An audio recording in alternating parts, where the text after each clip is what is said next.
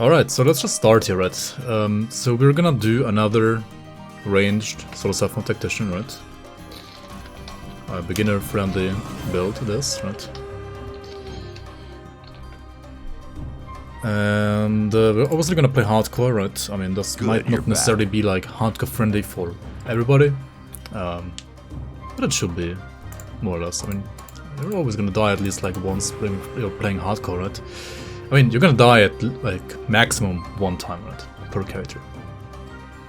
But yeah, let's just start this one, right?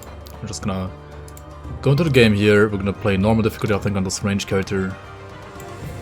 I think I bothered like with veteran the last two times, so this time I'm not gonna bother with veteran too much. And yeah, we're gonna play ranged tactician, which means we're trying to play pierce damage. We're trying to play probably a two-hander, like a two-handed gun slash crossbow.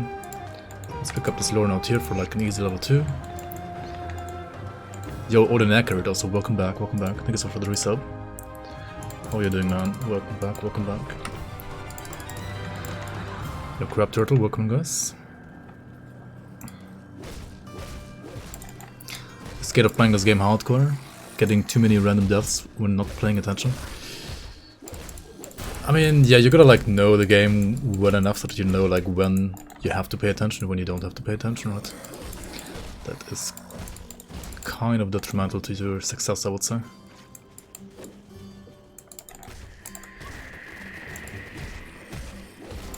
Yo, Zero, Ulvan, welcome, guys.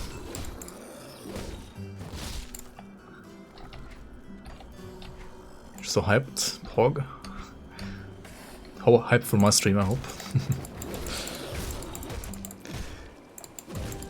So, there is actually a piercing two-handed crossbow you can get in Whitemire.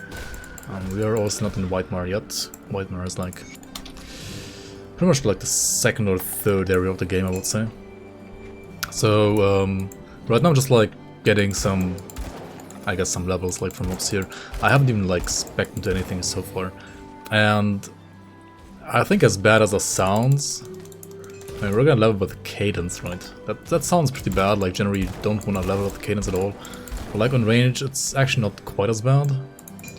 The problem is we're not really range. I mean, it takes a bit to still like take off, honestly. Like it still like takes up like some levels, yeah. Just like showing you the 3 houses here where you can look at like these 3 green starting items, right? You can choose between this two-hander, this gun, and this axe. If you're just default attacking and doing nothing else, then basically the two-hander is pretty much always the best. The gun is okay too, I guess. Yo, Alatrona, welcome on, welcome on. Gym tomorrow, oh nice. Pierce gun options are kick W before Act 5. Actually, I mean, there's a gun in Act 7 that you could also run, right? So I might just go to Act 7 after Act 1, get that gun, and then like proceed into Act 5, but I'm kind of like, I mean, I got like of alacrity here, which means of attack speed basically as a suffix. And now the thing is, I could either start with Inquisitor, right, and get some like flat damage via ranged expertise, or I could like start out with Cadence right away. And I mean, either is pretty bad, to be honest, but you can actually try ranged expertise here, I think, first. Which means I'm gonna delay getting Cadence until level 10, right? Because you cannot choose your secondary like class until level 10. But I think that's probably fine. And I also think that we're gonna probably just max us here. Anything that's not worth pain is gonna be suffering. I mean, it's so hard to tell here actually. Yo, Surge Effect, welcome on. Thanks for the raid as well. Welcome in, guys. Why did level with World of Pain respect to gun halfways? I mean, we could do that. That's like the boring way to do it. You could just also like play melee and play force wave, right? But I mean, that's not really like the point of this character, right? That is not really the point of this character, is it? I mean, we could like do a hybrid of both, maybe.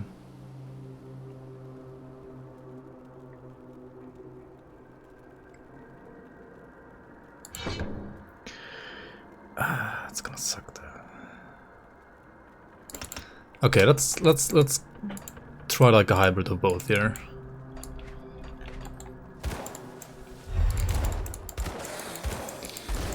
I mean, range expertise should give you like some decent single target damage at least, right?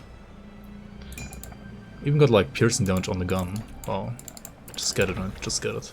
Also, you can like tick this one right away, remove commons right away, like you don't need commons ever in this game. Make sure that you have auto loot and materials on, and if you want like to pick up items quicker as I do, then you can also like bind your or like whatever mouse button or whatever other like keyboard button to this pickup function as well. Then you don't have to like hover over the item, just have to like stand next to it and you can like have your mouse wherever you want to. Yeah, I guess we do like a mix of the two, right? Like default attack for single target and Word of Pain for AoE for now. It's fine. It's fine, it's fine, it's fine. How are you doing, Surge Effect, and welcome everybody from your stream? What have you been playing today?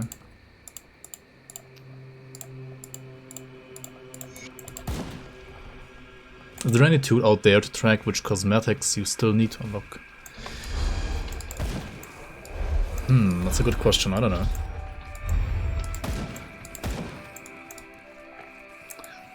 That I do not know.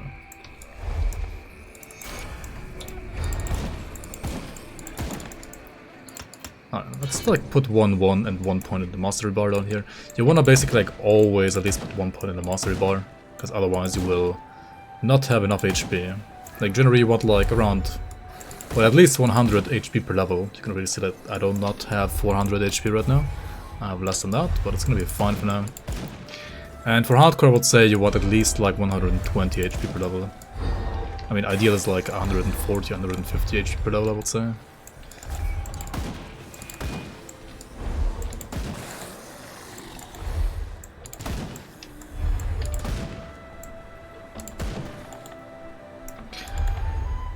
You level the Tactician to level 40 and now you level 31.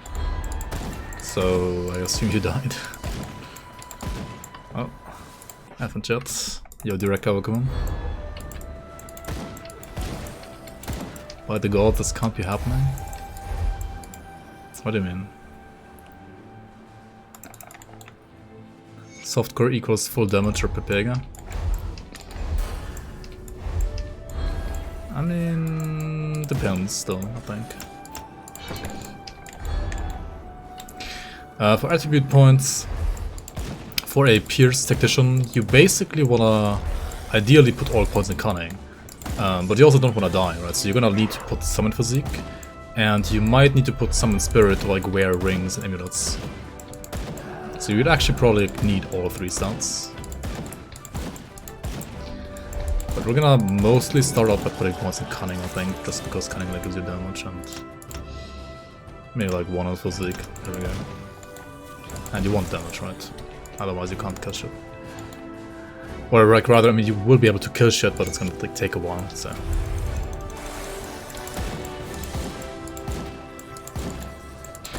Also what you could do if you are using range expertise, right, you can also like dual wield guns like this. Which I think should be more DPS. But it's also gonna be like a little bit clunkier to play in my opinion, or like clunkier to kite enemies like this. But it is certainly like more like DPS. So it depends like what you prefer.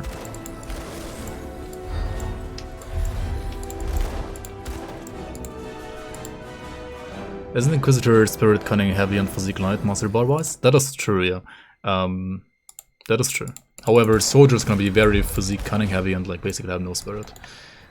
So when you look at my like endgame theorycraft, right, or like level 100 theorycraft rather, you will see that I still have to like put I think like some points into Spirit, not that many, but only a few.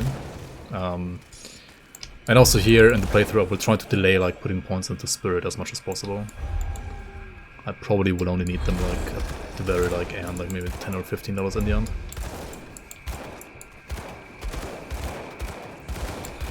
Is Shaman a viable option for 200 range builds? I mean yes, Promise Strike is amazing for ranged. For 200 ranged.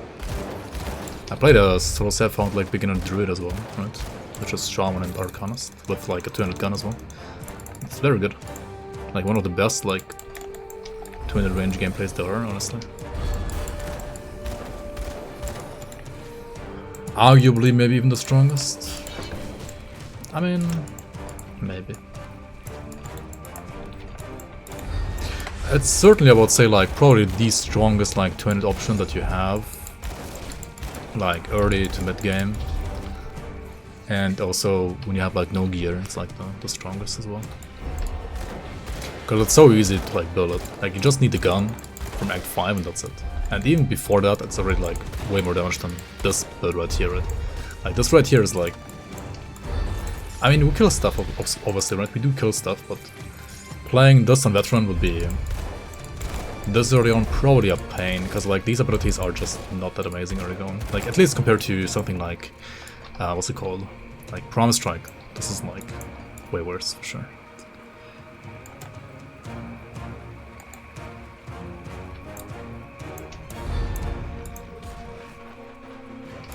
No, I mean, Inquisitor itself is actually has more spirit than physique, right?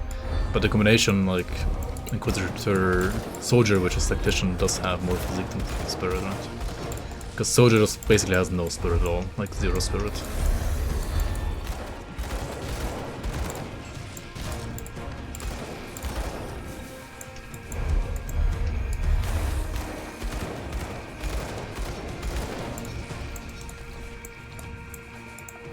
Yes, that's gonna be a Pierce build, like Pierce Ranger build, yep.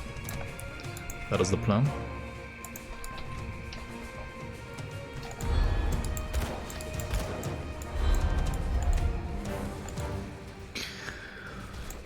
What I also don't really like is, yeah, and you can like hit and run so bad with 200 guns. However, you can just use like a gun in your weapon swap, right? And like play whichever pistol you want, right? Like switch between the two with like weapon swap. And like for trash clearing, I personally like a 200 gun way more than the pistols. Because you can like hit and run way better. And the 200 gun should ideally like one-shot pretty much everything anyway. Like all the trash at least. Not bosses like Milton here, of course. But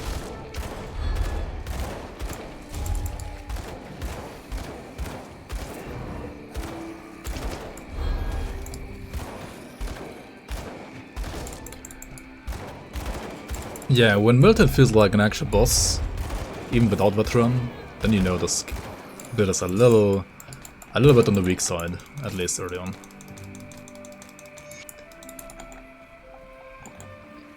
You have a dual pistol Tactician on your eventually to play list. Nice. Yeah, I'm probably gonna play 200 here, but you can also like play dual wield.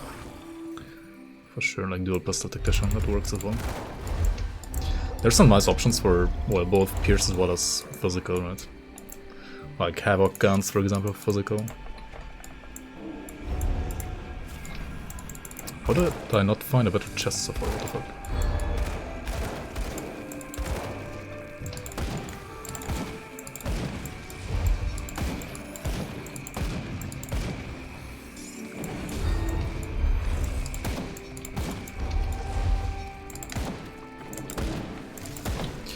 Oh wait, I said there's a gun in White Mire, right? I've already passed White Mire. I think it was like somewhere here on the east, right? Like if you go to the White Mire Rift and then you go to the east, I think that's where you should find the crossbow. If I'm not mistaken.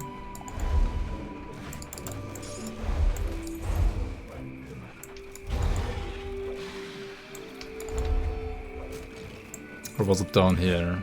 I guess it's down here actually.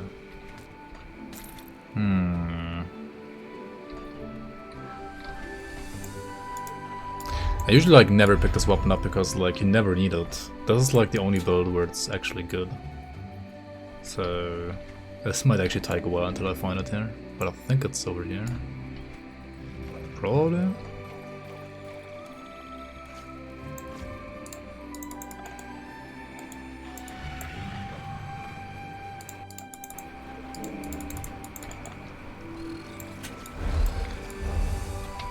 Yeah, it's down here, right?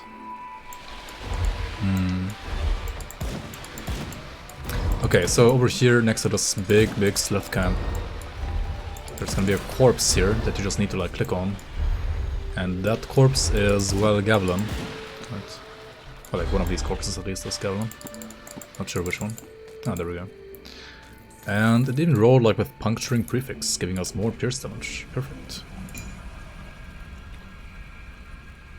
I mean, it's not really like a super amazing weapon, but it's better than like anything else that you get this early on, right? So, I'll take it. I'll take it, I'll take it.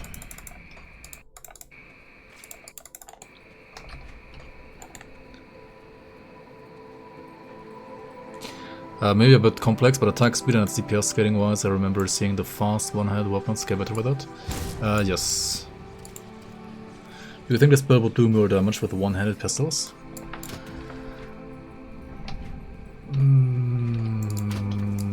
Depends, kind of. I mean, so dual pistols, right? They scale better with attack speed. They scale better with flat damage added from like other sources, which can be like devotions or skulls and so on, right? Whereas two-handers scale better when your like skill that you're using has high percent weapon damage, and they also like scale better when the skill that you're using is only using like one weapon and not both weapons. And as far as I know, like Cadence usually like only uses one weapon, right, and not both weapons. At least for meta it's like that. So I would assume it's like that for range as well.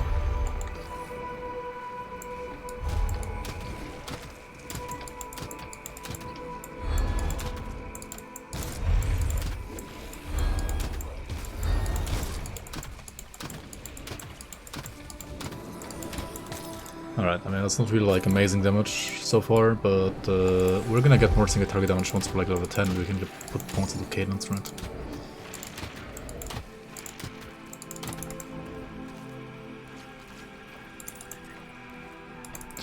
For your gear, right, you wanna look out for, well, obviously piercing damage. You wanna look out for resistances. Resistances are like really important in this game, especially on hardcore, of course. And yeah, I mean, what else? Attack speed on like the weapon or gloves.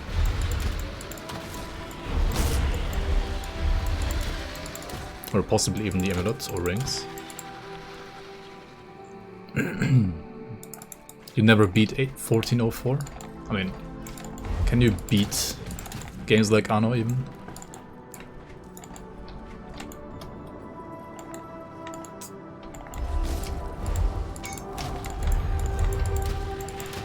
I guess there's like a campaign and there are some achievements to get.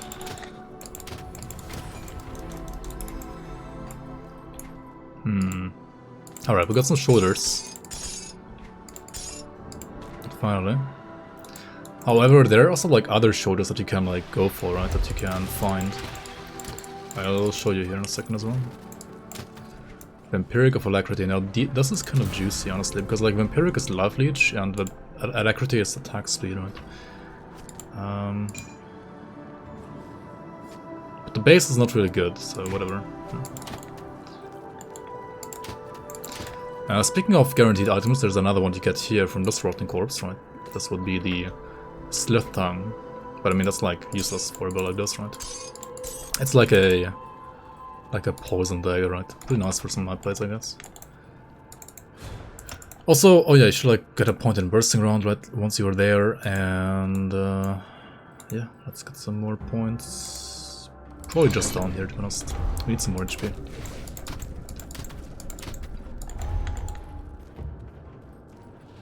Does anybody have a Warlord build with Justice set? Warlord?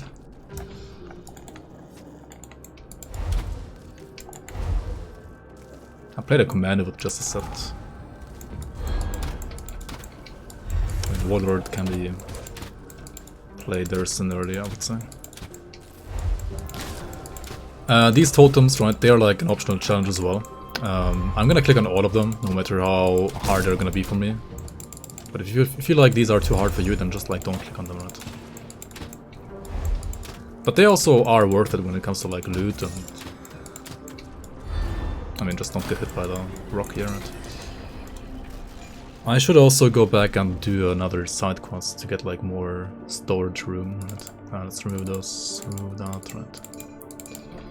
Pick up some of the greens here, let's see what we got. Right. Sounds good. Puncturing bolt action rifle of alacrity. I mean, that's like piercing of attack speed, right? That is pretty good, not gonna lie. I mean, that's really better than my Gavlin's crossbow, basically, right? Oops, don't put... what the fuck? There we go. And that's also why you want to put some points in cunning, right? Because you're gonna need cunning to wear these, like, guns as well. Is this Tactician gonna die? I mean, we'll see about that. Hopefully not.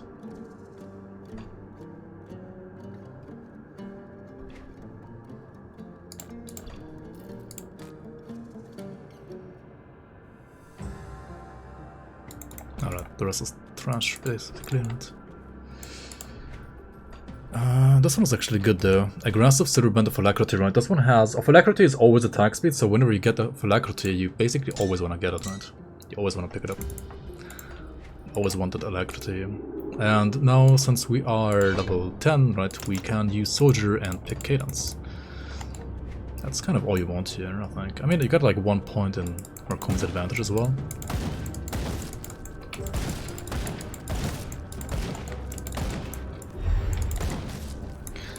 So cadence is like a 3-hit combo attack, right? Like attack number 1 and 2 are like just default attacks, and number 3 is gonna be the actual cadence attack and gonna deal like a shit ton of damage, right? If you like put more points here.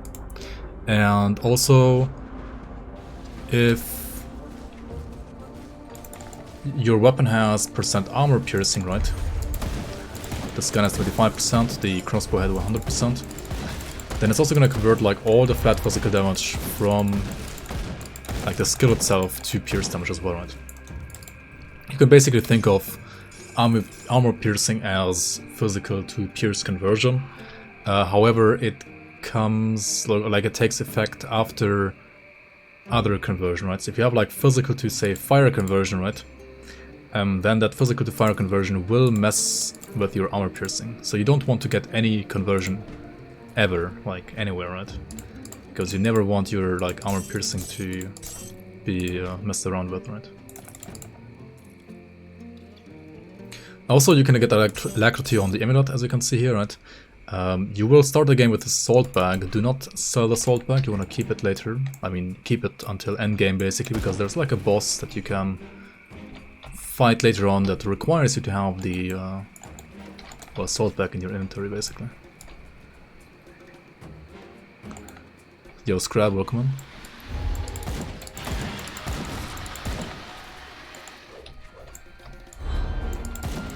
Wait, you and Mike wouldn't do well together? Why? Because you're too similar? C totem? Oh, because of C totem, click totem? Yeah, Mike hates totems. Mike is always too afraid to click them.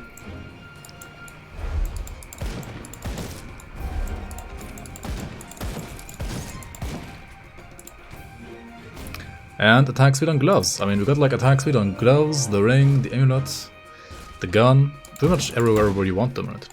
Also over here, right? This this small like island here, kind of island, always will drop you the ice axe spoilers from the stump here, right? Which you can equip, and these are probably gonna be like better than anything else you find it around this level. Alright, they're pretty good. Also, now that we have done Foggy Bank, everything up to Foggy Bank, let's go back to Devil's Crossing and do another quest here that finally will give us more inventory space here. I need some time. Which is the one where you need to go down to the cellar here. And we're never gonna use shields, right? I should like maybe just remove shields or something from like the...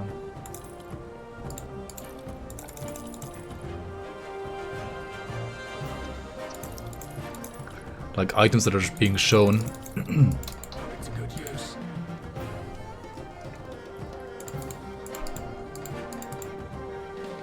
I mean, you can do it like this basically, right? you're still not gonna miss out on like double rares or like uniques. So like all the good items that are melee weapons are still gonna be shown. Just like you won't see any like yellows or greens anymore that are like not that amazing.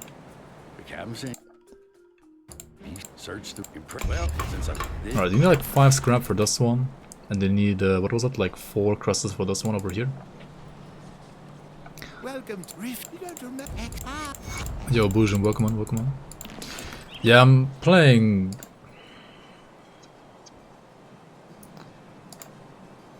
What's it called?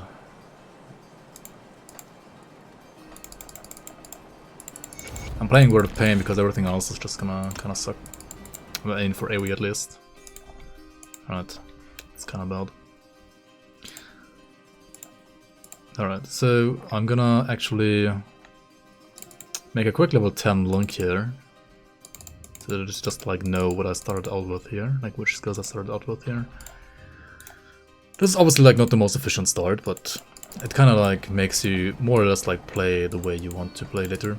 What I'm gonna do now though is I'm gonna remove some points I think from Inquisitor again and like put them into Soldier because I do want to get like weapon pool skills, right? Weapon pool skills are skills that are like proc passively from your like default attacks, and Cadence is their default attack technically.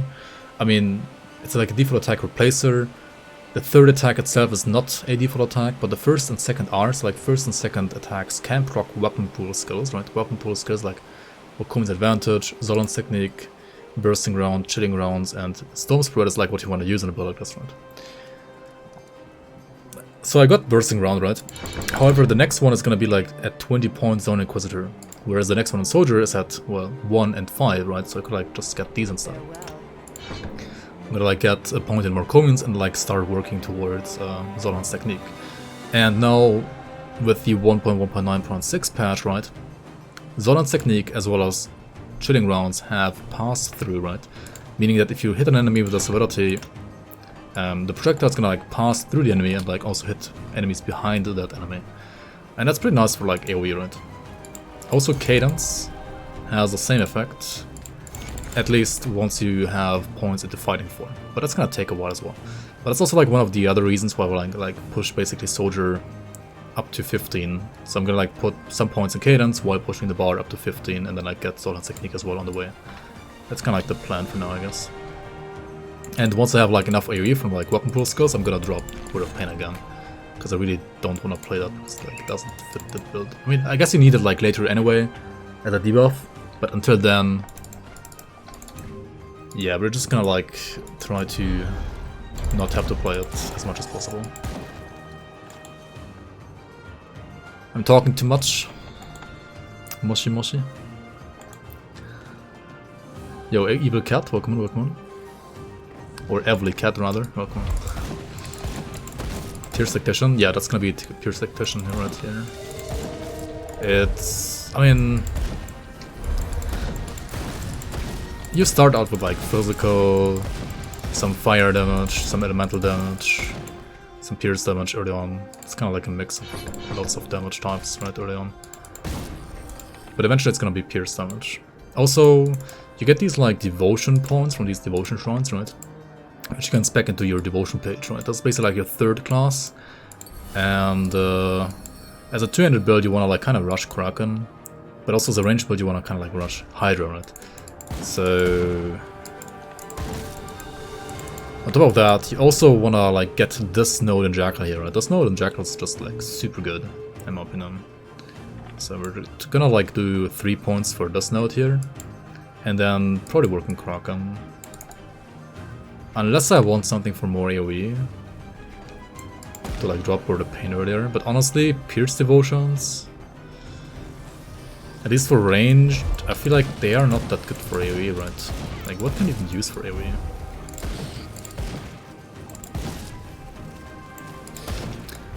Yo, Rokiero, welcome, welcome. What about Elemental Cadence Tactician? I mean, you can do that as well, I guess, but does it even have like itemization? I guess there is some endgame itemization like Phase Breaker, right? It's like a pretty specific drop to get later on.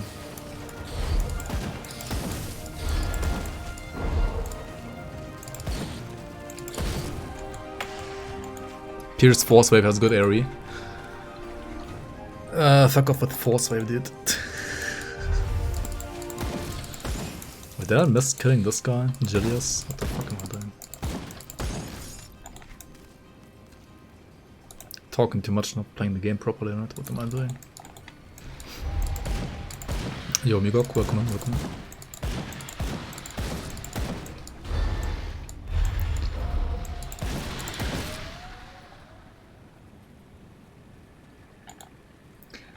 You thought about leveling with Pierce Force Wave, but you can't access the basin. Wait. Oh, right. Yeah, you can only get there in ultimate, right?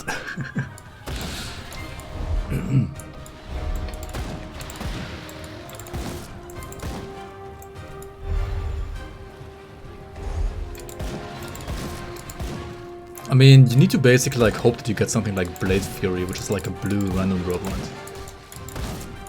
Like Blade Fury is like the best 2-handed leveling Pierce weapon technically, but it's like a random drop, so yeah, good luck.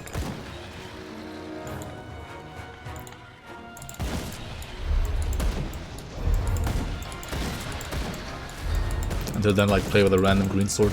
The problem with like random green swords is like, I feel like the armor piercing on like random weapons is usually like pretty freaking bad, right?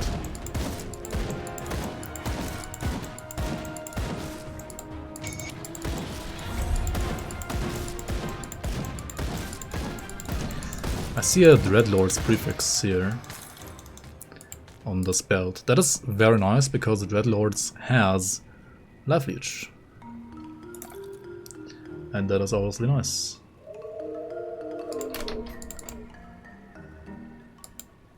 Alright, let's kill Julius real quick. I kinda skipped him for some reason. Base white items do have piercing. I think axes have like a very small amount, if at all. Hammers have always 0 piercing, and swords have like the highest piercing. But it's like, I feel like they should maybe like buff the percent armor piercing on like white swords. I feel like it's not high enough. 25%, yeah, I mean it should be like 50%. So that you get like 100% with the devotion. Right? 25 is just like too low. You need like 50%.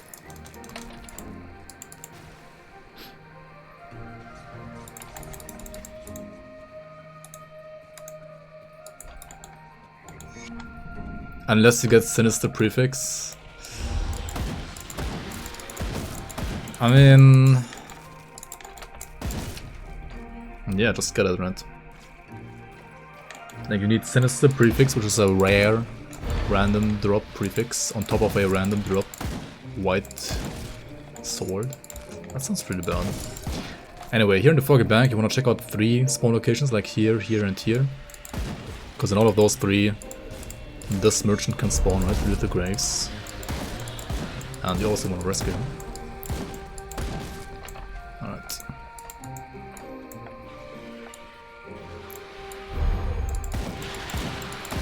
It's multiplicative, so if you have 25% armor piercing on your weapon and you get 100% from the devotion, then you're at 50%.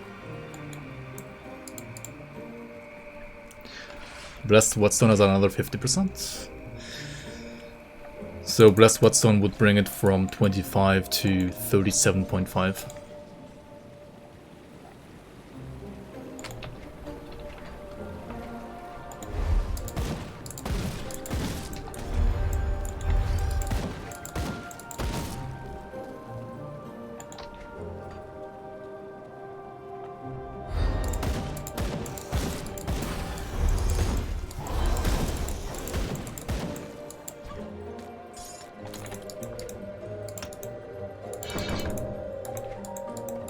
What the fuck, where am I going? Go up here, please. Just use endgame uniques. Okay, also when it comes to these things here, right, you might have like noticed that you got some of these components here. I mean, you could just like use them if you want, right, like they're not like that rare. However, the ones that you just find are... I mean, some of them are okay to use, but they're not really like that amazing in general. You wanna find a smith and then like craft some components and like use those crafted components, which are like, well, a lot better.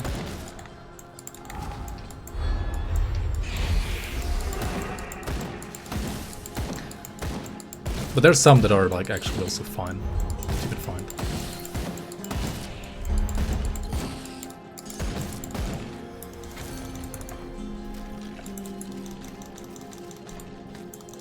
Alright, another totem, another shower of green items. I feel like Zizaran would have probably liked the game more if he like disabled totems, right? It's kind of funny.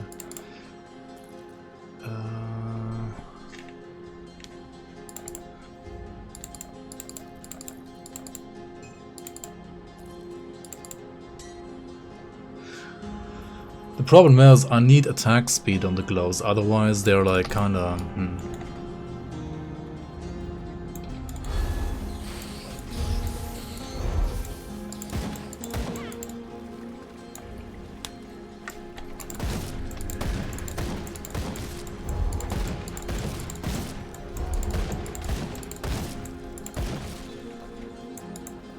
Honestly, the thing that makes like Word of Pain so good for AoE is Word of Agony, right? Because you get like huge AoE in there. The first like Word of Pain has tiny radius. I feel like I just wanna like go into like remove all the points in Word of Pain already and just like play weapon pool skills instead. Like hope for more pass through, or just like play some more marine micro, right? I don't mind.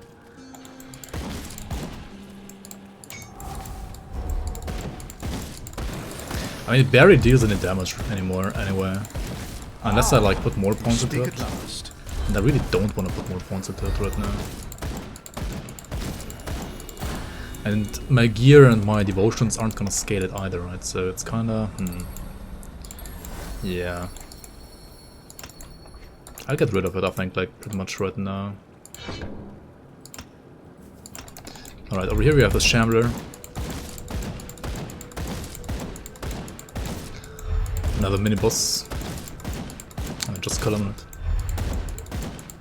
Make sure to not get hit by any rocks.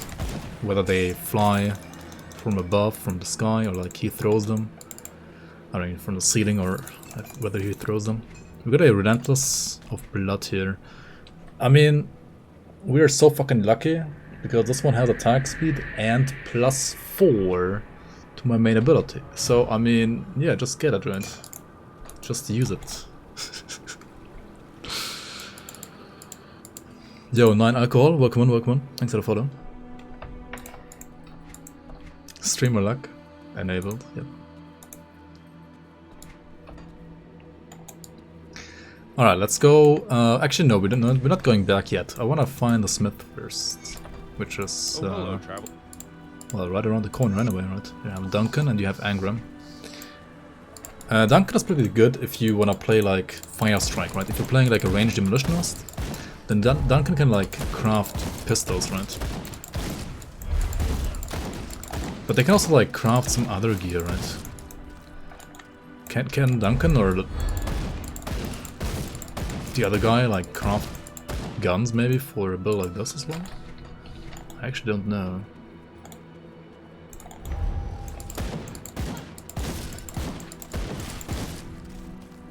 They also have different like gear completion bonuses, right? Like whenever you craft anything that's not a component or a relic, right? Like basically all of the armor and so on, or like even weapons, you will get a smith completion bonus when you like craft the item. And every smith has 3 different bonuses it can roll, right? And like you can, like you will get one out of those 3 bonuses at random, depending on the smith that you're crafting at. Which is why, like for endgame, Engram is very, very popular because Engram can craft you percent armor, percent physique, as well as... Oh shit, I actually... Oh, okay, never mind, this is gonna be a Duncan run then. That is normal. I even killed him, what the fuck? I never do this, usually. Holy moly. Oops. Engram can make a Pierce rifle? Well, he sure can't anymore for me.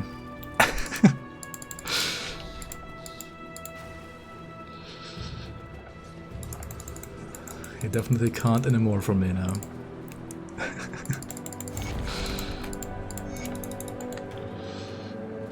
Time to refund the game. I made a crucial mistake. Oh no, dude. I should have like posted on Reddit before like which Smith I should choose, right? Fuck me.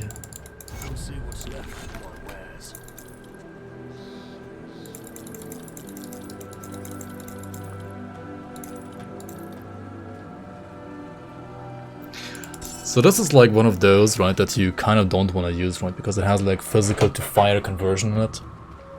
I mean, this early on, this wouldn't really matter too much, but later on, you really don't want to use an item like this, because it converts physical away towards piercing and, I mean, towards fire, right, and then you cannot convert the physical to pierce anymore. Good, you're back. I've heard good things. I've heard good things. Yeah, just kill like a smith that I want to say, but okay. Okay, Duncan. Okay, so for example here, right? You see arcane forging. Actually, you don't see it because my camera's blocking it, right? You can see arcane forging, right? Like whenever you craft like a shield or a gun or something like that, right? Yeah, this is like the fire strike gun this guy can like craft by default, which Duncan, I mean, which Engram cannot. And he can... Hi, I am new to the game. Should I get the DLCs? Yo, Grandpox, welcome back, welcome back. Should I get the DLCs? Dude, I don't know, man. After like 5,600 hours in this game, I really don't know, man. Are they actually worth it? What do you think, chat? Are they worth it, chat? So this guy can craft you, like, give you a bonus of DA, like small amount of DA, percent physique, or like energy regeneration, right? All of three are like... I mean, the physique is okay, but Engram also can craft you, like, give you a physique, right, when you craft at Engram. So, I mean, like, TLDR just, like, craft at Engram and never at Duncan, really. Unless you want, like, one of the, like, specific recipes he has, like the double-barrel pistol, right? If you're playing Fire Strike, then you basically have to choose this guy and, like, craft him here. I mean, we're not gonna craft anything here, though. I guess Duncan could have, like, crafted a Pierce weapon for us, but, yeah, maybe next year, right? Maybe next character.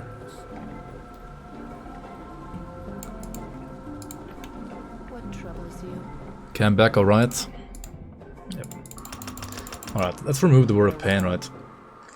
We have had enough of that.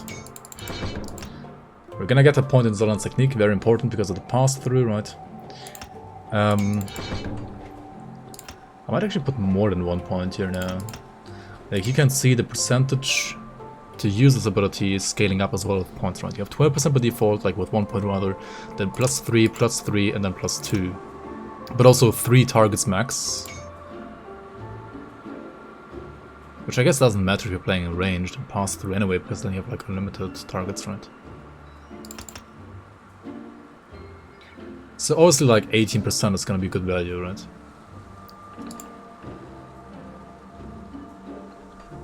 This is +3 as well, right? 30%. Next one is 15, the one +2. I'm gonna put all of them to like this at 13, this at 18, this at 18, and then probably like put points to Fighting Form next to get like AoE on Cadence, because Fighting Form gives you a chance to make like Cadence pass through enemies as well, which is obviously good.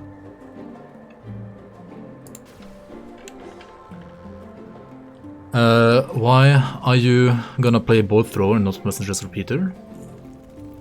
Bolt Thrower should be better for Cadence, right? I think. Than Messengers.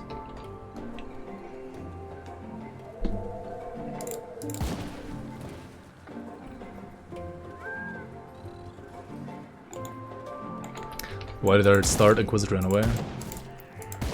Why am I not playing Force Wave until level 100? Still no weapon component match. Oh yeah, I rescued a smith to craft components, right? Like, what am I doing? I've been talking about crafting the smith and like crafting pretty much anything but components, but the actual important thing is to craft components, right? So let's do that. You're right, chat. You're right. Okay, so what you can craft is depending on like what materials you've found, really. Good components are, for example, well, vicious spikes, right, for your weapon. It's really good, like, gives you more pierce damage and so on, right? Or like, you can also like search for like piercing damage, I guess it's called, right? Serrated spike. Or vicious spikes. I mean, serrated spikes, like basically bad vicious spikes, like not really worth to craft ever, I think. Because you're gonna find it anyway. Okay, so vicious spikes, level 15, we're gonna put to the weapon.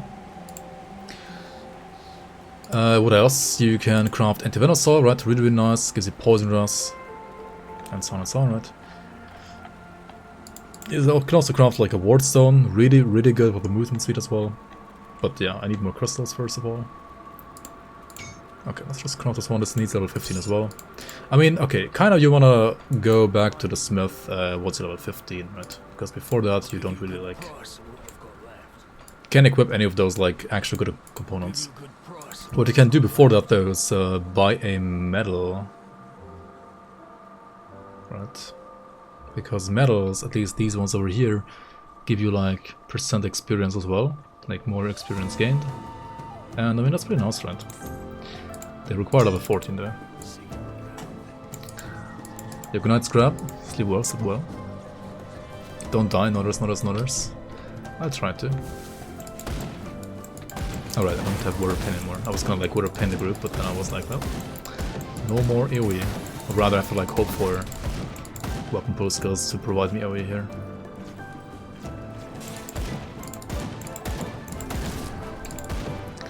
Messengers can convert 100% elemental to pierce, so you can play... I don't think it's like really like worth it to like play elemental devotions from the pierce build just because you can like convert all of them. I think you rather just wanna play pierce devotions. Because like, well yeah, you're converting the flat damage, but you're not like converting the percent damage, right? Your percent damage would be pretty bad if you use like elemental devotions only. And I mean, if they had like good overlap, right, affinity wise, with Pierce, would be nice. But like this one needs 18 green, and not a single like Pierce devotion basically needs green apart from like Hydra maybe that I'm gonna use, right, which needs like 5 green. So it's kinda eh. So I got new like green boots, but my current ones have movement speed in it.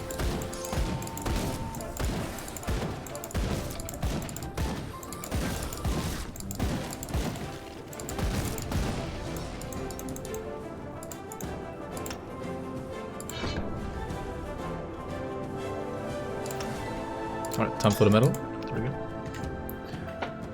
Isn't going 1000-ish damage per shot on this level kinda big?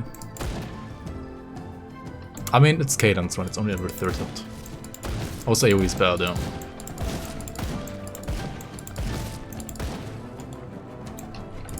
I need to, I mean, I guess I have like enough points here, right? I need to like get to fighting 4 ASAP now. 2100 hit. Yeah. I mean, I could have also like played Warrior Pain for like another 5 to 10 levels. For better AoE. Would have possibly been better, right?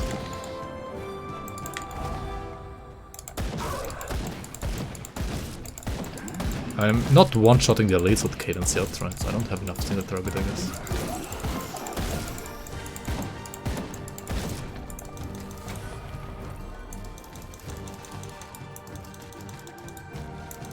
There's a madman who maxed out Seal and Ascension made a permanent Ascension build. I mean, yeah, why not? None of these gloves have attack speed, are you kidding me? What the hell?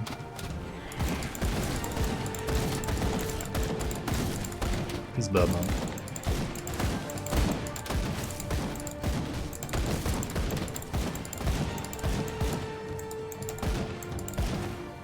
Alright, let's kill these 2 cross mobs over here as well.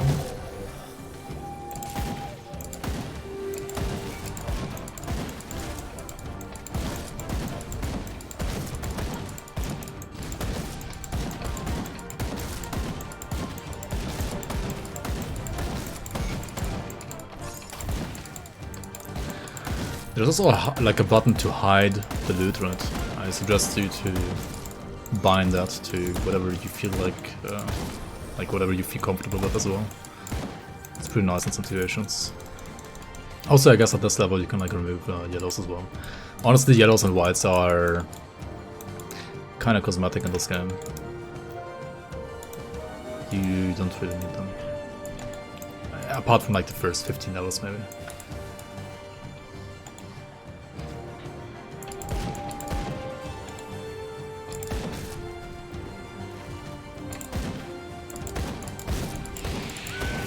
Like once you have a yellow item in every single slot, apart from relic, just like start hiding yellows, it's fine. It's fine.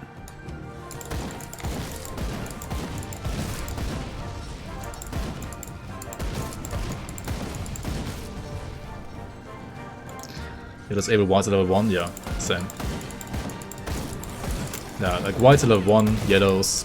Basically whenever you have like a yellow in every single slot and you're kind of like fine with them. Right, all the yellows that I have either like movement speed or attack speed. So yeah, I mean, I'm happy with those.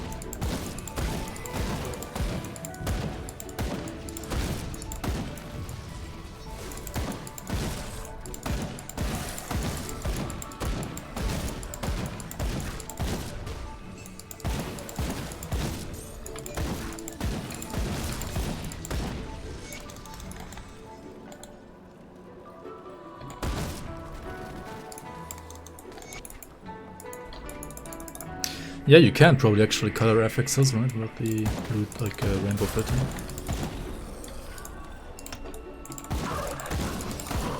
And it's just a TXT file, right? Alright, we're just gonna like go for fighting 4 maze AP here. And also we're gonna put like anti-venom salve on the belt, vicious spikes on the gun, right? Vicious spikes gives you an aura, which you wanna ideally put in your secondary bar, right? Like this. Like you want permanent auras on the second bar, active skills on the first bar. At least that's how I like it.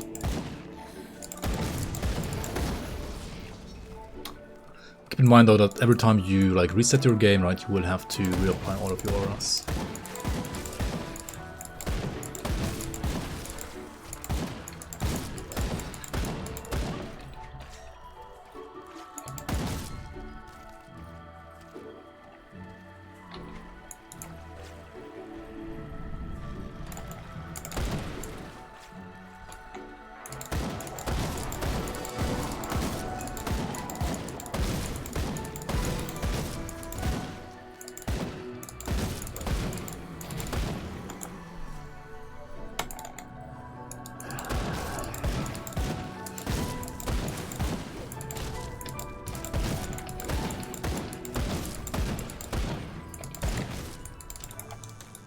Alright, over at the abandoned waterfront, you want to find 3 of these fabrics.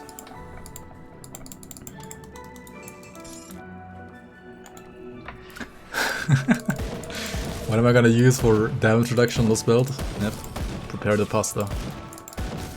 Is it cooked and ready? Alright, three fabrics, that's all you need, right? No need to like look for more than that. Tyrant's prefix, just get it. Nah, it's gonna be a juicy pasta, right?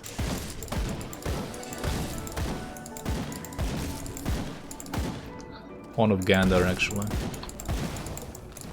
I mean, Tyrant's prefix is also nice. But if you don't have that, then it's gonna be have to be a Horn of Gander. What which build that synergizes with the Raven's elemental aura? Pet builds. Like elemental pet builds.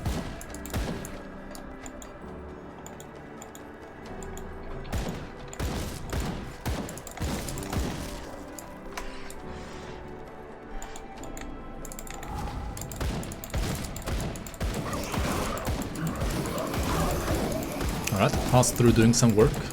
Actually, not too bad.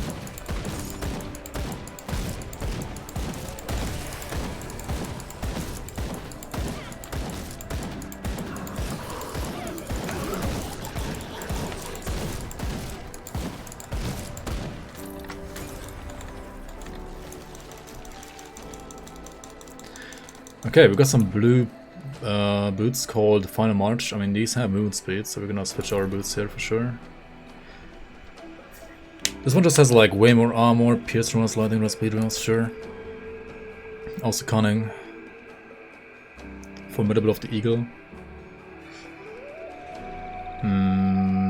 Renegades of Thorns. It's 5% cunning. It's not too bad, I guess. Imagine if Panetti had passed through.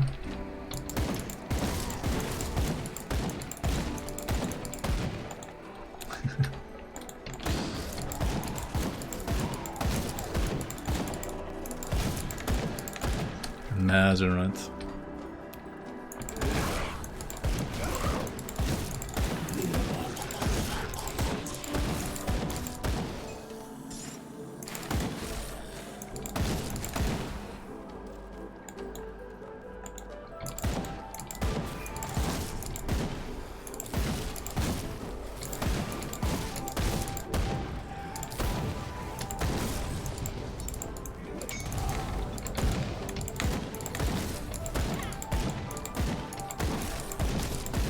Am I actually leveling with Cadence? Yep.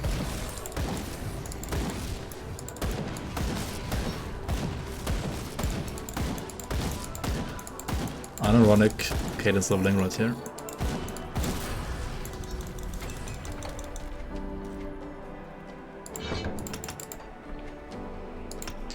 And we're gonna get the 39% pass-through chance now on Cadence. And more attack speed from the spider as well. You feel sorry for me? It's gonna be like bad for like first 20 levels, yeah. But then it's gonna be fine, right?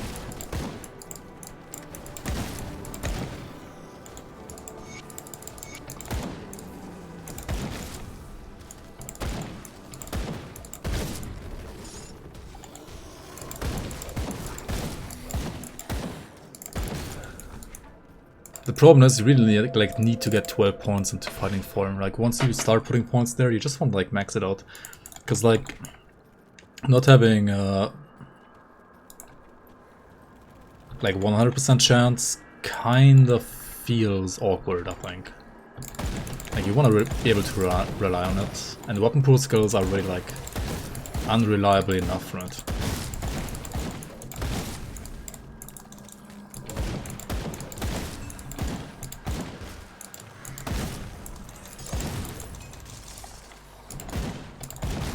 Yeah, it's only the third hit. I mean, if Zolan's technique procs like there, right, it's amazing.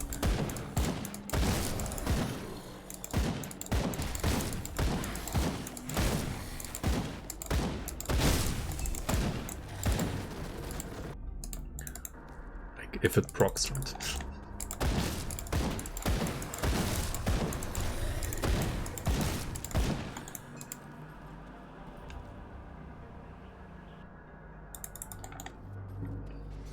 Yeah, same Pyrofox.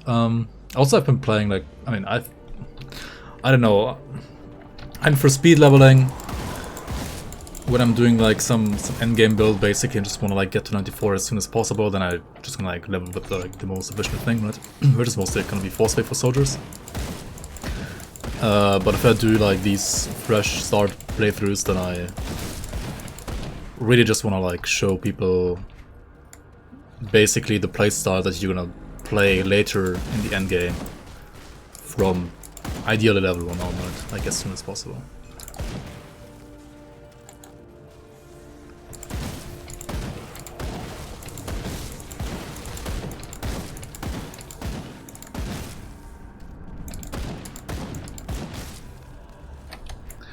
Okay, so Warden Cellar always has a totem, and that's a pretty hard totem to be honest. Like, at least for Act 1, it's like the hardest totem in Act 1.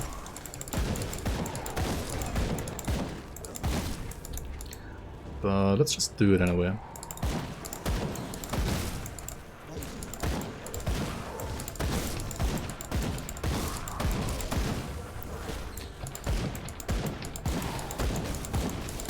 I always want to like trying to line up the enemies here, but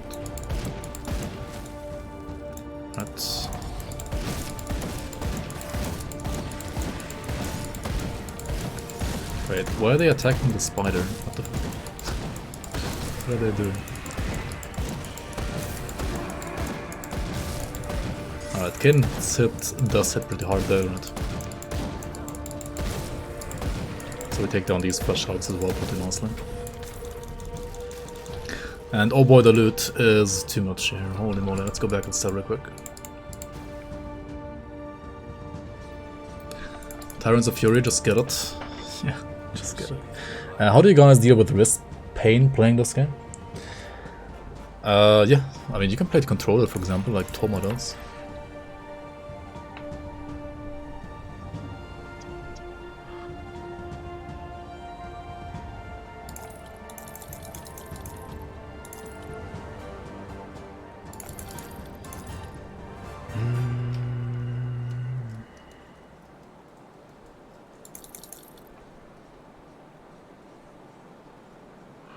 This one is also attack speed, right?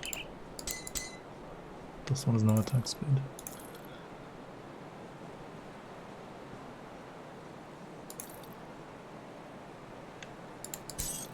I mean, these two are no attack speed either, but they're still pretty decent, right?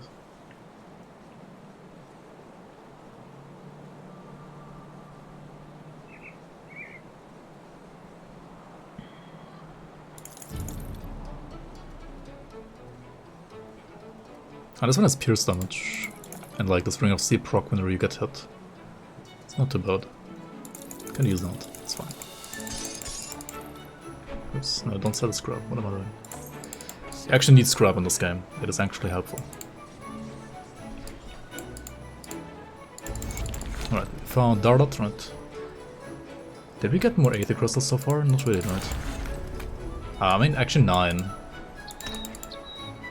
There are 9 Aether Crystals. What are you?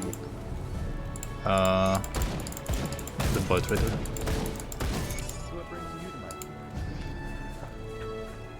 Okay, what do we use? What does that say? Ward stones, right? Yeah. I'm gonna craft a ward stone here, a ward stone here.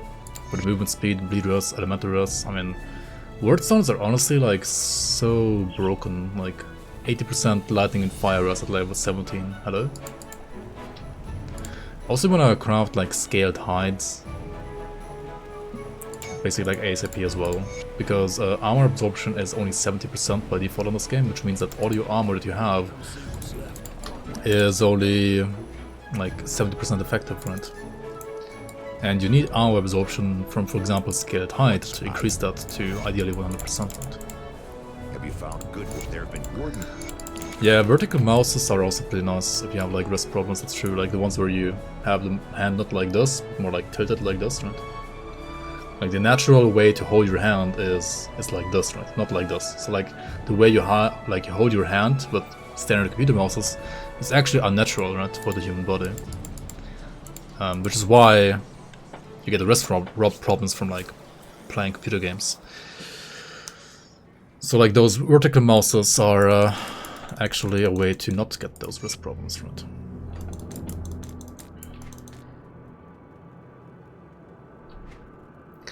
+2 fighting form. I mean, yes, please. Ah, it's like 2 less points that we have to put there now.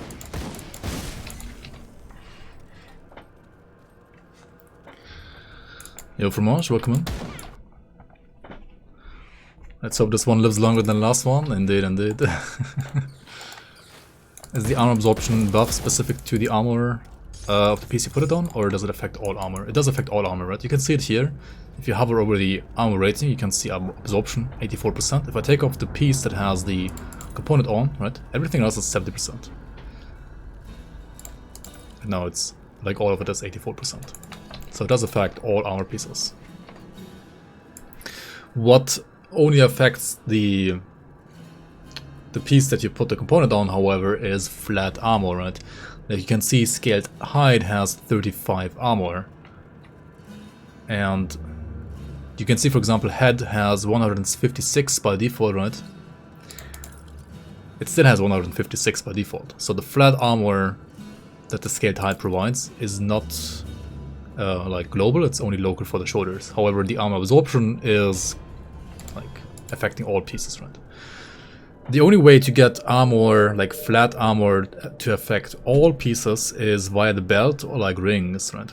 For example, this belt has 7 armor, and the component that I put on this has 24 armor, right? So in total 31 armor. Now if I remove this belt, you will see that all the armor goes down by like 32, 31, something like that, right? So getting, like, if you're using a component that has flat armor in it, like 24 armor, make sure to always prioritize like the belt or like rings over any other slot, right? Like I could put this anti-venom salve also like anywhere else, right? Like in the boots or the pants and so on, right? But it would only be like 24 armor like for the boots or the pants then, right? And not for the belt, like not for everything. So putting armor components on the belt is literally 6 times as effective as putting it anywhere else, basically. Armor gain from devotions is also global? Yes, that's correct. Like armor from devotions is like the same as armor from like belt or rings. Yeah.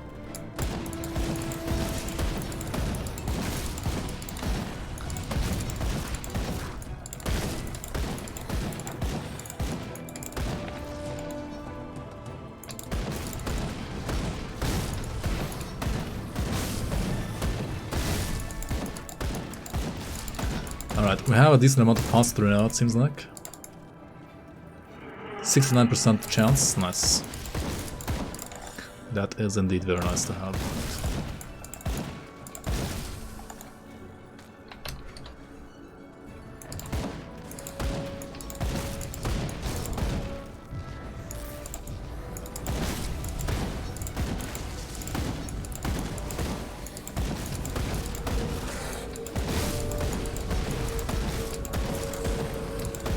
Okay, we don't need to kill this trash time, what am I doing?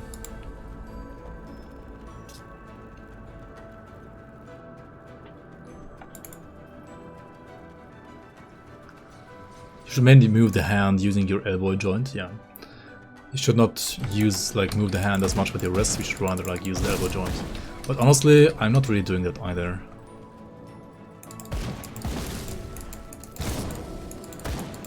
I'm, like, never doing that, honestly. I'm, like, always moving the mouse with my wrist. I feel like that's, like, a difference between, like a shooter player, right? Shooter players, like, use their elbows a lot. Whereas, like, RTS players, they use their wrists a lot. And I was definitely, like, an RTS player.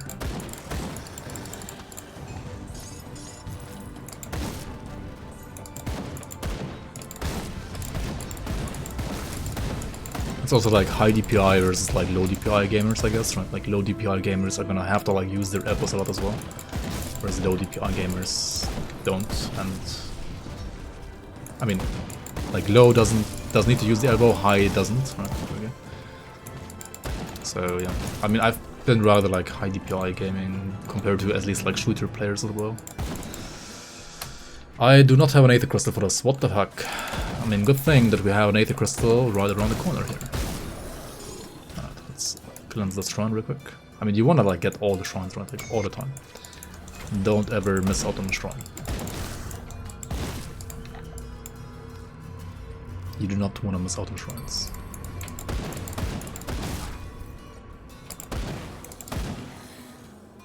I mean, trackball also works, I guess, yeah. I'm wrecked by Protoss and not wrecked by Counter-Strike? No, that's true. Countered by Protoss, I guess.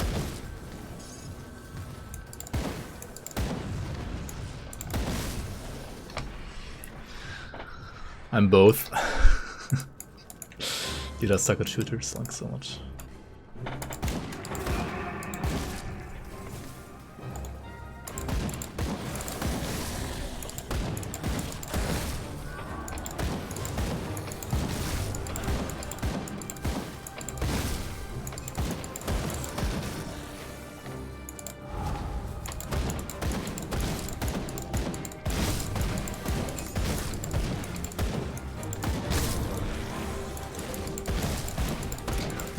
Is that another auto-runs Wrath suffix? It's pretty decent, right? I think. Yeah, Oileron's Wrath suffix actually always gives you +2 fighting form. That is insane.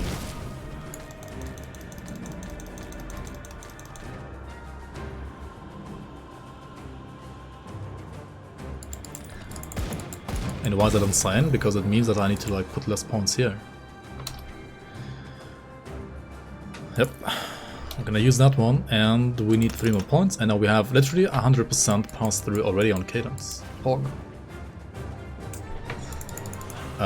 Now, I use the component on this one, right?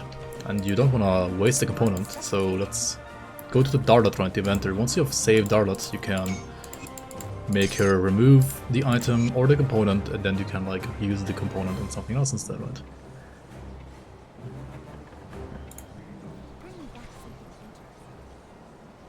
This one is also of Oileron's Wrath. Are you kidding me? How am I so lucky? What is this? This is unethical, dude. What the hell?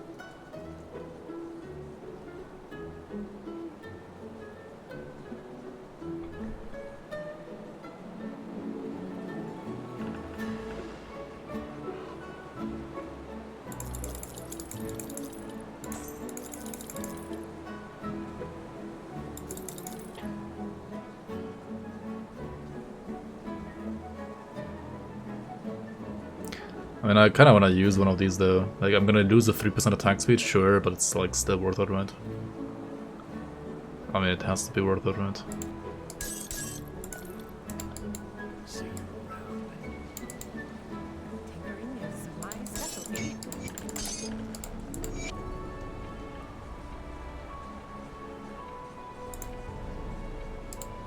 I mean, let's just use these, right? Like, why not? Like, you get polished emeralds like left and right and right and left anyway.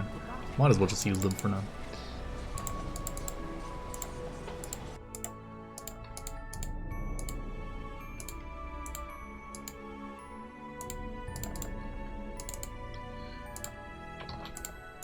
Alright, this is what I have right now.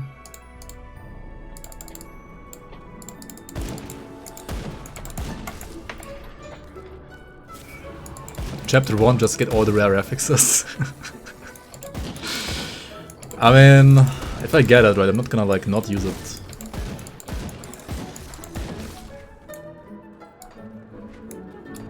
If you don't get as lucky as me with like Oileron's Wrath suffixes, right, you will have to put more points into fighting form, of course.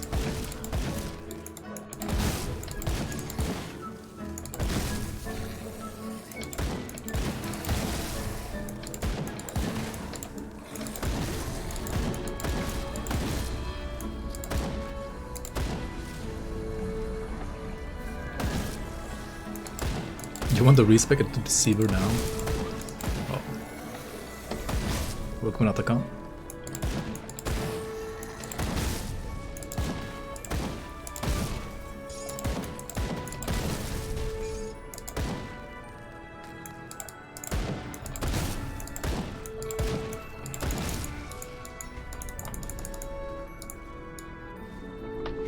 Later, nerd.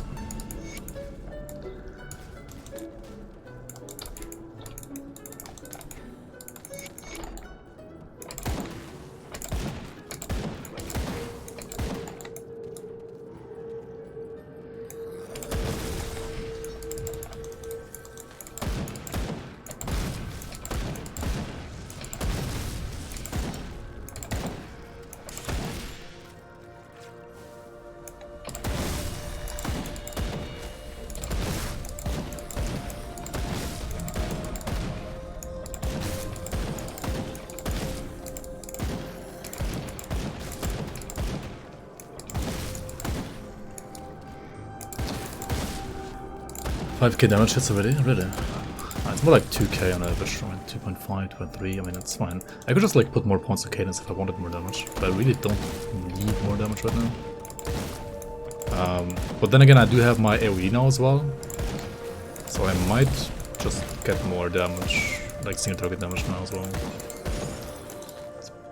Did I just get another Oileron's Wrath? Holy fuck, dude. What's this?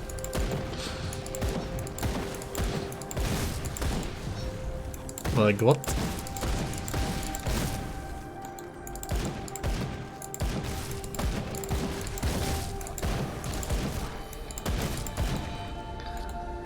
It's like unethical.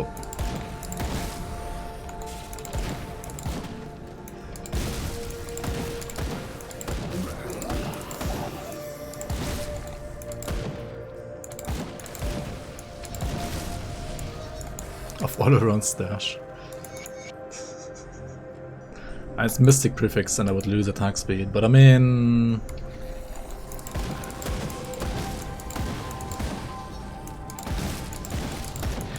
it's still good to have, right? Like it saves 2 skill points. It's never really worth to like put more than 12, I think. Like unless you want to play bleeding damage, which I'm not gonna do here. It's not worth it more than 12.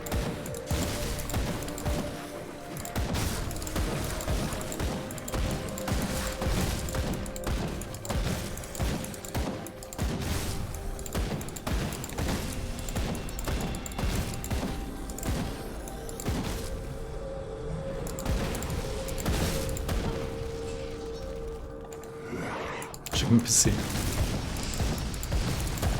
Monka. Flagged. Flagged for cheating.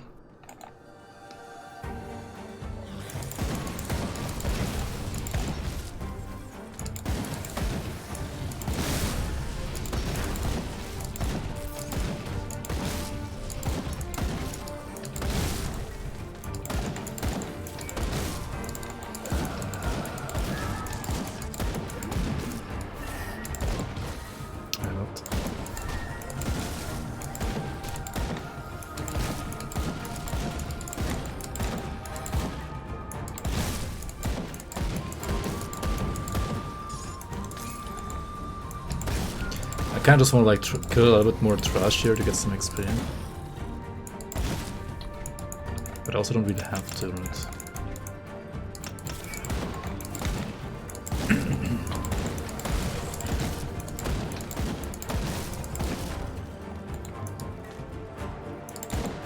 Full clear. Oh, it's fine. What are these guys doing in here with Warden? What the fuck? Did I miss? How? How did I miss?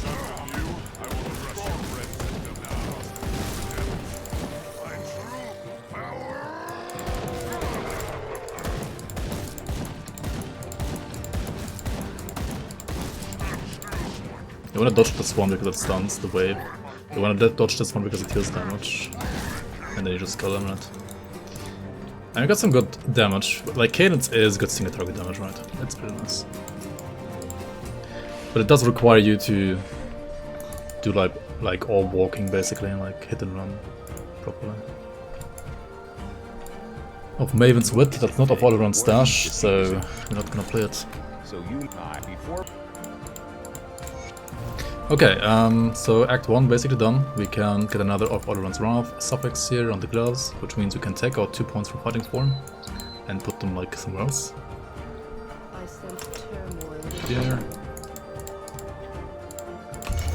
We also got enough reputation to gain this quest now. Now you wanna actually buy... no, we can't buy it yet. You wanna buy like Gunslinger's Talisman ASAP, I think. It requires level 25 though anyway. Okay, we're not gonna craft the relic at level 25 then, I think. Unless... nah, we're probably gonna like leave it for now.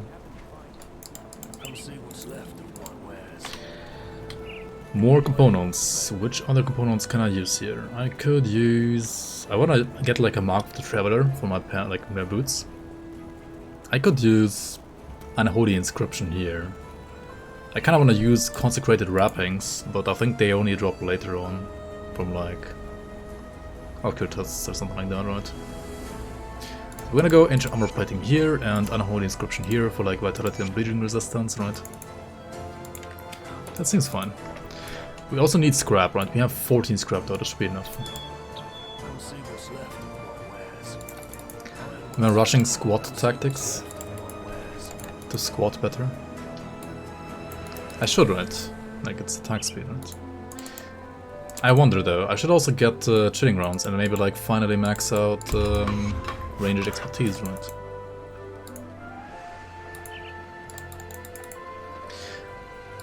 But I think you're like happy with your like weapon pool skills now as they are.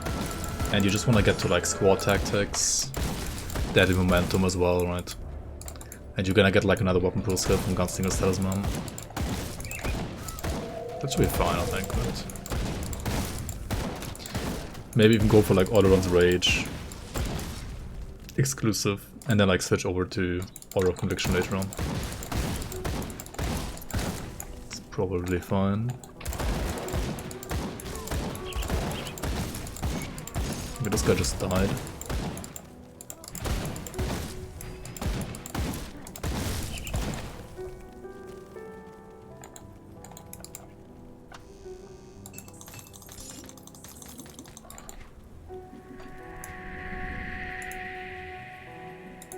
Yeah, should really like max this out. What am I doing? What am I doing?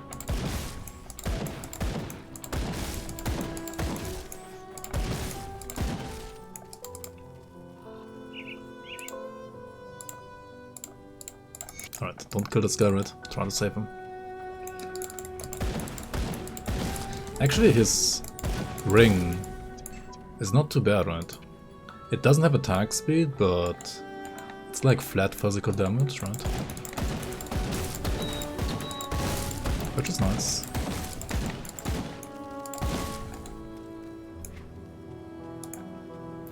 I need a weapon that has higher armor piercing, right? Ideally. I'm kind of like physical heavy right now still.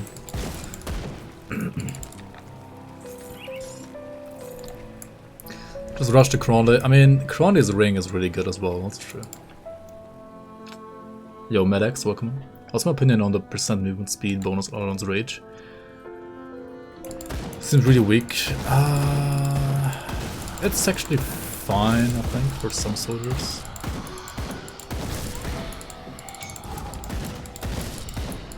I mean, on Tactician it's pretty bad. On something like Battle Mage I think it's actually good.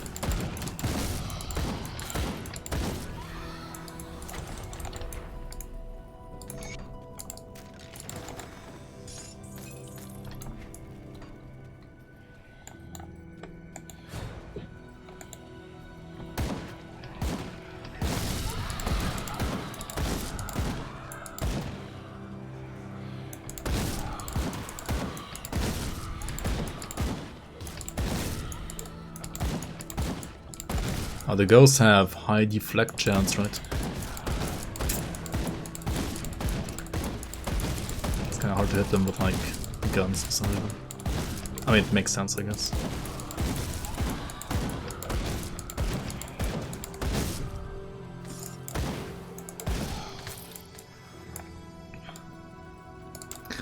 Why didn't I visit Gutworm? That's actually a good question, yeah. You're right about that. I should visit Gutworm, right? Yep, Gutworm. I actually forgot about him, like, completely. Yeah, let's actually go there, like, basically right now. That is a very good point. You should go to Gutworm. Because Gutworm has a medal that has +3 to deadly momentum. I mean, I guess, as long as you don't have deadly momentum, you don't need it, right? Like, it gives like 3 skill points with this ability down here. Yeah, like as long as you don't have it, it's like not even worth going there, I guess.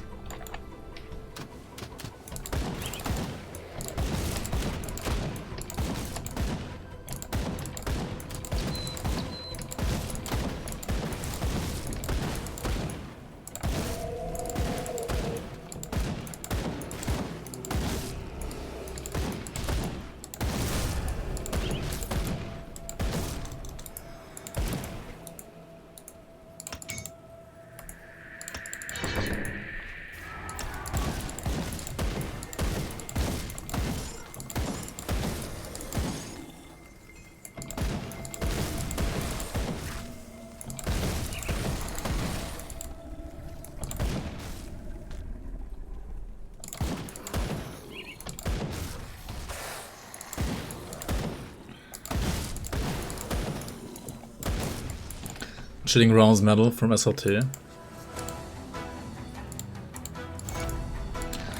Chilling Rounds medal from SLT.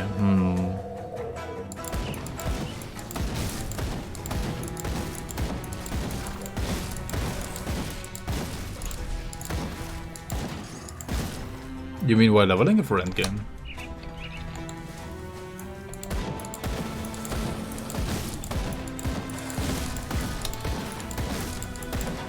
Oh, there's one thing you should always do though, right? Which I actually forgot about. You should always go to Forgotten Gods real quick to get your movement ability. Right? Why am I not getting your movement ability?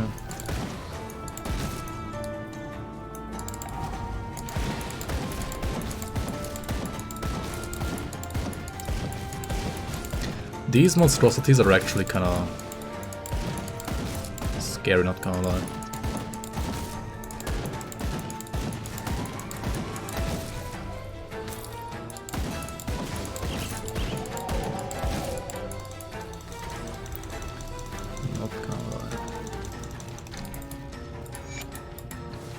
Ranger's cast, Explorer's cover. I mean, that's a decent, like, hood to get, right, at this level. 5% increased, like, experience gain as well? Sure, why not? And these pants are just, like, really good as well, right? Like, I kinda gotta have to, like I have to use them. Okay, let's go back. Killed Angram, didn't get movement skills, got thrown. Yeah.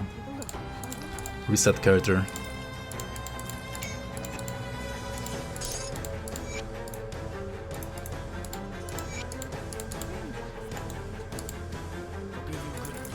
Definitely bricked run.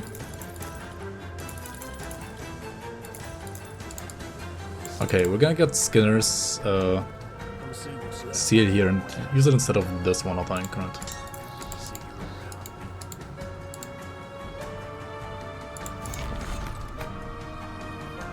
Yeah. Totally better for now. Not even level 100 yet. Well, you were there. We have to hit them hard. Yo, Magfer, welcome. Alright, let's go to Forgotten Goals real quick. I cannot.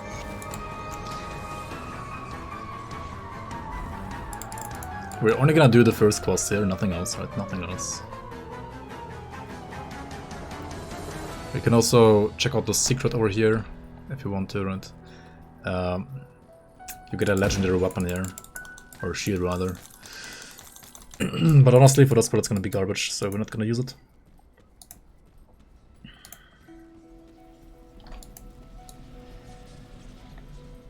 You bought it without asking Reddit first, Pog. I mean, if anybody is like in here right now, thinking about whether or not you should buy this game, I mean, if you like RPGs, if you like Diablo 2, if you like any RPG, honestly, especially if you like Diablo 2 or Titan Quest, then just buy it like right away. It's like really, it's like, I don't know, in my opinion it's like the best RPG there is. Not even kidding. I mean, objectively, I can see people say, I mean, objectively I guess like Path of Exile has like more content, more everything, right? And the other three is maybe like easier to understand as well. But other than that, this game is just like Pog. Just get it. What about the DLCs? Are they worth it? Are they worth it there? Okay. I mean, playing Grim Dawn without Ashes of Mammoth and Forgotten Gods is like playing Diablo 2 without Lord of Destruction. Or like playing Diablo 3 without Reaper's Souls. Or like playing Path of Exile without... I don't know. Without a PC, I guess. I could hear. Without stash tabs? Yeah, I guess. See anything you like. See you around.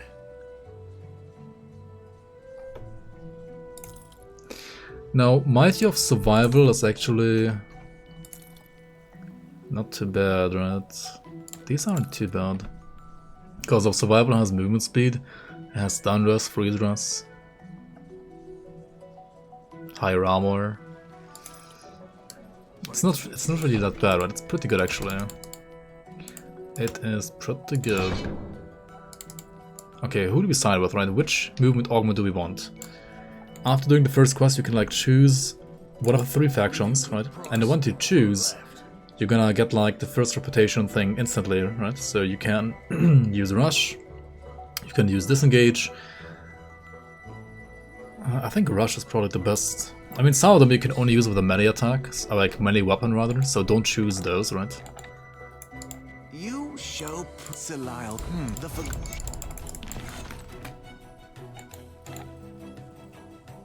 Oops. Except stash times don't add You could content. cross all I've got left. I mean, See you around.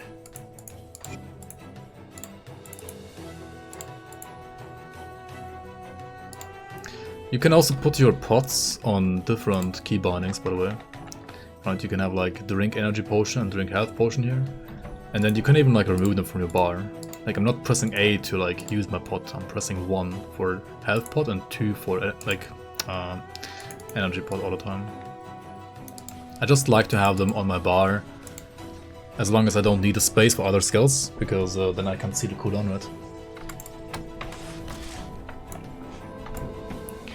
It's gonna be another Start SSF on Hardcore series? Yes, that's the plan.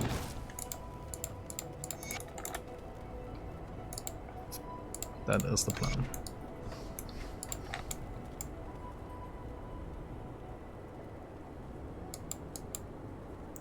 We could also work on something like EL, right? I don't really need to like complete my tier 1 devotions here until I want to get Kraken, right? There's also a totem here. Let's check the totem.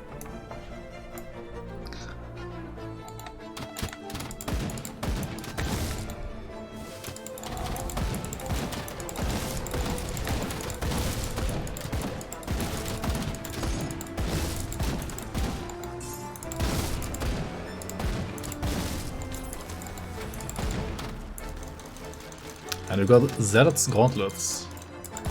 Now these gauntlets are pretty nice attack speed, right? My current ones still have like +2 fighting form.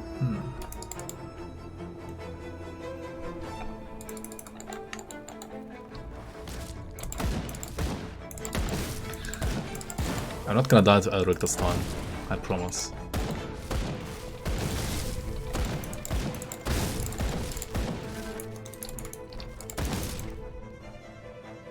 Not this time at least. Actually, these boots are I mean, these pants are nice as well. Cunning, movement speed, chance to avoid melee attacks, pierce, cold, chaos rush. I mean, it's not bad at all.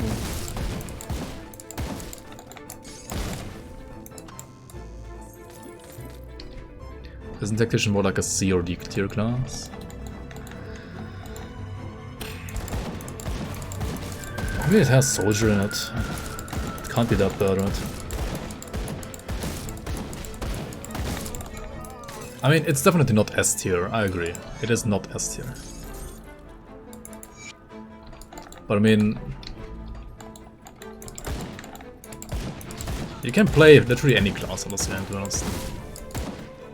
Even as a first character. If you know how to build it. Which is why I'm like making this series. Kinda.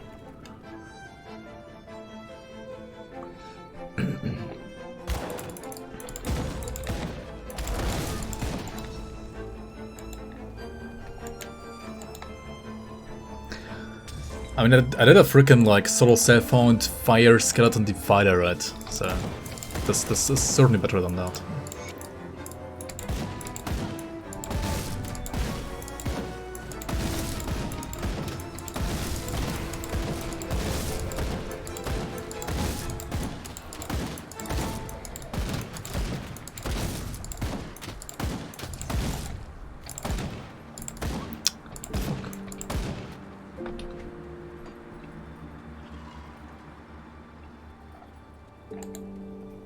I'm gonna die to myself this time.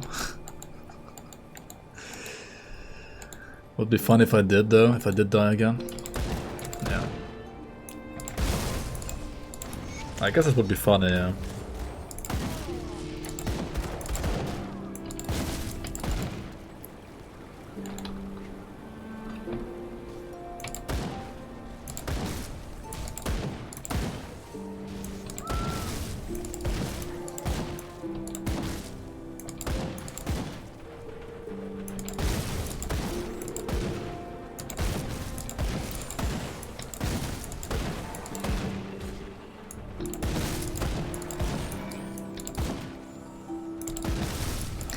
Funny but sad.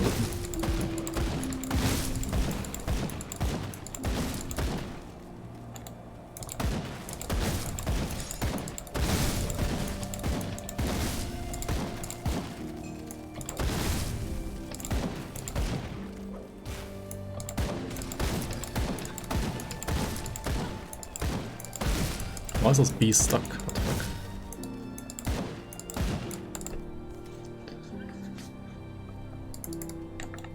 Yo, Rose, what one? Hello, hello.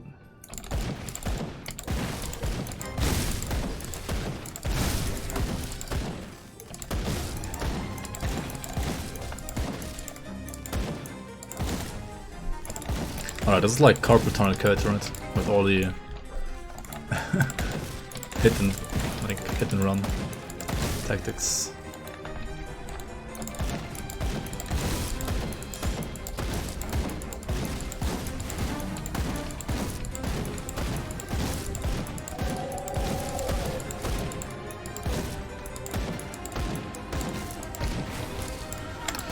You do not want to charge into that ever, like I just did. Like it actually shotguns and deals tons of damage. What am I doing? Oops.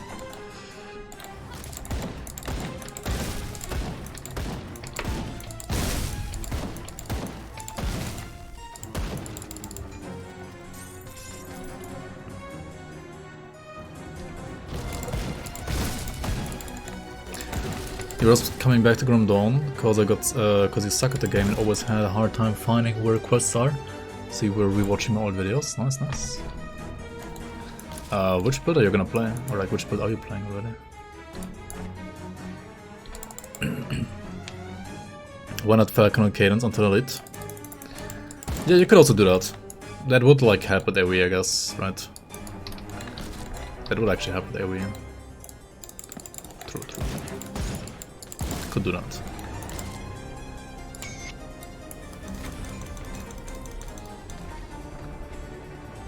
Also, if you find Explorer, I mean,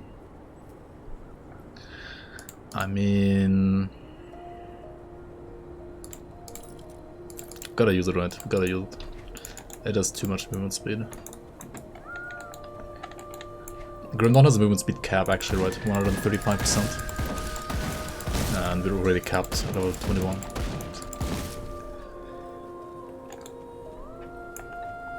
Your wrists hurt just just from watching this. Keep your weapon. It's not that bad, right? It's not that bad. I'll give you a good price on what I've got left.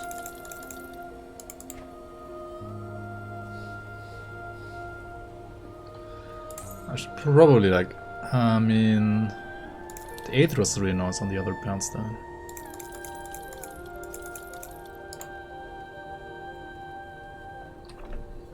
This one has 5% total speed, which means obviously attack speed as well.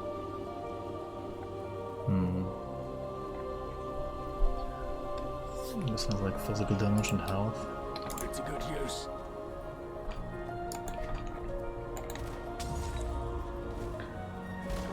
Funky music. You mean like I did 3 years ago? Yeah, I mean DMCA is just...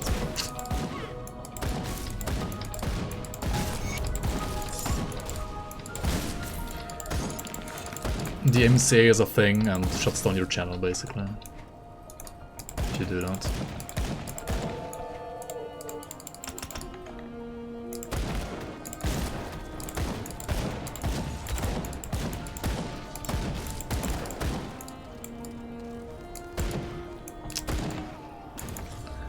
Alright. Who are we gonna fight here today? Who are we gonna face? Eldrick? Alright.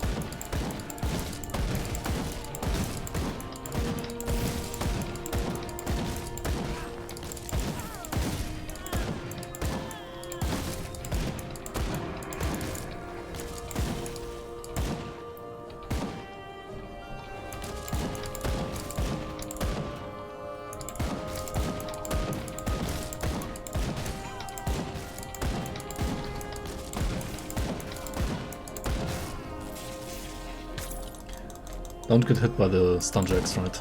Those are gonna hurt quite a bit.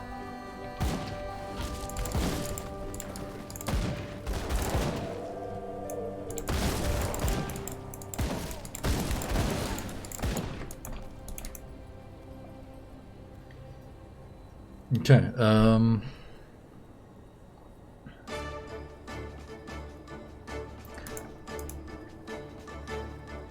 these have so many resistances, like holy shit, dude. They're really good if you're playing like a fire character, like Fire Strike as well. I mean, they're not bad for this character right now as well. They're kind of fine. But following the Fire Our Reckoning build, we have the non-mythical Wrath of Tenebris.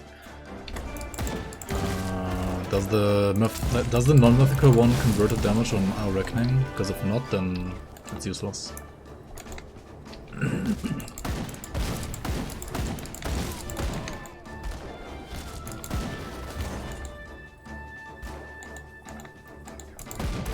Water is a Resident Sleeper. I mean, anything with Retaliation is kind of like Resident Sleeper, right?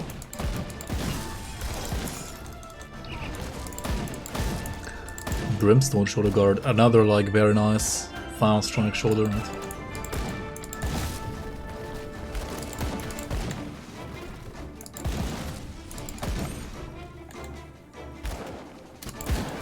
Is there a build where you can only use auto attack / kite, you try 200 Vindicator?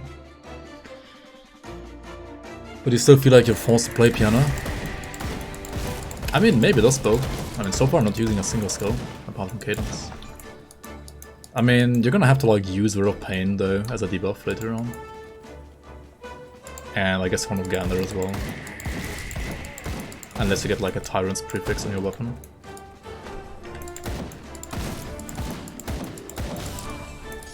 So, he just died, holy shit.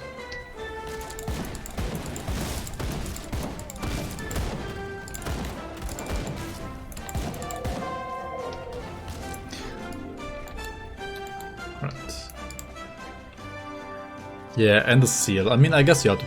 Yeah. You could technically skip the seal, right, and just not play the seal, I guess. If you just want to, like, keep on moving all the time. You could technically skip the seal. But... it depends on your playstyle more so than anything else, to be honest.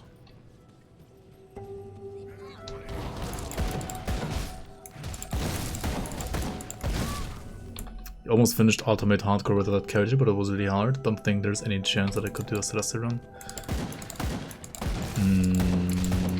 Yeah, I mean, it would involve lots of kiting, that's for sure.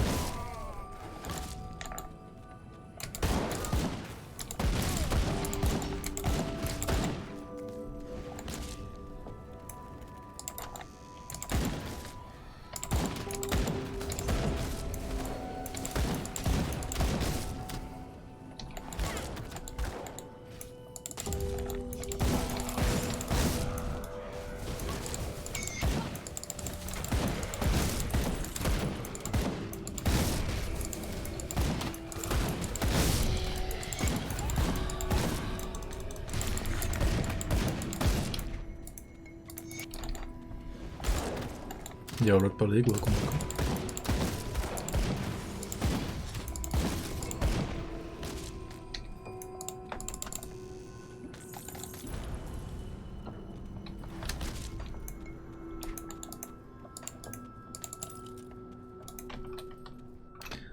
What do we have here? Puncturing of the Slayer. And this is a really good gun.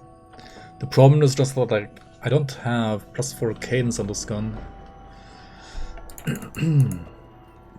But the base gun is like a lot better than my current one.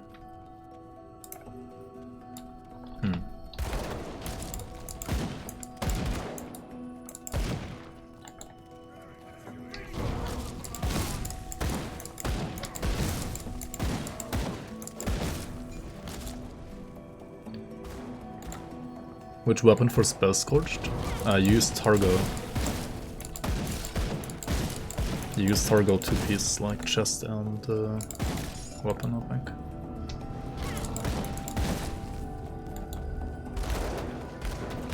Yo, Corso, welcome. specific question, but do you know where I should farm for Rift Scourge Slicer? It's for Vitality Conjurer. Wait, why do you want a Rift Scourge Slicer for Vitality Conjurer? Are you sure you got the name right? Because a Rift Scourge Slicer is a Acid Shadow Strike item, right?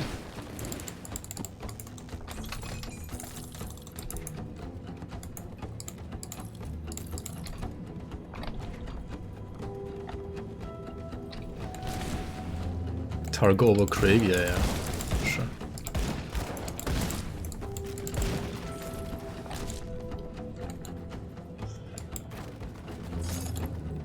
You read it on a guide? Do you have a link to the guide?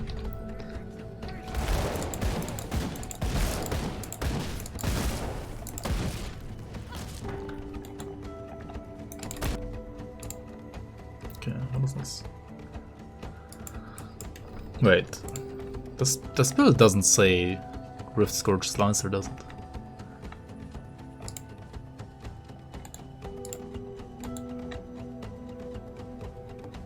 I would be very... like, this guide is good.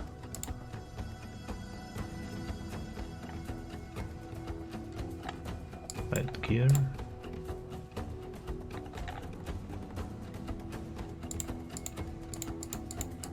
Wait, where does it say? Guide is too old. It's still fine. To be honest. Oh, he's using this here. You don't need this. This does nothing. He just happened to use it. You don't need it. This literally does nothing for the build. It's just like what he happened to use there at that level. You don't need it.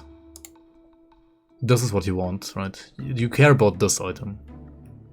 Anything before this item is whatever. You can like use a white item, it doesn't matter. You need this one, Void Touched Bone Blade. I mean, not the one. You just need the Bone Blade, right? You need Bone Blade. So Bone Blade, right? You wanna look for item database. You write, for example, Bone Blade, right? I mean, if you look at this item, right? It has +2 Mokjogen's Pact only because he was like lucky enough to get this random prefix as well. It usually, like, the base of the item looks like this, right? And the base of the item has acid damage, poison damage, which you don't care about on a Vitality caster. It has cold to acid conversion, which you don't care about on a Vitality caster. It has total speed. I mean, the movement speed is nice, but everything else is not even anything for this class anyway, right? Like, this weapon doesn't do anything.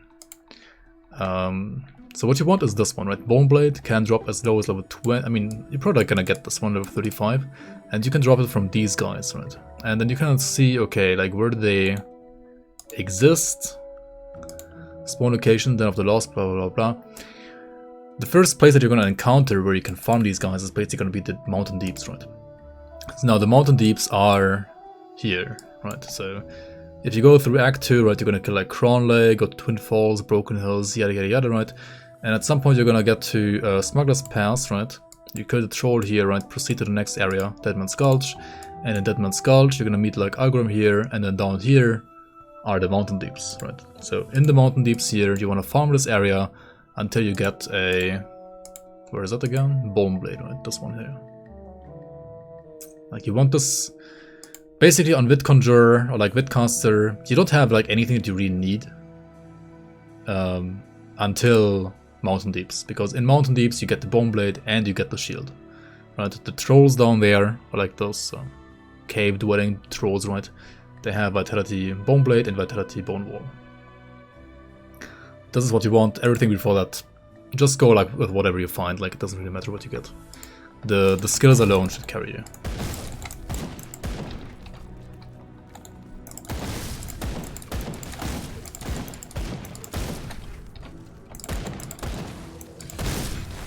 Total speed stick, yeah. But I mean, you can just go to the vendor, right?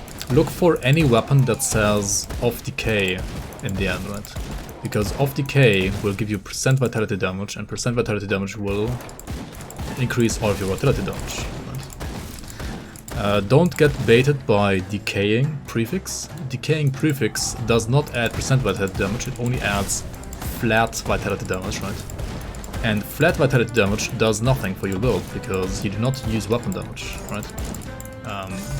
There is no such thing as like flat spell damage in this game, so flat damage only affects skills that have percent weapon damage.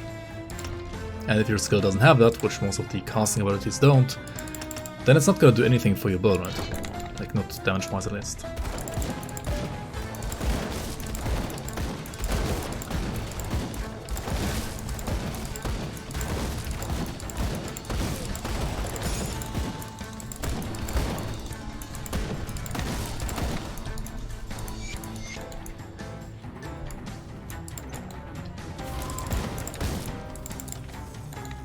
Alright, chrono time.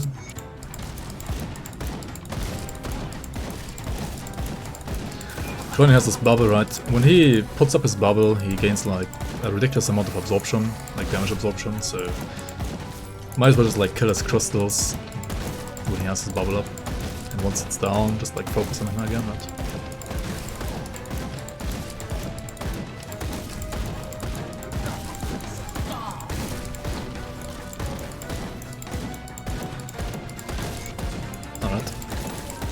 The imposing signet of blood. This ring, if he drops it, right, is really nice because it always has attack speed, and that is obviously very nice for this build. It also always has pierce resistance, and I guess this one rolled like what, physical damage and bleed damage on top, and some poison rest. We speak at last. And some health. Not too bad. It's fine.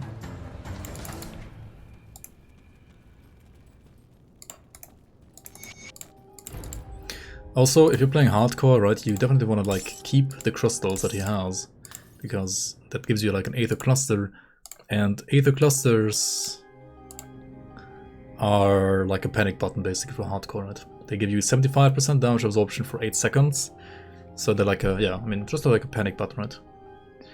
If you feel like you're gonna die and you don't want to die, then press it. Pathos Bill, thanks for the follow, welcome in.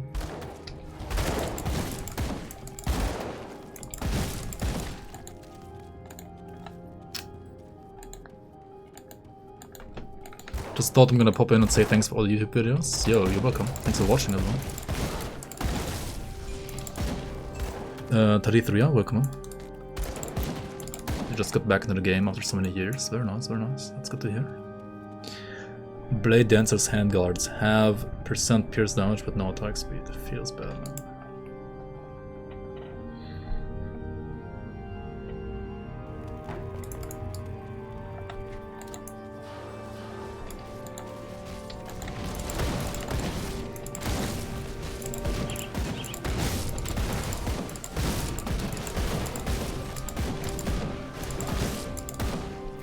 Wait, how did I get these items? Usually you got these in Act 3, right? What? Oh, product from a totem, right? Yeah, because I really want this item later, right? Because it has +3 to Cadence, right? Which is obviously insane, right?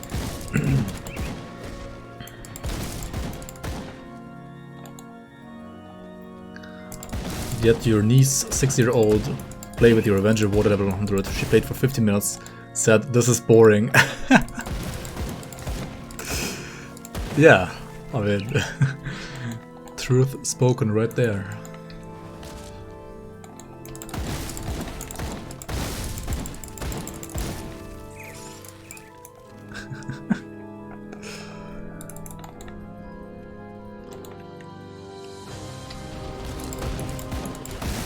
Not wrong.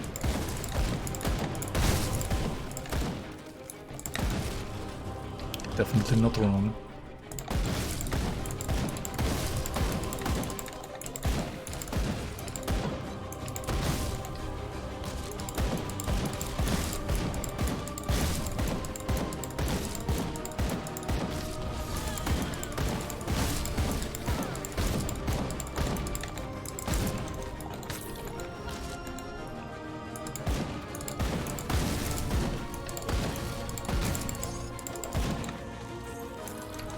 Quick draw gloves, on the other hand, are actually a really nice and lucky find here, Because those have +2 range expertise, pierce damage, and attack speed. And these are gonna be like a 100%, like gonna be 100% like the choice, item of choice here.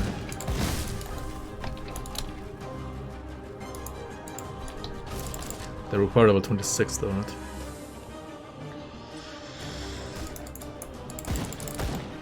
You find one level 94 legendary two-handed Aether weapon in the game and it's worse than your level 90 blue. Wait, which one did you find? And what are you playing? When you say worst, you mean you look at your DPS and it says minus points, but maybe if you have like the wrong skill here, then it like shows something else than what it should.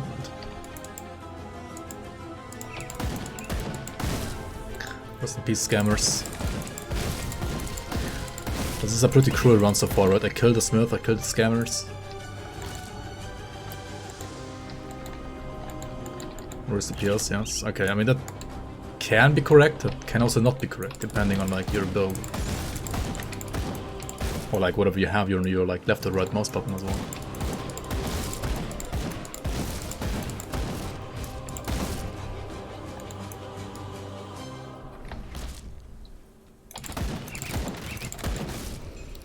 Sign of the Screaming Veil versus Mythical Soul Splitter for Deathmind.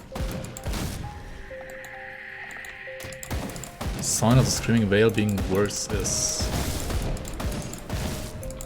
pretty surprising, to be honest. What do you have in your left mouse button, and did you check your DPS with and without Soul Harvest up? I hope you're playing Soul Harvest. Or maybe you aren't.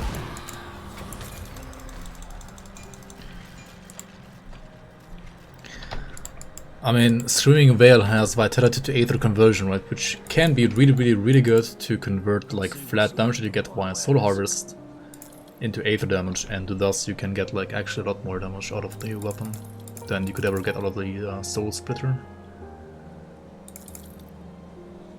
Alright, we're gonna save these gloves, right?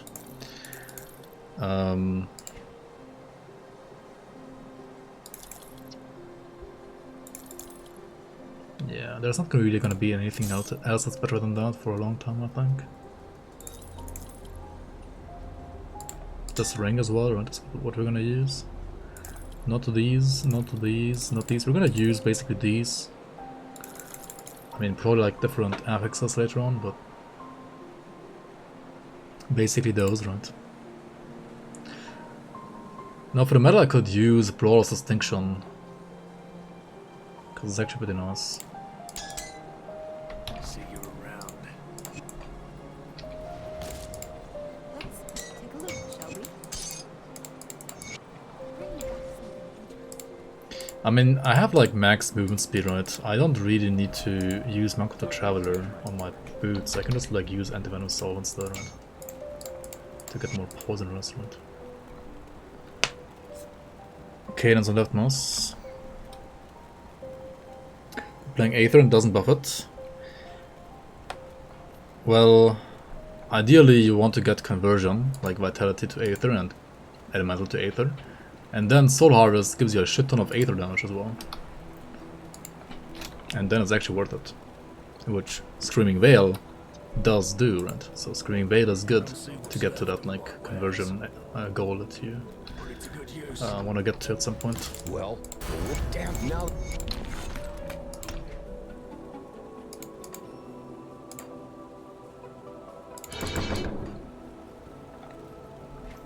It could also be the attack speed rolls, that's true. Like if Silent Screaming Veil has like terrible attack speed roll and the other one, the blue one, has like really good ones, that could also like make the difference right now. But generally speaking, Sign of the Screaming Veil is a way better weapon than the other one.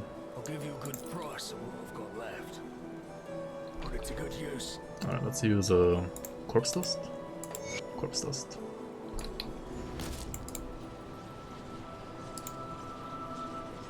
Where is the relic? It is not there, as you can see.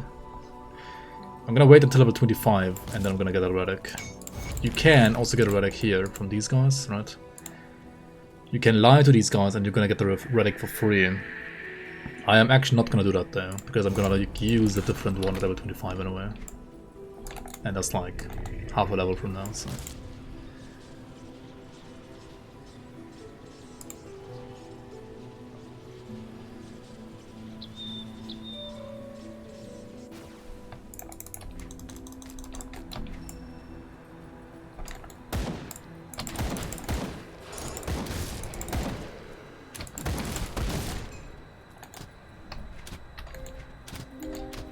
Where the fuck are we going? It's a shrine here that I need, right? Gotta get the shrine and the quest.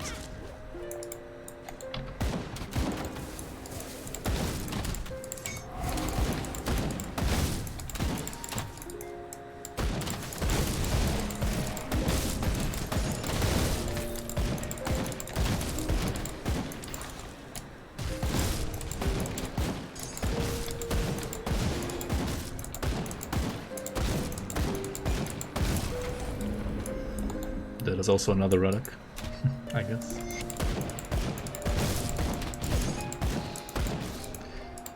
Okay, what about devotion points? I said I'm gonna go for eel, probably. Right, eel and then finish the spider, and then we have enough for the kraken.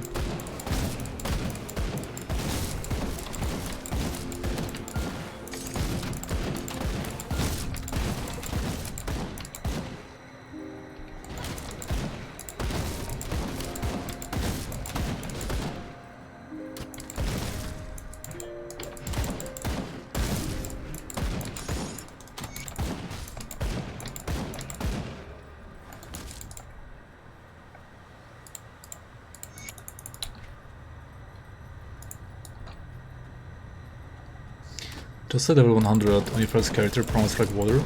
Do a lot of damage, but you get owned very hard by heavy physical damage. Any suggestions how to get a stronger physical depth in early endgame? First of all, you should have like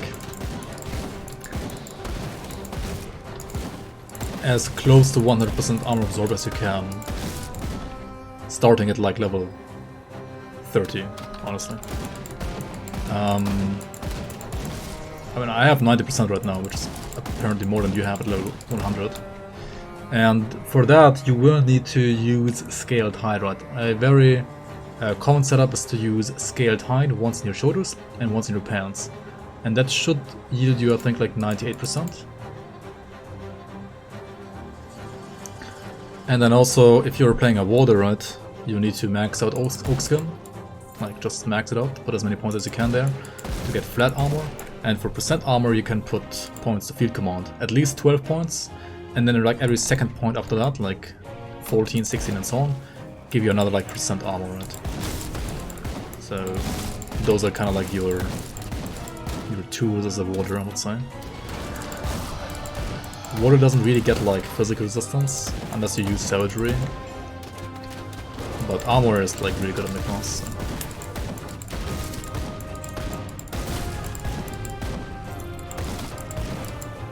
How high is your physical resistance? You can check it out on the third tab over here. I have currently 0, but also phys res is not that important while leveling. It starts to get like more important, like later into the game. And also like it depends, or like against smaller enemies or like lots of enemies like swarming you, or also against shotguns, armor is really good. But against like single big hits by like big elites or bosses, physical resistance is generally better. So if you have like problems against like big hits from like big enemies, then it might be because this number is not high enough. Warcry should always be maxed out as well. Like percent damage reduction is insane. However, I mean, yeah, on a warrior you need to max out Warcry, right? Because Shaman doesn't have any of that like damage reduction. On this class that I'm playing right now, I will probably use Horn of Gander for the same purpose. For damage reduction, because it has like full uptime, whereas Warcry does not quite have full uptime. Unless you play something like this, I guess.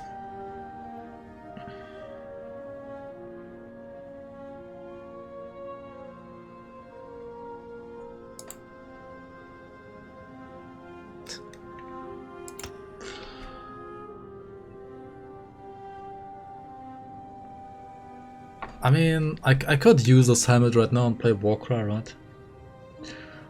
The thing is, Warcry is like way better later than it is right now. So I kinda don't want to play it right now. The other thing is though, this helmet gives you weapon damage in Warcry, so like it does give you like AoE damage kinda.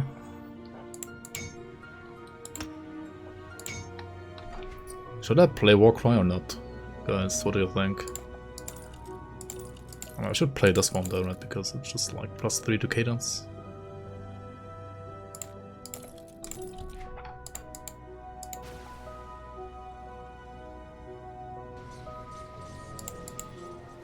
Tinkering is my specialty.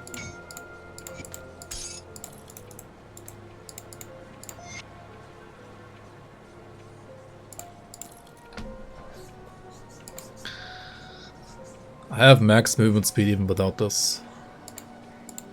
But this is attack speed as well, right? I'm not gonna play Warcry, fuck Warcry. For now. Not yet at least. I should also like put maybe like a 1-pointer here, a 1-pointer here, and like... Yeah, get to squad tactics, right? That's like where you wanna go.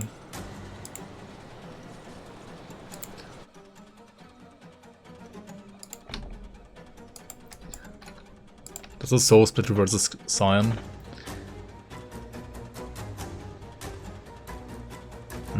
Oh yeah, you have a kind of low like percent Aether roll, I guess, on the Scion.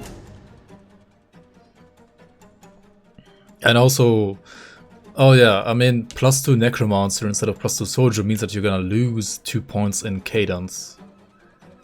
So check if you can still like, I don't know how many points you have in Cadence right now, and I don't know like how many points you could still put there right now. If you can get, like, if you can use this one, right, +2 Necromancer, and lose the +2 skill points in Cadence, but still make up for it and still get to like 25 or 26 points in Cadence, then Scion is definitely better either way. 22 out of 16 in Cadence. Yeah, okay, then I can actually see right now Soul Splitter being actually pretty good as well because of the +2 to Cadence basically here. Plays Mind Warp, I mean, just get Mind Warp, like one of the rarest one-handed items right in the game. I don't know.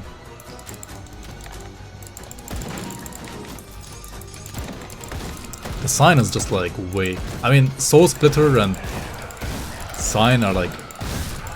Soul Splitter is a blue item, so by default, like, super common. And Sign is like farmable from the totems, right? It like always drops from those totems. So... yeah. I think 200 is fine. I mean, until you get the Mind Warps at least. Mind Warps are more damage in the end, yeah.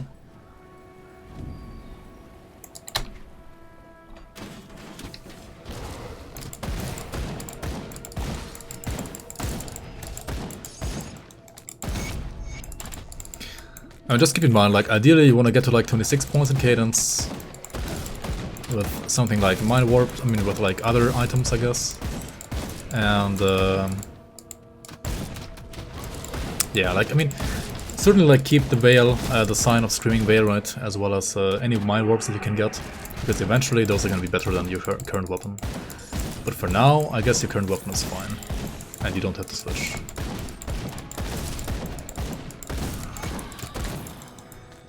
But your current weapon is basically like as good as it can get, right? It has basically like reached its power ceiling already, whereas items like Mind Warp or Scion have a way higher like power ceiling, which you just might not be able to reach yet, because you're like missing other items as well.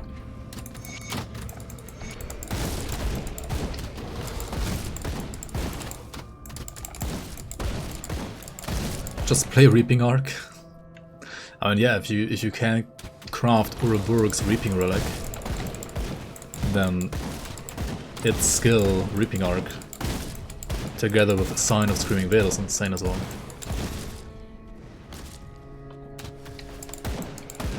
Alright, we're gonna drop a portal here, right? Get to the next Rift Gate and then port back to this portal. Just have 30,000 hours in the game? Yeah, like just get all the items in the game, dude. What's the problem?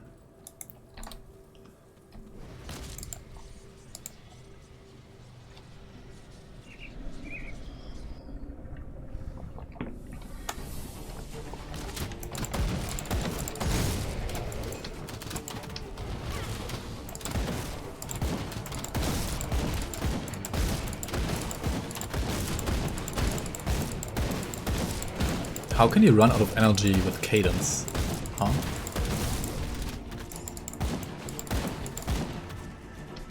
I actually had to use a pot right now, right?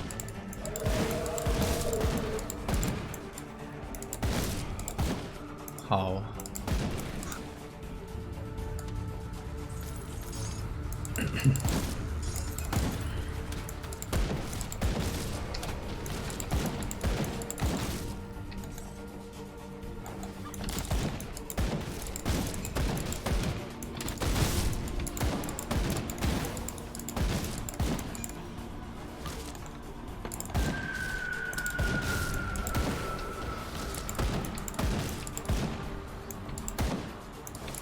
What? How did I miss? What the fuck? I can't aim.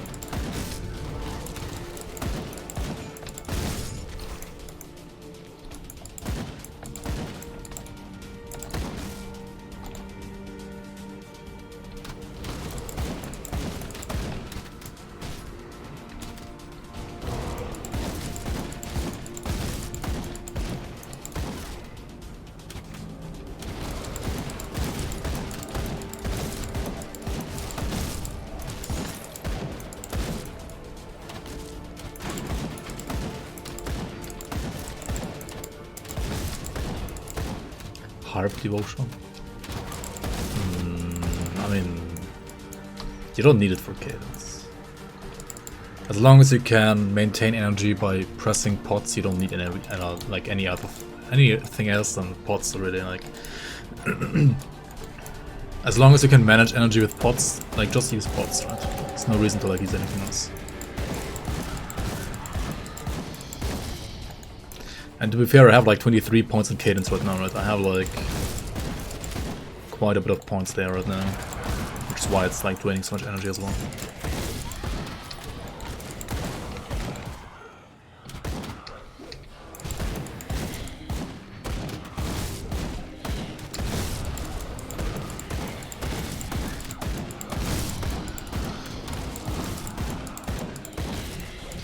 Got the priest though, right?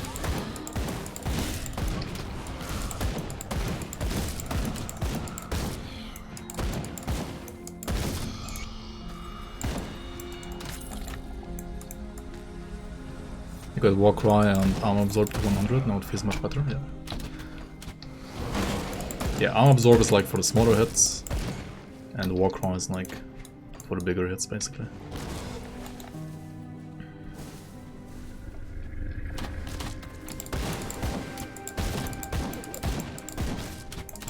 What is the GRIMTOOLS command? It is. I'll enable it later today. The best hardcore starter. Honestly, the best hardcore build is the build that you personally feel the most comfortable with. My first level 100 hardcore character was a Reaper. But I would not say that Reapers are the best hardcore class. They're like far from the best hardcore class. I mean, if I had to pick one, I would probably say Warlord. Because Warlords in general are pretty like foolproof, I would say.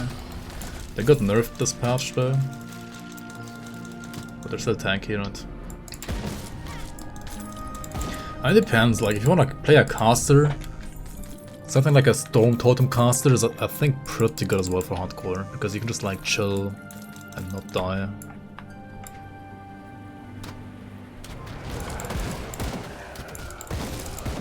Like chill in the back, not get hit ever, right? Pet builds are also not bad, yeah. I should ban you for that, Zapply. Workman, by the way. Saying pet builds are good in this chat. I mean, pet builds are good, right? So yeah, they are good.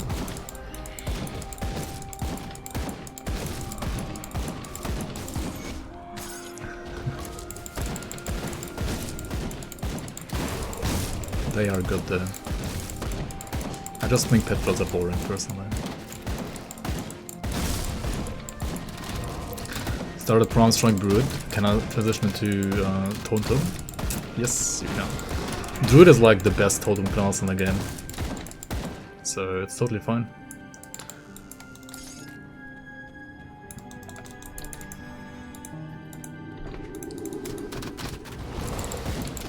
But honestly, for leveling, Prime Strike is probably quicker than Totem. But Prime Strike is also... I mean, if you're playing ranged Prime Strike and you're like good at kiting, then it's also pretty safe. But Totem is generally like even safer. But it's slower. But endgame also like Totem is actually stronger if you have the right items.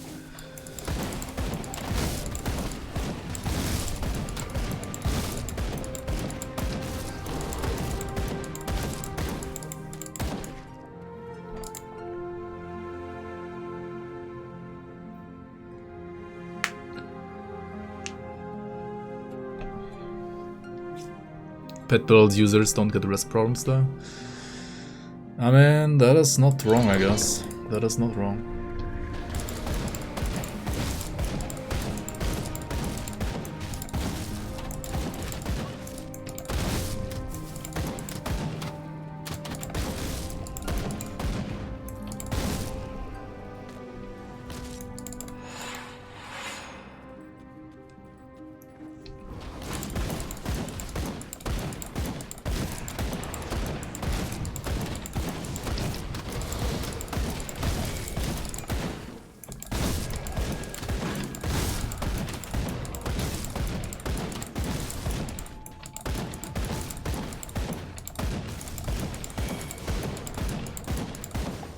Holy fuck.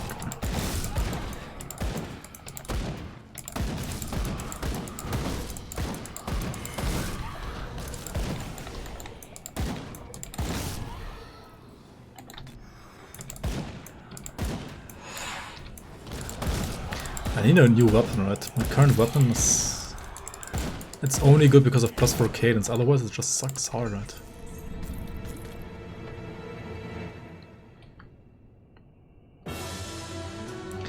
We're not really getting anything else that's good either.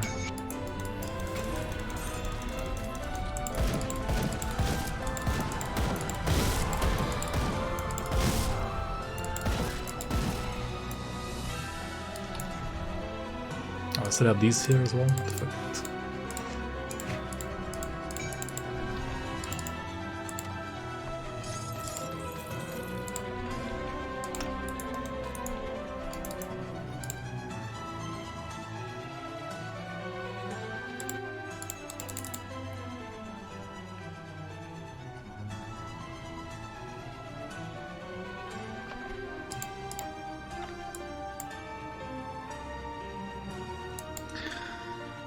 Okay, so we can basically start working on Kraken now, because what you can do, once you have completed a devotion, it will give you affinity, right? And once you gain affinity through a devotion,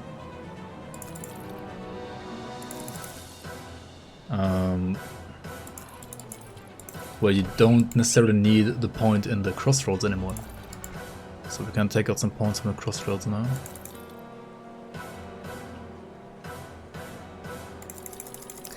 Okay,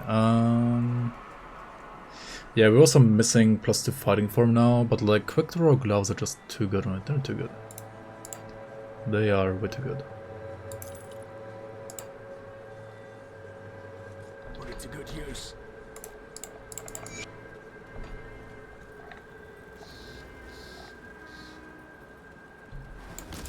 I sense turmoil within you. Okay, so we remove this, Stay right? strong. We complete the spider, and then once the spider is completed, we can remove this over here. Safe And journey. then we can just put a point into Kraken. And we're gonna get like the attack speed here next, right? These two nodes. Also I needed 2 more points into, what did I say? Fighting form again, right? And this, there we go.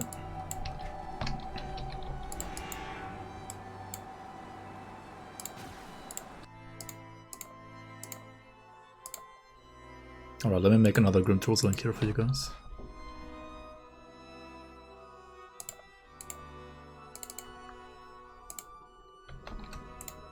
Actually, before I do that, we should be friendly with Devil's Crossing now, hopefully, or like respected or whatever you need to be here. Yes, respected. Which means we can buy the Price of what I've got left. Gunslinger's Talisman, right? That's one over here. We can also buy something like speak at Aether last. Soul or Yeah, like all this other stuff as well.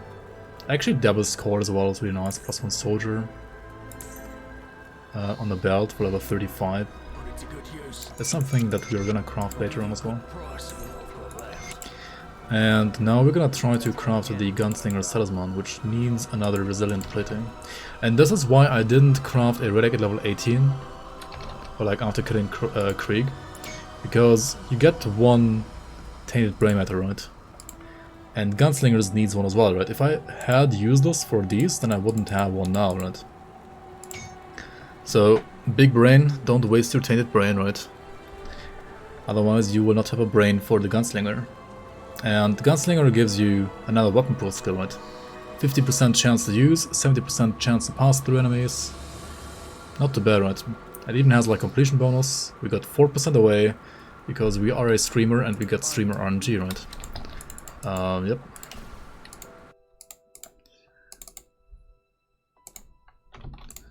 Yep. Yep.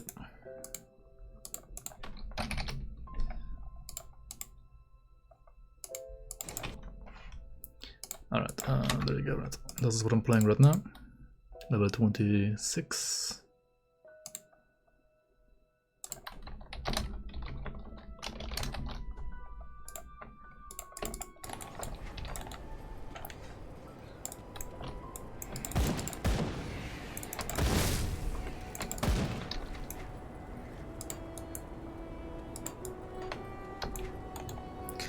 .6 KDPS. I mean, that should be fine, right? I think. Probably. Considering I'm still using a level 15 weapon. Oh, this hits twice. That's the attack, right? Holy, it attacks fast. That seems actually really good.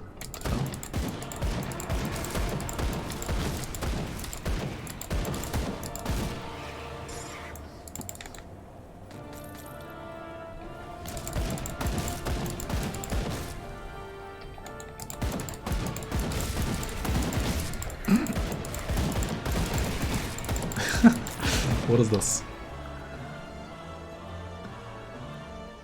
I mean, it's also quick draw, right? Which gives me like insane attack speed for like a second from this like quick draw gloves, right?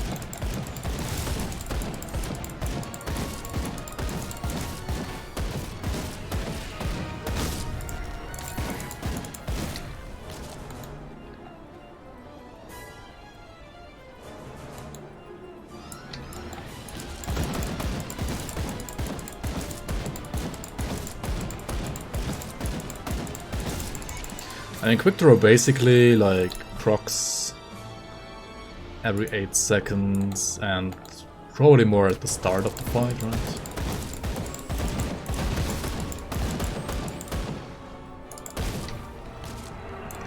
That's pretty good. Yeah, it looks like chilling rounds, just not blue. I mean, I think it's fine, right? Otherwise it will be easy to confuse with chain rounds.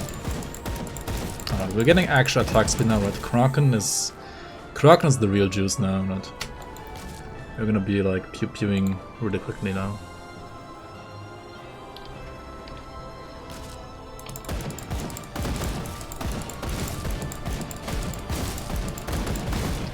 What is this attack speed now? Holy shit.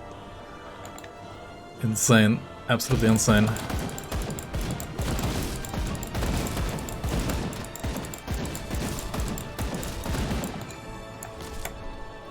Yo, Marcus. How you doing?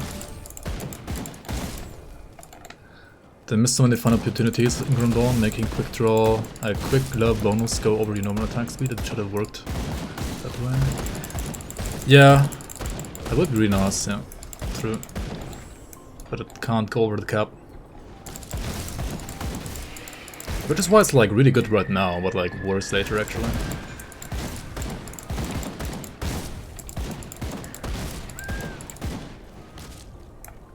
Sounds like engine work, yeah. That would be engine work.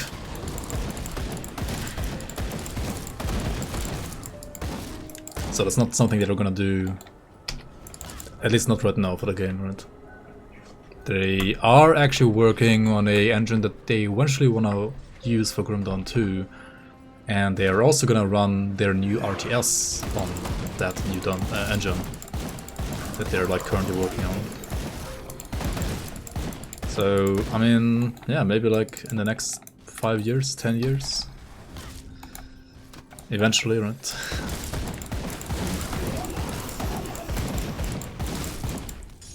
Yeah, the RTS engine and the Grim Dawn engine, or like Grim Dawn 2 engine, is gonna be the same engine basically.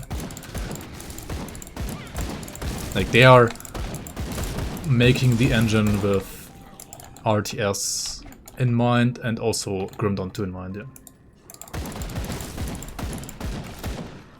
I mean, it's confirmed that they want to eventually make it, but it's also confirmed that they're still not working on Grim Dawn 2.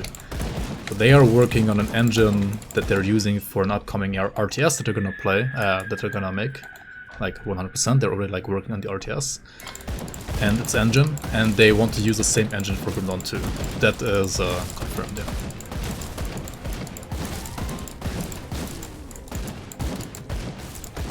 But they will prioritize the RTS over anything Grim Dawn 2.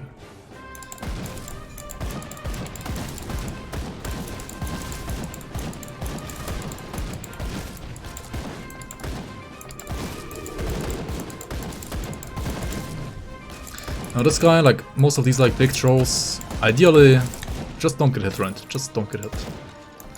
Because they do smack pretty hard in melee.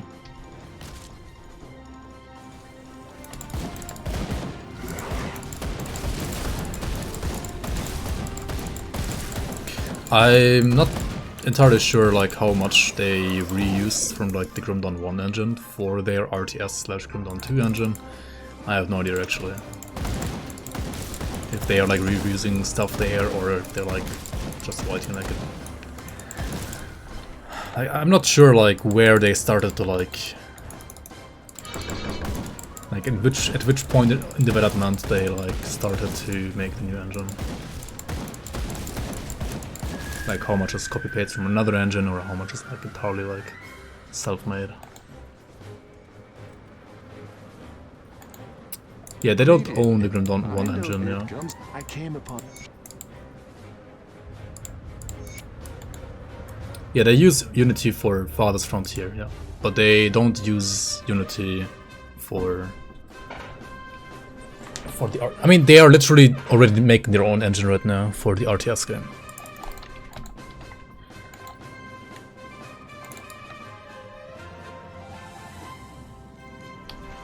Yeah, Zentai said it on stream like multiple times.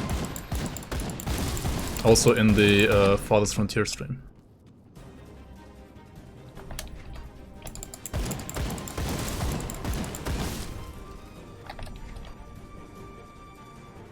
He misspoke multiple times? What?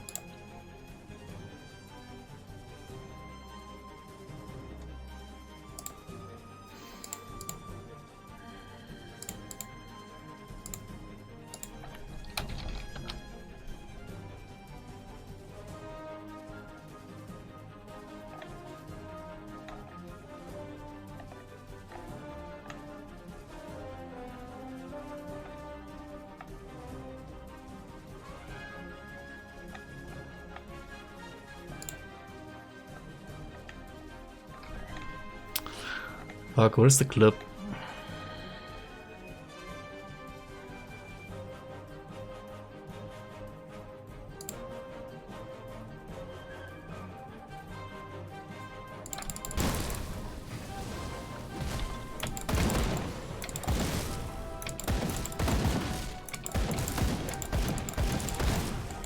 It sounded like they don't want to do anything.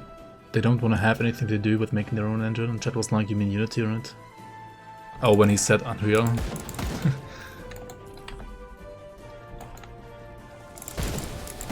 Yeah, maybe.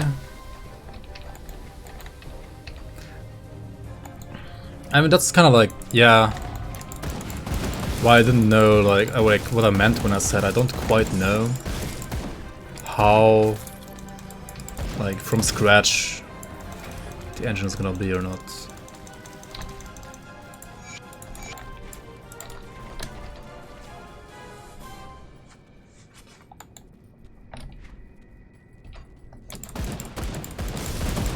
Or like which skeleton of an engine they're gonna use and then like rewrite that engine to fit their needs.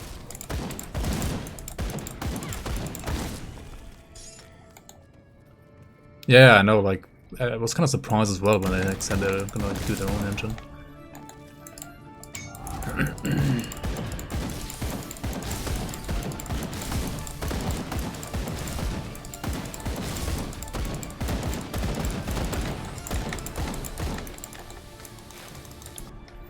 Did I need to find it? Like, where the fuck is it? Medea like posted it somewhere, but I'm not quite sure where.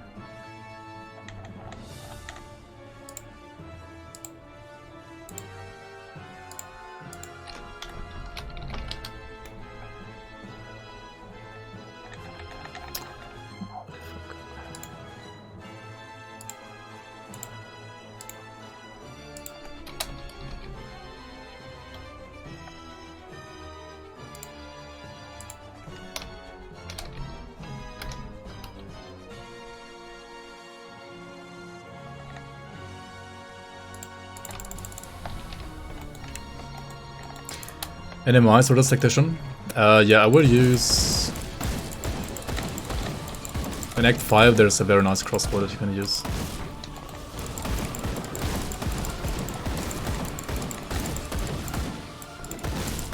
They're gonna use that crossbow for sure. And then also maybe...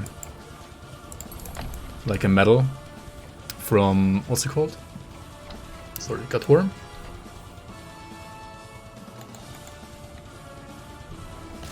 Need to find the body here, right? Need to find the dead body here. Also, if you find dynamite chests, like, always open them, please. Please, if you have dynamite. And if you don't have dynamite, once you reach Homestead, you can also craft dynamite at the smith there. I mean, we're not quite there yet, though.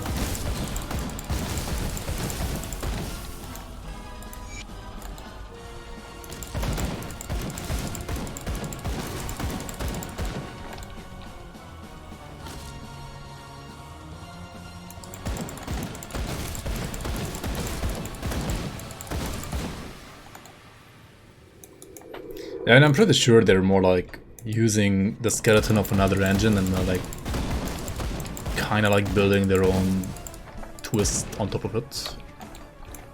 That's what I assume.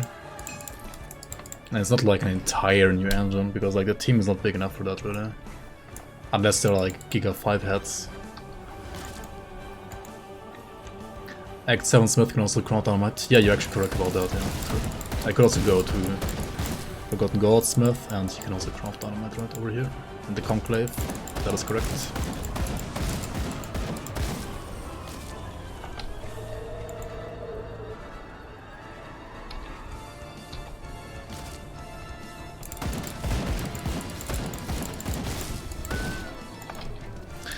I mean, I don't know, I can only like tell you what they told us in the stream, and they said they're working on their own engine for the RTS game, and they might or probably would use that engine as well for Dawn 2 whenever they start working on that. That's what they said. Like that's what Xanta has said like at least 2 or 3 times now.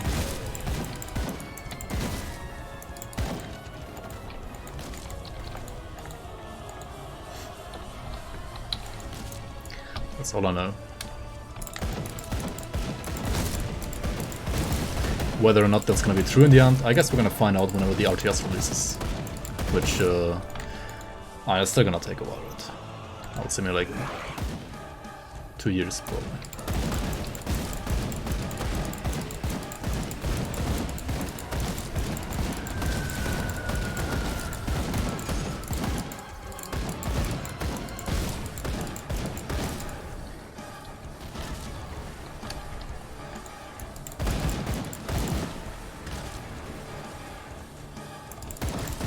I mean, Xanta himself is obviously like not writing it.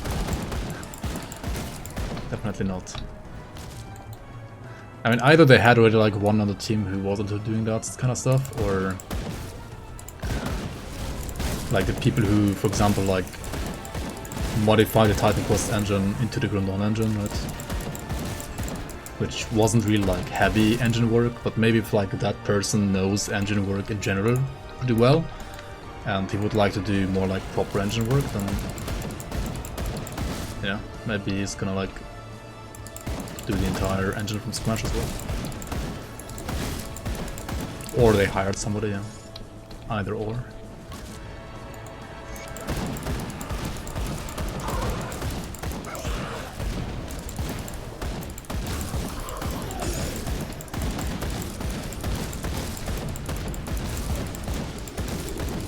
I mean, Xanta is not a game developer. I mean, not a programmer, right? He's like a Q&A / game developer, like game designer, you could say, I guess.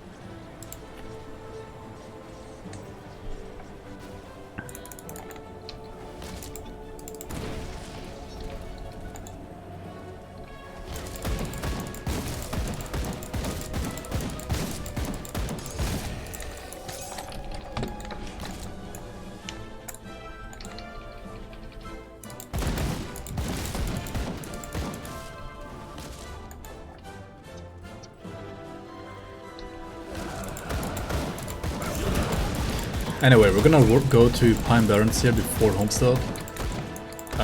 Just because we can. Honestly, we're pretty strong right now. I have kind of bad like Vitality, Aether, and Chaos Rust, but I don't really need those rusts right now that badly. I will need like Vitality and Chaos once I am in the Blood Grove though, or like past, like once I'm here, right? And this part you need Chaos and Vitality Rust. Right now I don't really need it, right? We can fix Vitality Resistance with Soul Shards. Once we get like 2 of these, right? We get like 40% Vit Rest basically on 2 pieces. Like on 2 rings.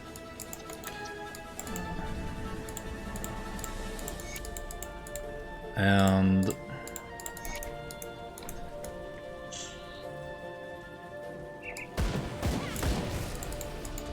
yeah, I mean,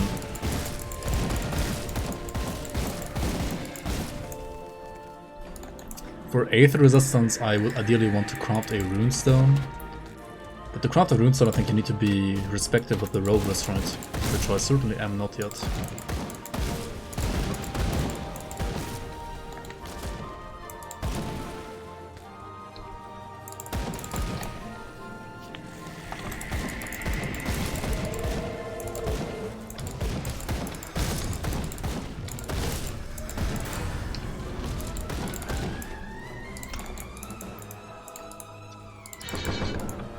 Alright, we can pick up the squad tactics next, which will give us even more attack speed. Just max the resolve. Yeah. It's a bit far away right now.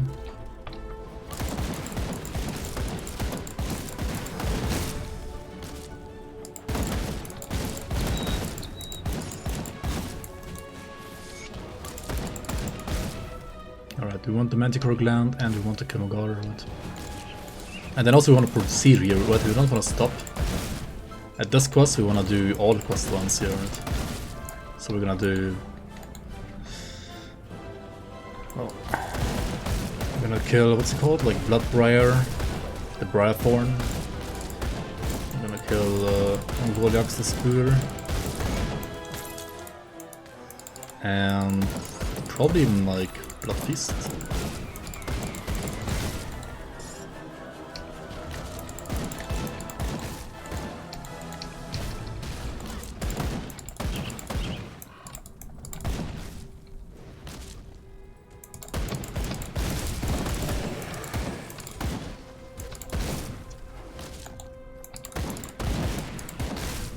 Oh yeah, you really want the amulet from Mogara as well. True. I should reset and farm her after completing these quests. Like 100%. Yeah, you want the amulet. It's really good. It has like attack speed and +1 all skills to soldier, which is insane, right? Absolutely insane. You bought Chronicon and refunded. What? You're like the first guy to not like the game, I think. I mean, I haven't even played it yet. I don't even own it, I think. You won't ever try it? Pixel art? I mean, yeah, I'm not really the biggest fan of pixel art either, to be honest.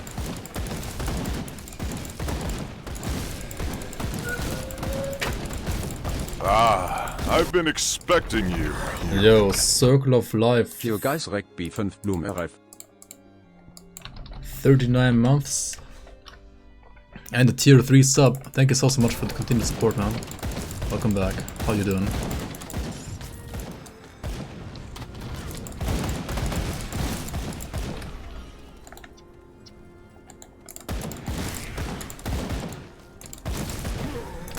Terraria? Yeah. Terraria is really good as well. A friend even gifted it to me. A friend gifted it to me like before it was popular even, like way back. But I couldn't get into it as well because it was just like pixel art. I don't know. But it's really good, yeah, I guess. Like objectively it's really good.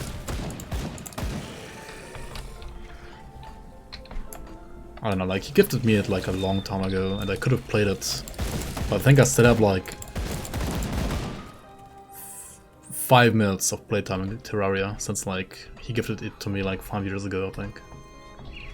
Still only like 5 minutes of gameplay, like playtime.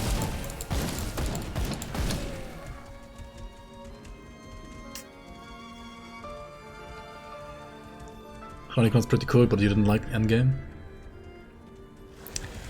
Chronicle's overbloated like Path of Exile. Wait, already? Wait, you came to the conclusion it's overbloated after like I've been playing for 2 hours?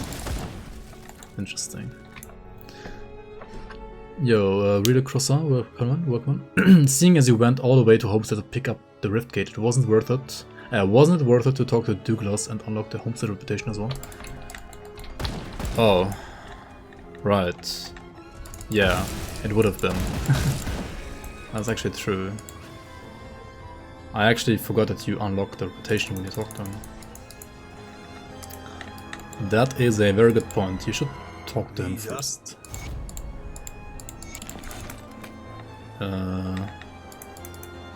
Actually, you don't unlock it like this. Huh. Wait, how does Douglas not unlock it? You have to talk to Captain Somer, I guess. Yo, Voodoo Shaman, welcome, welcome. New season? Not quite yet, but soon TM.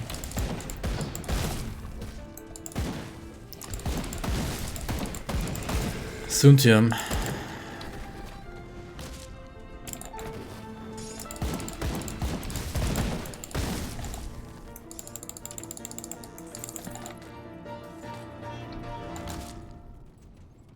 Yeah, I guess you have to bring Agrum as well, yeah. I mean, you kinda should probably do it then as well, because like in this area, like you fight so many beasts, and like all these beasts that you kill here would give you reputation for Homestead, right? And like I'm wasting all the reputation right now. Yeah, you should like probably definitely fetch Agrum, talk to Captain Somer, right? And then you should hopefully get the reputation.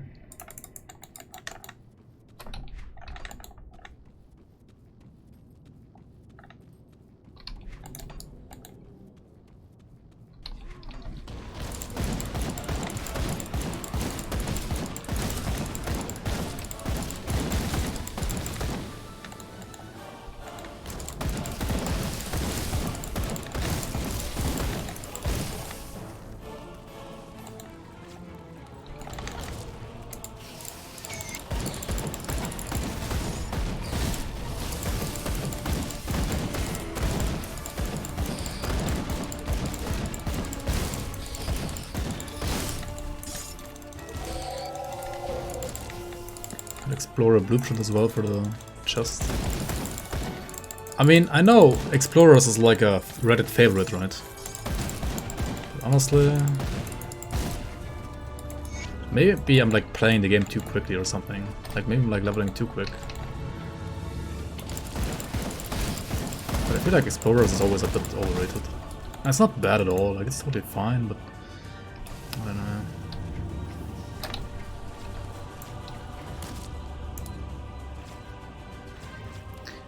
You get reputations from talking to the merchant you saw on Foothills for sure. Ah, oh well. Yeah, maybe next playthrough.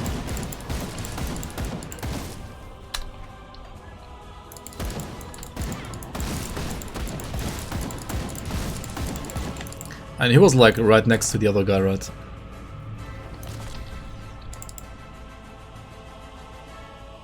Chronicles endgame is lacking if you do not enjoy the recrafting and making builds. So just like Grim Dawn, I guess.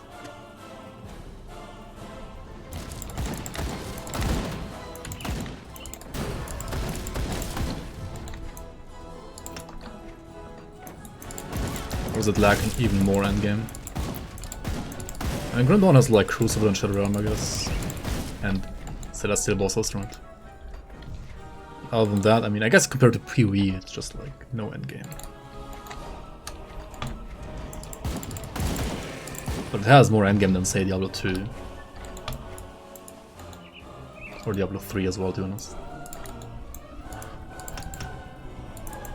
Alright, so squad tactics, right, gives you attack speed.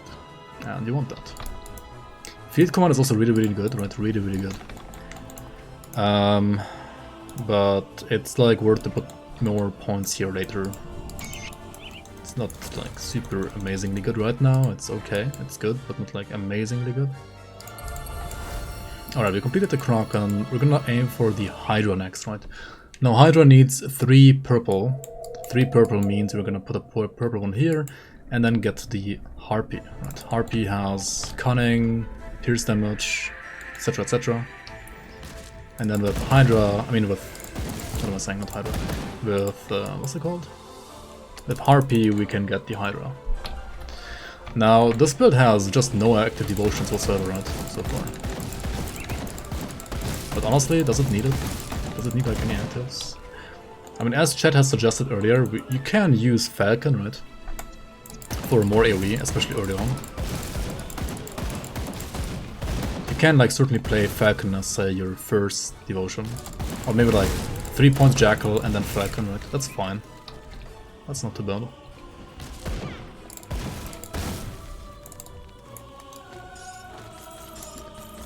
Is it good if I can clear 3 times 150 to 170 with 1 buff rotation? Yes. That is sub 8 minutes, I think. I think everything that's like sub 8 minutes is like totally viable for Crucible farming.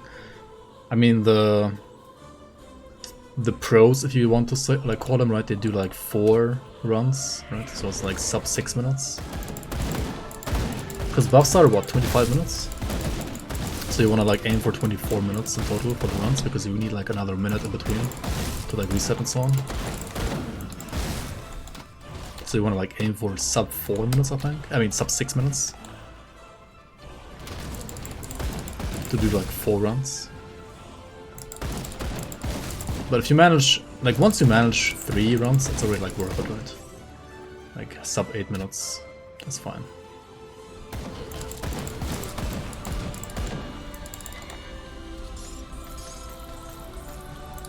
Yo, I have a relag, welcome.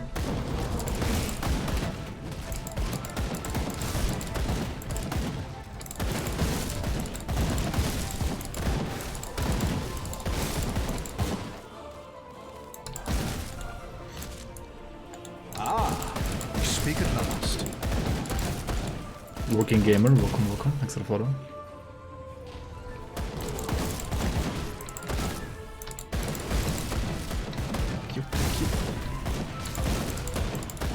Tactician, the heck? Why not? It's a decent, like, starting gunner class, I think. Maybe a little bit underappreciated. I mean, as you can see, it works pretty decently. I mean, as all gunners, the first, like, 10 to 20 levels are a little slow, but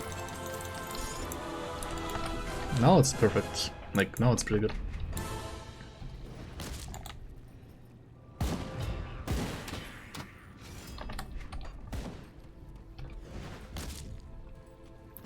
Which expansions should I buy first? So you kind of have to buy them in the order of Ashes of Mammoth first, Forgotten Gods second, right? Because Forgotten Gods requires you to have Ashes of Mammoth. And then you have the Crucible, which is just like a side mode and I would say entirely optional. It's like good for speed leveling and it's good for like getting another way of like endgame farming or like another way of like endgame challenges. But to just enjoy the game to its fullest, you only need like Ashes of Mammoth and Forgotten Gods expansion, right? I would always compare like getting those two expansions, or like rather playing Grim Dawn without those two expansions, like playing Diablo 2 without Lord of Destruction, or it's like playing Diablo 3 without Reaper of Souls, or it's like playing Path of Exile without Stash Tabs, I guess. Or even like, I don't know, less than that. Like the expansions just like add a lot, right? Especially the first one, like Ashes of Mammoth. In my opinion, like Grim Dawn without Ashes of Mammoth feels like beta Grim Dawn. Like it's like early access Grim Dawn. And Ashes of Mammoth is like the complete game. And Forgotten Gods is like a very good addition on top. It's like having sex without kisses. I mean, yeah, I guess. I mean, maybe some people don't like kissing, but I would agree, yeah.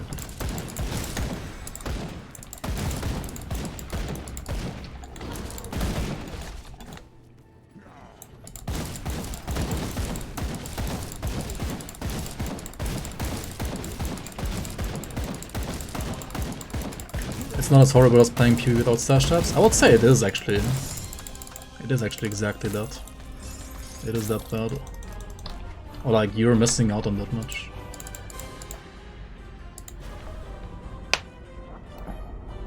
What do you think about the monetization of Diablo Immortal?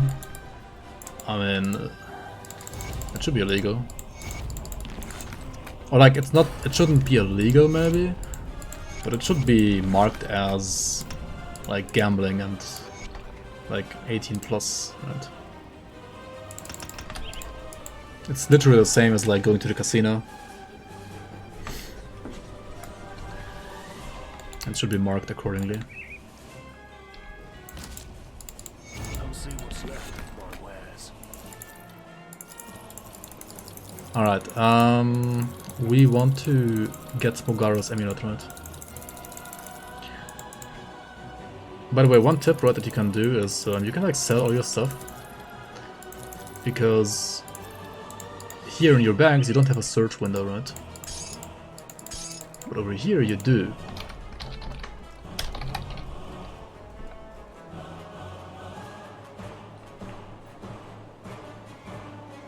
So we need Spirit because it's a casted armor.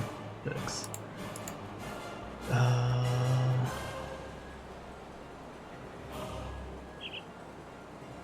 I mean, I kinda need a helmet, right? Because my current one is starting to fall off. And I guess also boots.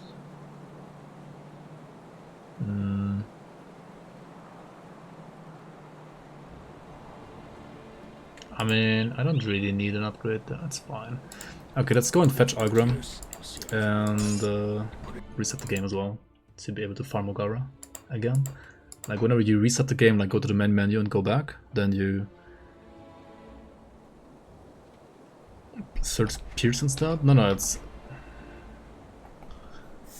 it's percent piercing, but it's flat Pierce, right? Or is it the other way around? No, okay, it's flat piercing and it's percent pierce. Never mind. Yeah, whatever. Let's just farm Mogara. There surely wasn't any good item there anyway, right? I surely didn't miss anything.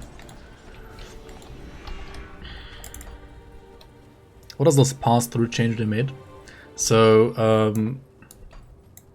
for example, Cadence, right, has 100% chance to pass through at 12 points in fighting form. So when you hit it, right, it's gonna like pass through the enemy and gonna like hit enemies behind it. That's like how pass-through mechanic works in the first place. And then the change they did is they switched a lot of pass-through from items that had pass-through onto skill modifiers. I mean, onto yeah, either skill modifiers or like weapon pool skills. Like Zolan's technique now has pass-through. Ching Rouser has pass-through, right? And for example, the weapon pool skill from Gunslinger's Talisman, the volley, has pass-through. And couple others have like couple other items have like skill modifiers that like give you pass through on certain abilities as well. And what this basically means is that overall ranged should on average feel a lot better because you have on average a lot more pass through, whereas before you basically had to like place very specific weapons that had pass through, because all the others didn't have any pass-through whatsoever, right? And it kind of like felt bad to like play anything else other than those specific weapons. So now basically, yeah, it like feels better to like play range in general, and certain like pass-through items aren't quite as like OP anymore, I guess. That's basically like the change they made.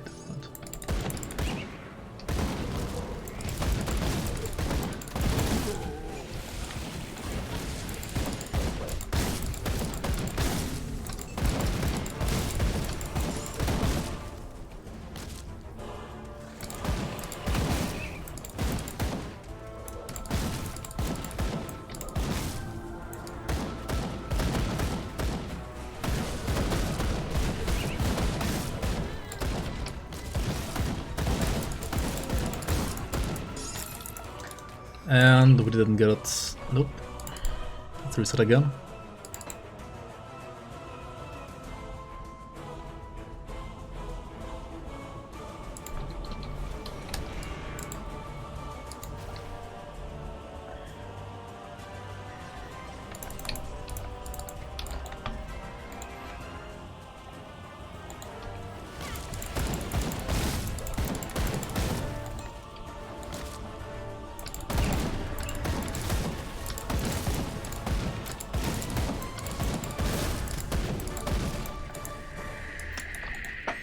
I mean, freaking Windows Explorer has regex, right?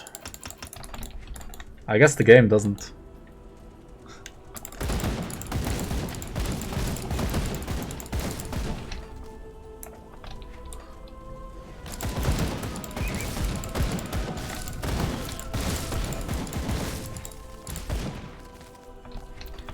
I mean, I could check. Maybe it does. Never tried to use that in the game first.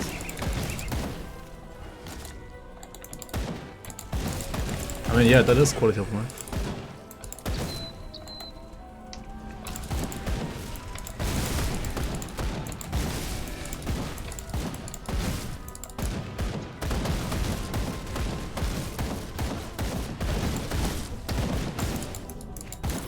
Dude, how does she not drop it? What the fuck? Come on. Am I like too low level or something? It can't be that, right? She should drop it at this level. Like, I'm pretty sure she should.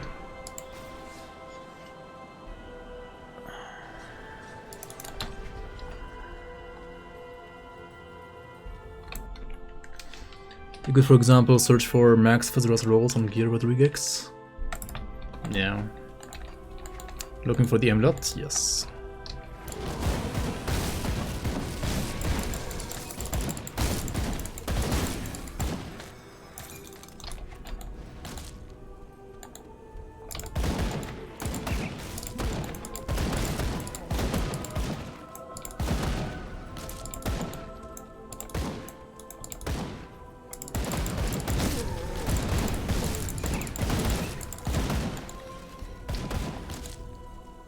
Crushing of Cloud.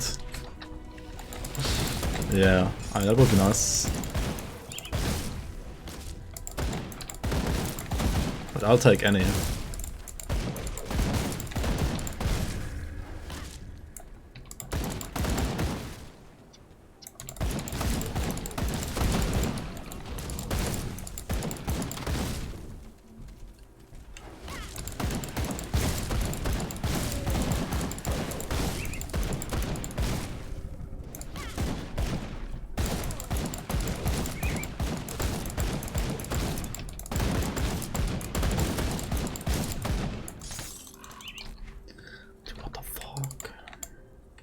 Actually, do I want to go for Harpy?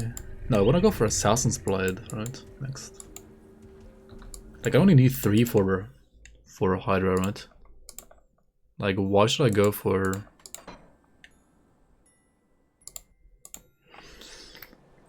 Yeah, I could just go for Assassin's Blade, right? It's probably better.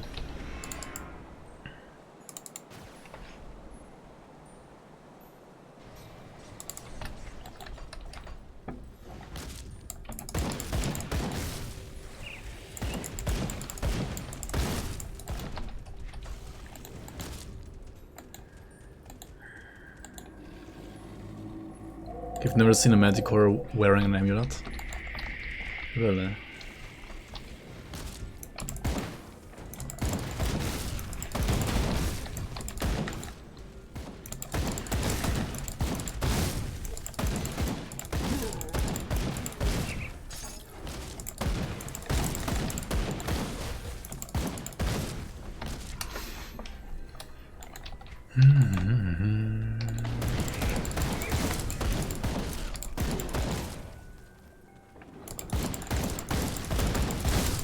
Why do Dune Fiend weapons have armor piercing? Because they're swords. Just thematic, like swords cannot not have armor piercing. But it doesn't really matter because aggressive of ruin, I mean I'll take it, whatever.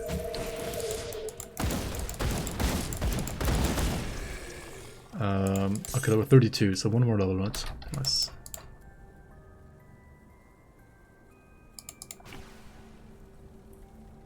%? I mean, they are legendary swords, right? I'm actually surprised it's not 50%. So hot now. But you convert, like, physical to acid anyway, right? So it doesn't matter. Like, unless you're not using Our Reckoning or Shadow Strike, I guess. What the fuck, I'm stuck. I wasn't sure. I'm going to check.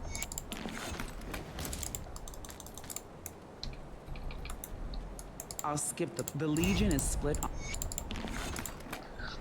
The Legion is split on 2 fronts. Okay, cool.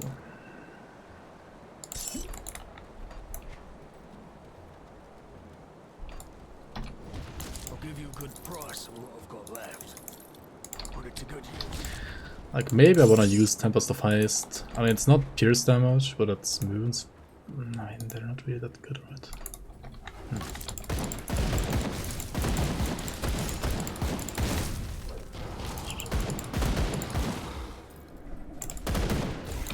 Music? Oh, there is music. Just very quiet.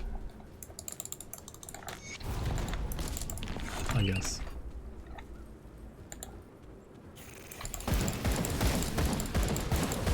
Alchemist swords have no armor piercing? Wait, really?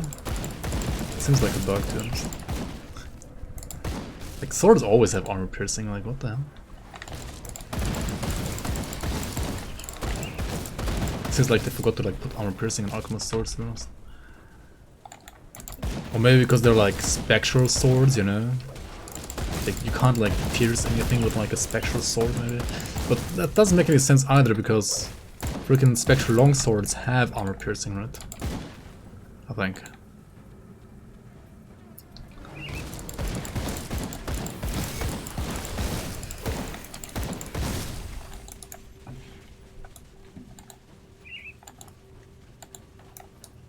Venom Blade sword has only 10%. I mean, what does it matter for? It's either way on, like, Dune Fiend, it's either way just like cosmetic. Like, it doesn't matter for anything ever. Really. Let's take a look, shall we? Goodbye for now.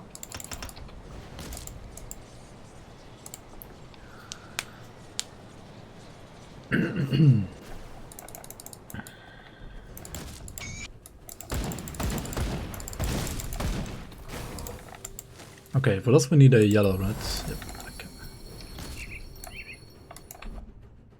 Okay, this music is just a little bit too quiet, I think.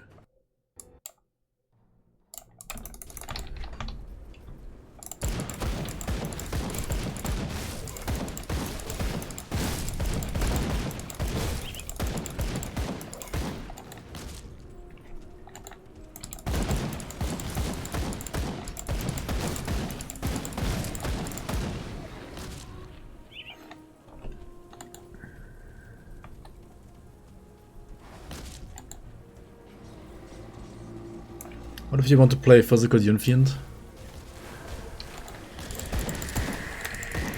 Then I can't help you.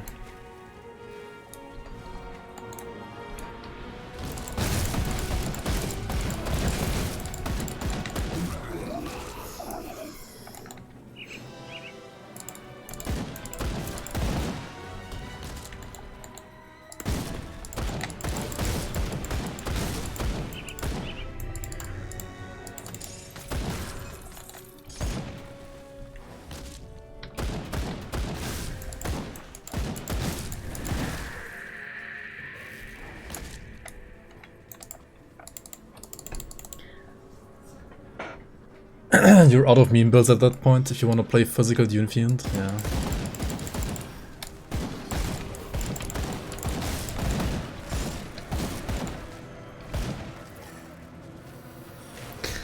The weapons have like base physical damage, right? Percent armor piercing, and they also have like physical to acid conversion, right? Like the armor piercing is...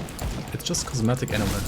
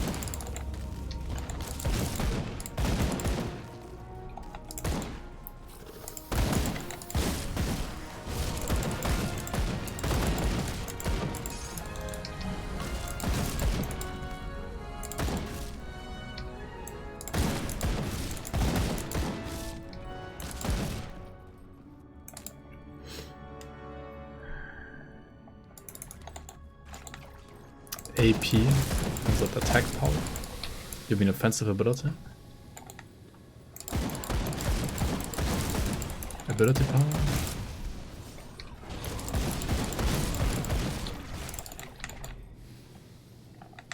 Armor piercing? Was it ever a relevant mechanic? I mean, it literally is right now for this build, for example.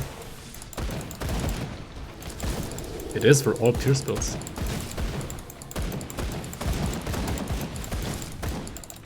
But it's not on an acid weapon.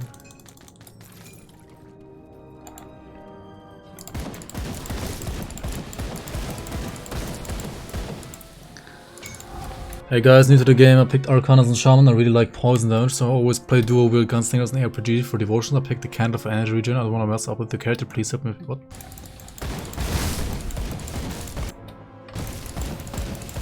Did he even like read the flavor text in his classes?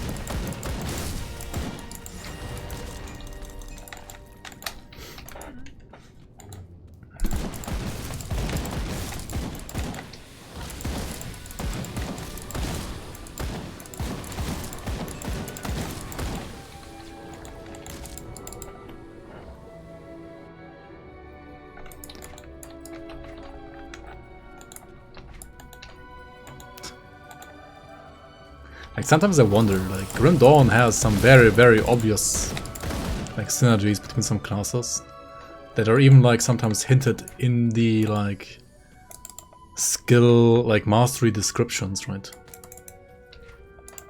You made it up? Oh, okay. Yeah, I was gonna say like that's just that would be like next level. See anything you like?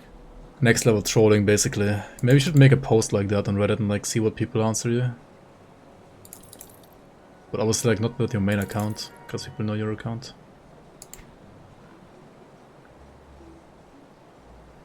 Formidable of Spines is technically not too bad, but I mean it's not as good as this one obviously, right? Not even close. These pants are decent, right? Resistant of arcane winds, cold rust, poison rust, aether rust. Yeah, I mean, they are pretty good actually. Put to good use. Chronon Pasta's kinda lacking, to be honest. I guess so, yeah.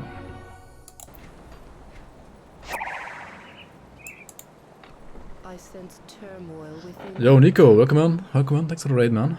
How you doing? Stay strong. Hope you're doing well. Hope you're not feeding too much in League of Legends. Got something we need stashed. Hope you are you winning? I'll keep an eye out. Hope you are winning. I'll give you a good price on what I've got left. Puncturing prefix is really nice as well, right? Flat pierce damage. Huh. Cold flash, chance on attack. Wait, it's like OFF on attack though? That's actually not too bad, right? What the hell? Requires 178 spirit.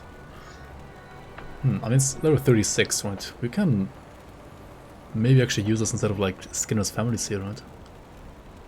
See you Interesting ring, actually. You lost 4 games in a row on 4 different roles. I mean, that might be connected, right? Today went good as always.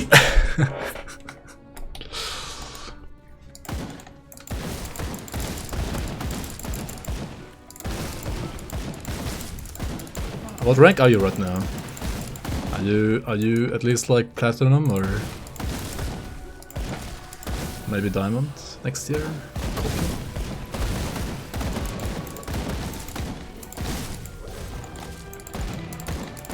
Still in gold. Here's gold, man.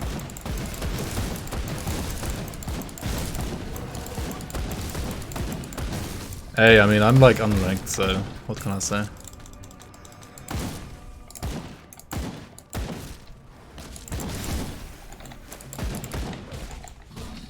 I really haven't. I think like the last game like legit played was like the last game that I played with you guys in the league. That was like the last game I played of League of Legends. Like, I could not get myself to play that game anymore for some reason. I don't know. It's not a bad game. Like it's objectively a good game. I still would say it's a good game. It's just I don't know. Ah, we speak at last.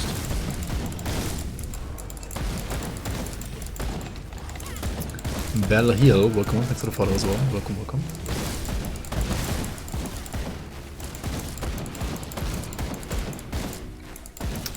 Holy fuck. What are we doing here? We're dying to poison.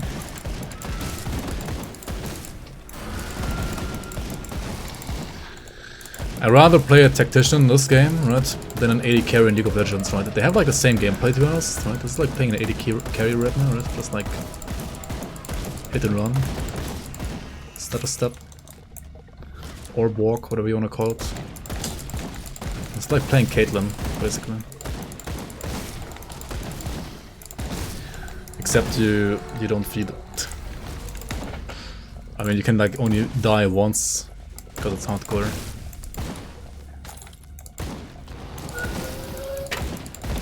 Ah, I've been expecting you, human. Yo, Bell here, thanks for the prime as well. Welcome on, welcome on. Been watching my videos all week, thanks for the entertainment. Hey, you're welcome. And thanks for watching as well. Very much appreciate the support. Welcome into the Bloomers. There is like, I think Huntsman it's called, right? The Huntsman gun has this net. You can like literally play... You play Huntsman, right? And then you play the disengage ability as well, right? And then you use the net and the disengage at the same time, and then you're like cosplaying as Caitlyn, right?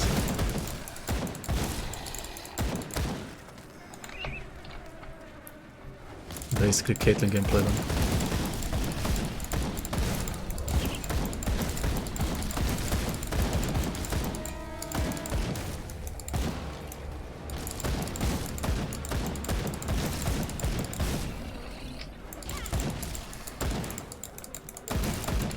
Yeah, I think like in general, like when it comes to combat at least, ARPGs can still learn a lot from like MOBAs like League of Legends, to be honest, because like combat-wise, like gameplay combat-wise, they feel really good. And ARPGs, I mean, they're not bad. And certain playstyles, I think, are fine as they are. But if they would add, like, more playstyles to ARPGs, it should be more like... Yeah, it should be like... it should take inspiration from, like, MOBAs for sure, I think. I mean, Last Epoch does that to, like, a certain extent, right? Last Epoch actually has, like, some skills or like some characters I feel like I do feel a bit MOBA-y as well. You played Twitch. You played Rat and Toad. Did you play Twitch and Tom Kench? Rat and Toad in every game.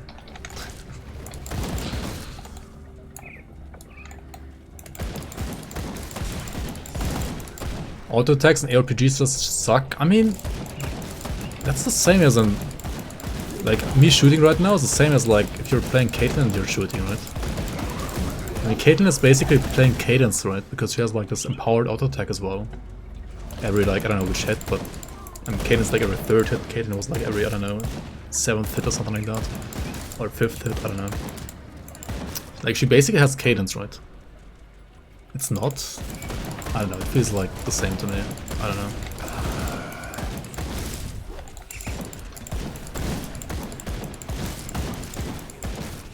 I mean, apart from maybe like animations being like a bit smoother in MOBAs, of course.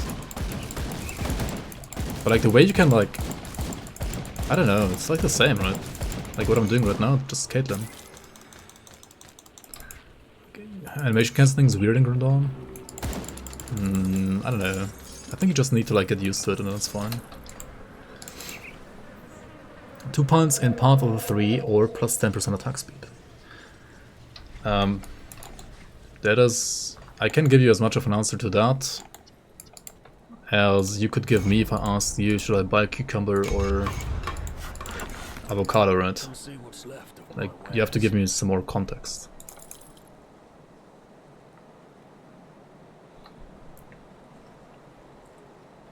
Like what build you're playing?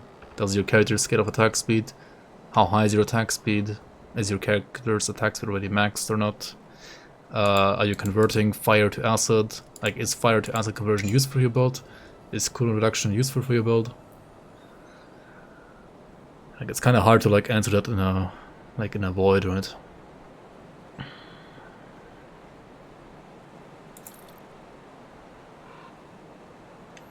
The unit set 190% attack speed. Okay, are you focusing on Our Reckoning or are you focusing on Shadow Strike?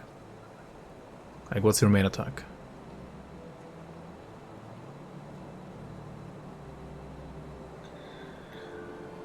I think we finally got an upgrade, right? Like, this weapon has absolute dogshit rolls, but it's a pretty, like... It even converts physical to vitality. Like, how is this a DPS increase? What the fuck? It's such a bad weapon, like, honestly. Like, the base is fine.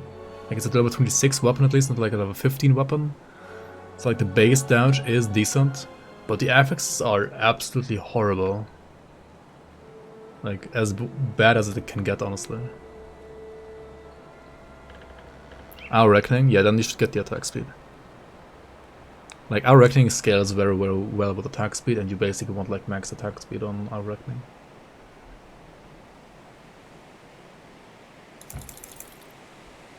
Dude, how is this even like a DPS increase? I don't even understand. It just has to be like all the flat damage, right, I guess. And then, yeah, horrible weapon, but still better than this one. It's kind of funny. See you around.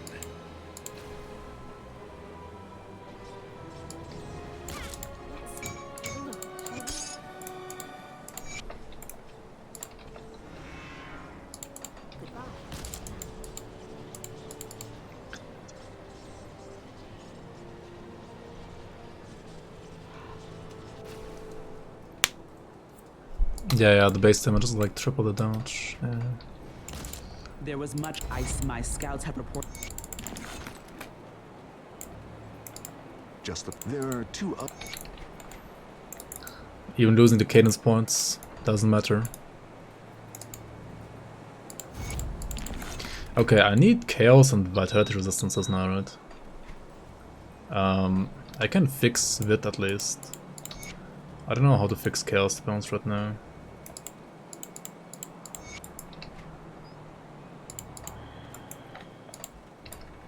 Who has the I'll give you a good price on one of component for the bone? It's probably Homestead, right? Sanctified bone. I should also choose a faction here. Which one do I choose, guys?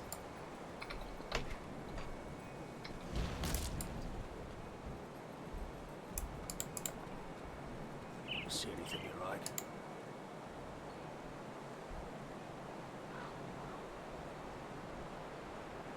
It's Homestead, yeah. If I unlocked Homestead faction before going to Jagged Ways, right, then I'll probably be able to buy it right now. Well, fuck.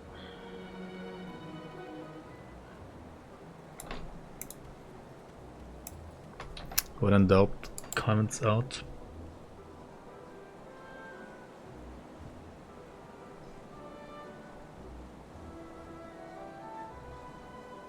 I guess.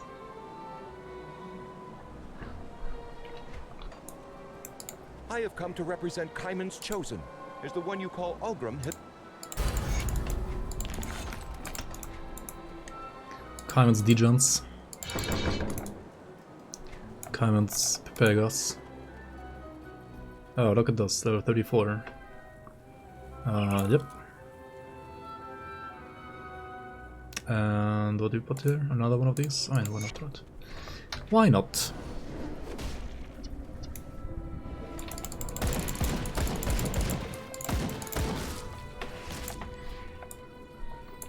Maiden's Shoulders? I have Flesh Warp Shoulders, right? They are +3. Oh, Iron Maiden's Shoulders, right. Yeah.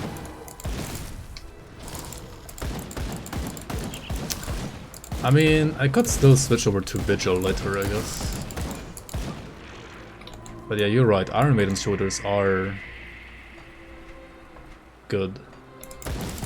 So I should side with Vigil actually on not Khan's Chosen. Okay, if you're watching this on YouTube, please choose Death's Vigil. They should be better for the spell in general. I might have to switch on Elite to Vigil. Or just fuck it up all the way. Favorite build in Grim Dawn? Honestly, I don't know. I've played too many builds. I don't know anymore. Played too many. How are battle mages right now? What's a good set for them? Space Scourge is like the best, I think. Space Scourge battle mage. I enjoy many playstyles, honestly. I like this right now. I like the feeling of it. I mean, I really enjoyed Chaos, Spinterwind, Doomball, Sentinel, right? That was lots of fun. For a very long time. I like Shadow Strike, Nightblades a lot. I also enjoy playing, like, in general, like, cooldown reduction / piano casters, I guess. Because I played, like, tons of them as well.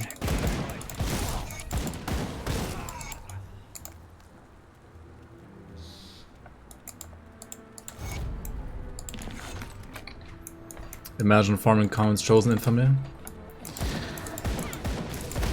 I mean, it's not that bad. It's still not as bad as Kronde, right? It's not as bad as farming Kronde's Chosen. Kronde's Chosen. Kronde's Infamy. Kronde's Gang's Infamy. Chosen TSS has been my favorite so far. Yeah, lots of people like Chosen.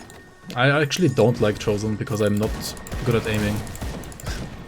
I always miss Chosen, so I don't like it that much. But it's good, and it's fun, if you like to aim.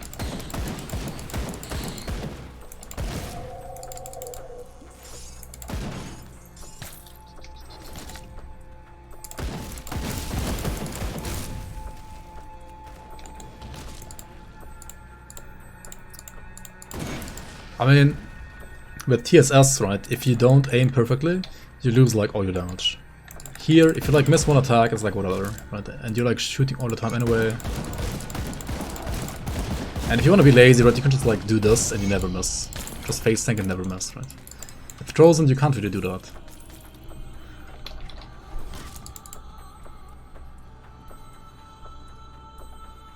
Is there spam TSS, by the way? I don't know. I don't think so, no. There is not actually.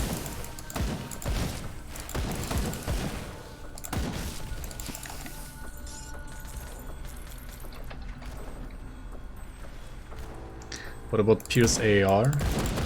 I'm pretty sure it's still pretty good. Like, it got nerfed a bit, but Wrecked by League and chat, I think, can confirm it's still pretty good. I've never played it myself.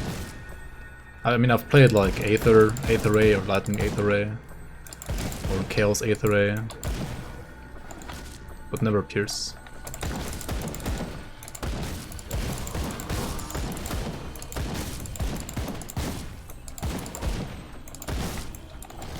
Okay, in the Blood Grove, right, what you want to do is, first of all, not die to vitality damage, so I would very much suggest you to right now go back to Devil's Crossing and remove whatever you have in your ring components, Take a look, shall we? and instead use, ideally, soul shards, right? If you don't have soul shards, you can also use like corpse dust, that's fine as well. That is not too bad either. And also either use Unholy Inscription on your gloves, or if you're attack speed based like I am right now, then use Consecrated Wrappings, because Consecrated Wrappings have Chaos Rush, but also attack speed on top, right? So that's pretty good. That is pretty good. For now. Channeling Chosen Sky Shard would be so cool.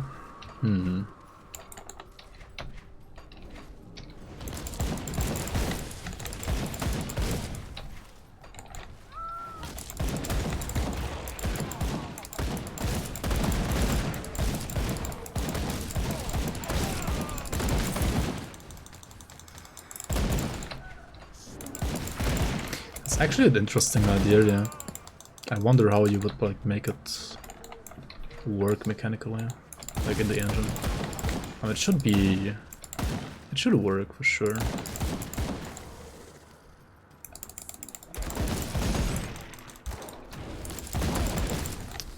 I wonder if there's like a skill template for it that works. That's like the biggest problem most of the time. Ah, shit. Yeah, we need these guys to drop a Chthonian Seed of Binding. It drops from these like cultists. So we gotta like probably kill all of these cultists here. Also, if you're sided with Knight Chosen, right, you wanna farm like 5 of these insignias. I mean, you always wanna get 5 of them. You wanna kill Bolbar, right? You wanna rescue the farmers.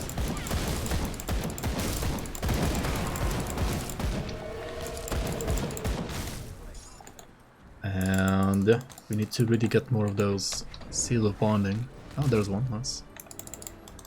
Very nice, very nice. Season 4 delayed even more. Nah, it wouldn't be. Not because of that.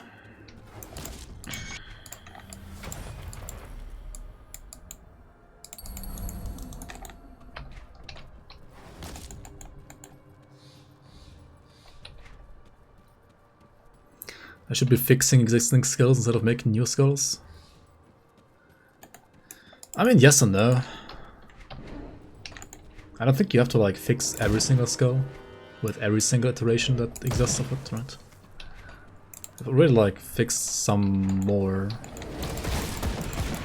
I think like there are more skills fixed in the league than outside of the league, I guess. Or like maybe not fixed, but like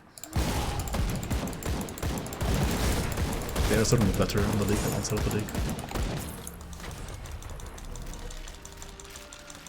But making new skills is also like really nice, right?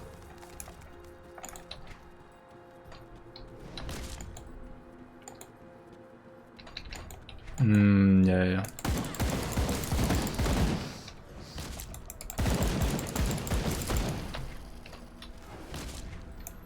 I do know what you're talking about.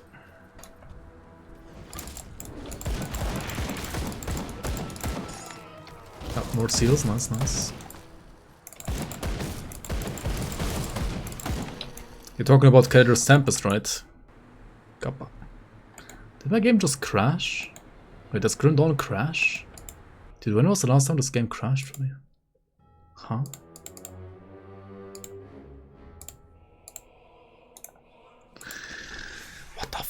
Ah, we speak at last.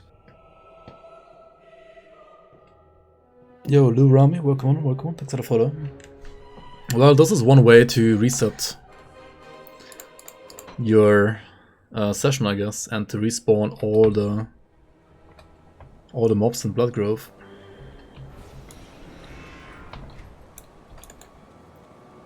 I am told I could when the Legion was forced to abandon. By the way, at level 35 we're gonna craft a different belt.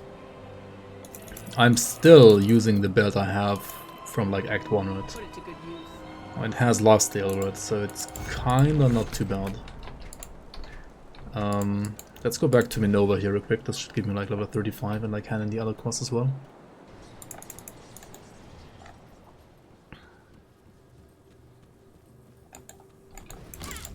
I mean, endgame CT is fine, yeah.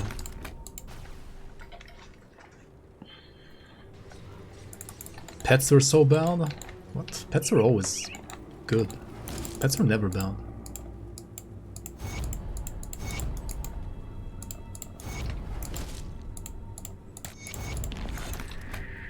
Am I respected with these guys now? Nope. Fuck. He's bad, man. They never respect me. Alright, we're gonna put a point in Scars of Battle. Scars of Battle is also another way to get more armor absorption, right? Soldier is basically cheating on armor absorption because of Scars of Battle. Also gives you Stun Rust, Bleed Rust, and then we also need to max out Deadly Momentum for damage, right? This is really, really good. Really, really good. Okay. Now, I'm level 35. Level 35 means I can craft the belt for which I bought the blueprint earlier, which gives me another +1 all skills to Soldier. You can buy this blueprint from Devil's Crossing. And I'm not gonna craft it in Devil's Crossing, I'm gonna craft it at this guy, right? Because I don't have Angram, and Angram would be maybe like somewhat useful. But this one gives you, as you can see here, either health, Aether resistance, or chaos resistance. And at this point of the game, Aether or chaos rust would be very, very nice to have, right? So we're gonna craft the belt here and hope for either of the two resistances that you can get, right? And also, when you craft those, you're gonna get another affix, either pre or suffix, not two of them, but only one, on top. And we got a Shattered Reality suffix, which is honestly pretty horrible. Because it's like Aether and chaos damage. So let's craft another one, right? Let's try here. We have some more Preserving. Now Preserving is Vitality Resistance, and it rolled 2% Aether Resistance on the crafting bonus on top, right? And yeah. The bed itself also has this like Earthquake proc, right? Let's roll with this one. This one gives me +1 all skills to Soldier, which means again we can like respec a bit, because we don't need more than 12 points into Finding Form ever. So we can like retake a point here, no, in Fighting Form, right? We should also like take out 1 point from Squad Tactics, because honestly it really scales badly after 12 points as well. What troubles you? Farewell. Let's remove these two. We Let me could clear your also, regrets. yeah, like put these down a bit as well. Safe journey. Farewell. And now we have 6 points, right? 6 more points to put into Deadly Momentum, right? There we go. That is pretty neat.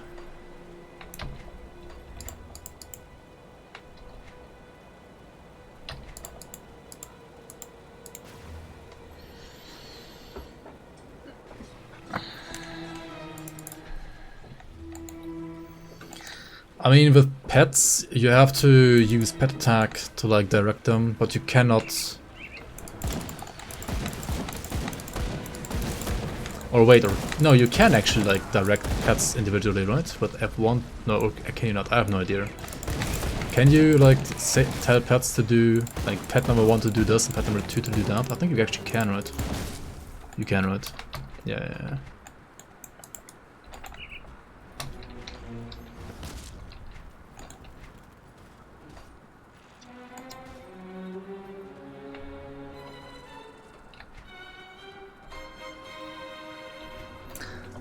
Oh yeah, Gutworm. We could also do Gutworm, yeah. Let's do Gutworm right now. Actually, let me get the portal real quick and then we do Gutworm. That is a good point. The map also like bugged out here because of the crash.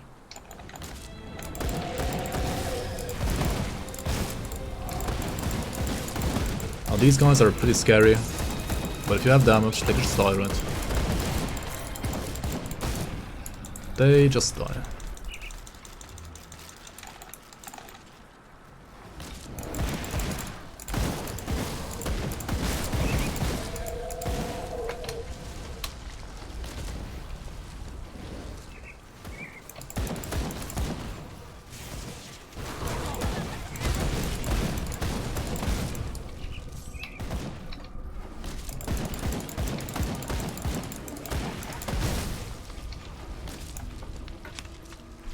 RTS gaming in Grim Dawn.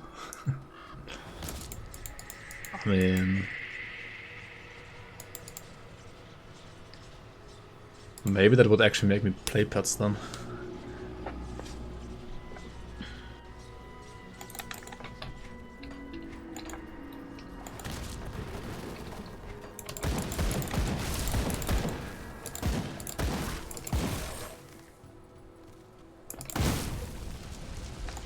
Okay, so Gutworm is a side boss that spawns in a cave that has 3 spawn locations. You can look it up on GRIMTOOLS.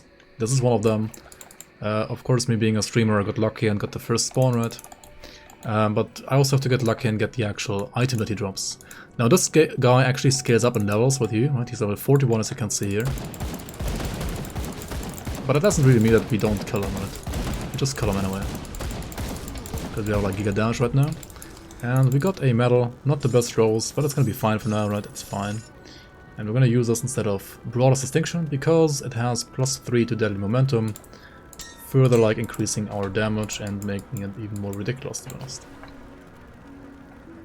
I will need to go here to Forgotten Gods to get another like rune augment, right? Another movement ability here. And I need to take out my ward stone and put it back on the new medal. Green is my specialty. There we go. Also maybe this gun is better than what I have, right? I mean it is, it's superior at least. Superior prefixes like physical damage, which gets converted to pierce as well. It also has like higher armor piercing. So that's pretty nice. And it has like higher base attack speed. Yeah, it's just like not a completely garbage weapon at least anymore. It is of Void Fire suffix, which doesn't have attack speed, it has like casting speed, that kinda sucks, but oh well. Oh well. Alright, with all these changes I think it's time for another GRIMTOOLS link here.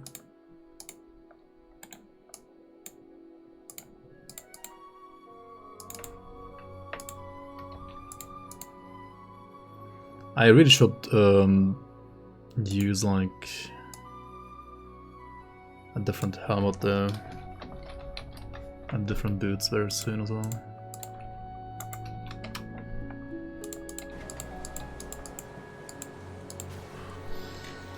The channeling builds have to have 200% casting speed to be good? Kinda, yeah. Pretty much.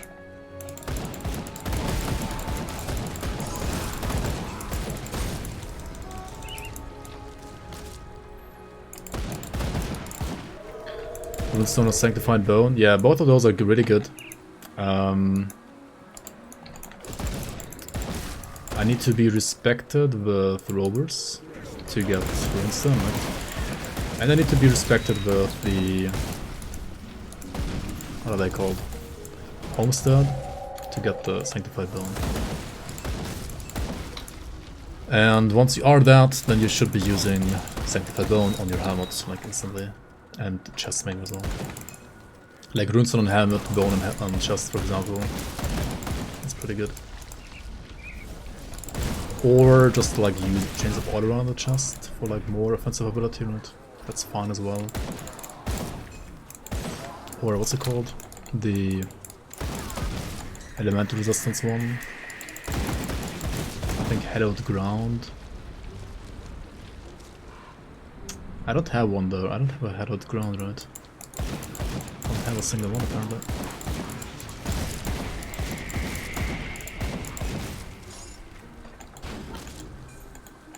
Yo, Blueberry, welcome, welcome.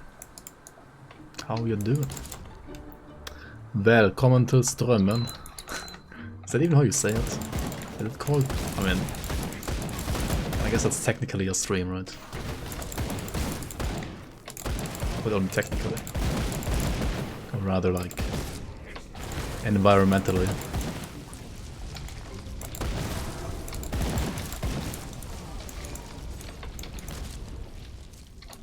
Of zeal suffix, pretty nice.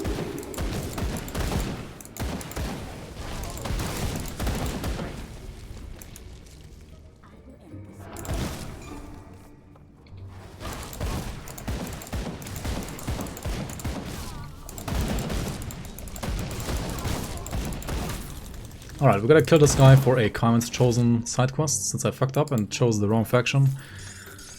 I mean, it doesn't really matter that much, but I did kinda fuck up a bit, for endgame at least, I guess. But you can, like, switch your faction on every difficulty, so I chose the wrong one on normal, technically.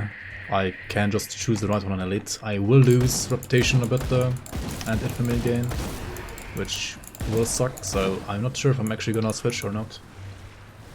But we'll see, we'll see. But yeah, if you are sided with Cadence chosen, then you do need to kill Master Ravak in Fort Heron. You don't have to have the quest, you can also do it like in advance. But yeah, make sure to go there and kill him if you are sided with Cadence chosen. Yeah, what's my max crit actually? Let's see here. 24k, yeah. 29, 25k basically. Not too bad, right? Not too bad. Not the worst. Can I get the Searing Ember, please?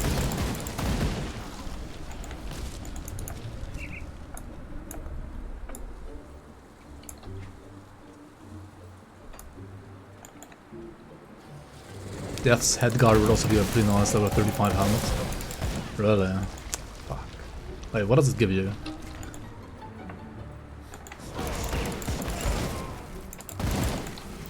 Yeah, like, I mean, when in doubt, Cadence out, but they're also like degens, right? So like, why would you even choose them? Like, lore-wise, I would always choose Vigil over Kaiman, I think. I mean, both are kinda evil in a way, but Kaimans are like, they have like the worst wives for me. Pretty good Swedish, tack så mycket. I mean, Swedish is technically like my second language. So, it shouldn't be that horrible. Hopefully. But you really don't speak it outside of Sweden, so you do forget, especially forget like vocabulary, like quite easily.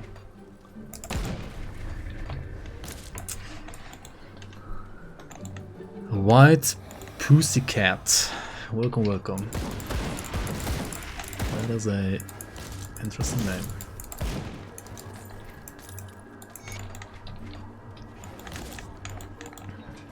Pierce damage and battle cry. Dang. Yeah, that's pretty good actually. European thing or a job thing? It's, I guess, a European thing partially, and then it's like a family-related thing, I guess. My mother was like a teacher for languages, Scandinavian ones mostly. But yeah, I mean, I learned, I mean, obviously, like, German, being, like, German. Then you start, like, learning English, like, when you're, I don't know, 10 in school. And, I mean, I learned Swedish because I was, like, also... I grew up part of my life in Sweden. It was kind of like my second language. Even, like, I started learning Swedish before English. And then... Well, I learned Latin in school as well, which, I mean, it's technically a language, but not really. Not really anymore, at least. And then I learned some Spanish in school as well, because why not? I didn't learn French, honestly, and I kind of regret not learning French. Like, I could have learned French instead of, like, Latin, but I didn't. And, I mean, honestly, French is more helpful than Latin. I mean, Latin is not bad either, but Latin is like only good if you're like planning to like learn all Roman languages, right? If you wanna like learn Spanish, French, and Portuguese and Italian anyway at some point, then it's like it makes sense to like start with Latin. But other than that, it's not that useful.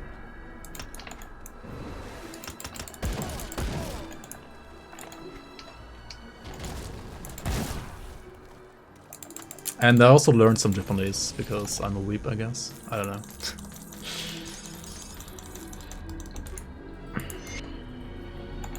But also you forget Japanese if you don't like practice Japanese.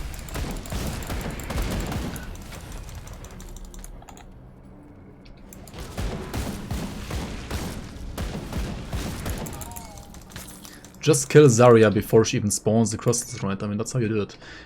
If this lady spawns crystals and she has her curse on you, and you also have like low wit or chaos rust, then you should run, otherwise you will just die to the crystals, right? Because once they start zapping you, you will take a shit ton of damage. I'm stealing your next build. Don't tell me you're gonna play a ranged tactician next Pure Square. Holy fuck, do you always have the same brain? Like the same Grimdawn brain?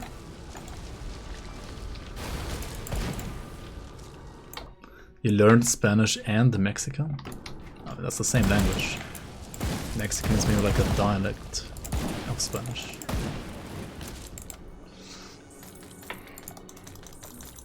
Or like a slang, I guess, yeah. When I play in Veteran, I did play lots of Veteran on other playthroughs. On this one, I don't know. I didn't feel like playing Veteran today.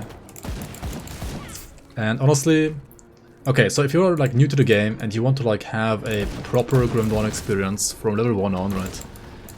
Then you should play on Veteran, right? Because Veteran is pretty challenging and it's pretty fun as well. However, you are slower when it comes to leveling, right?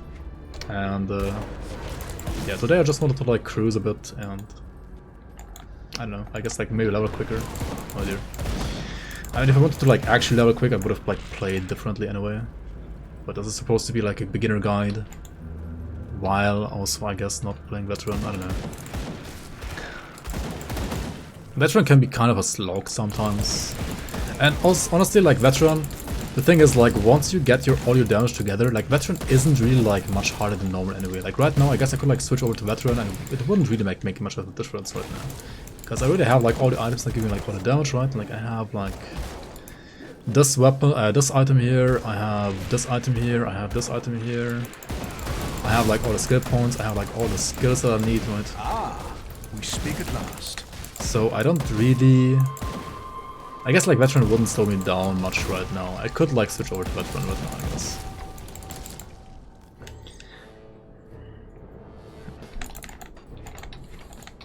Maybe. Now, but I think like if you're new to the game and you want to like learn the game properly, and you don't want to wait with learning the game until like Elite or Ultimate, then you should probably play Veteran. But yeah, thanks for the follows, Y7Ju and Spellmatter, welcome. Can this work as a melee two-hander and not just range rifle? If you want to play melee two-hander, then I would suggest like basically 50 other builds instead of this one. Because like ranged melee two-hander tactician is... especially Cadence, that's pretty bad.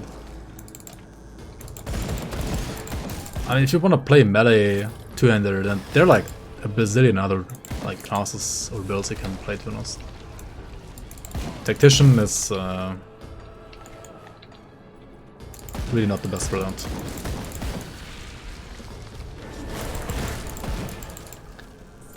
I mean, for endgame, yeah, like you can play endgame, Nadan, Tactician, that's totally fine, but like while leveling, it's gonna suck, I think.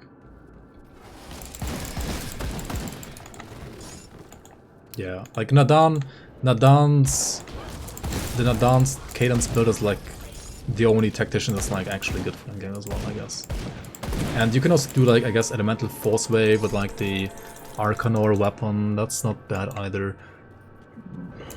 But like all the melee builds are like, I guess Force Wave is like mid-range, not properly melee, right?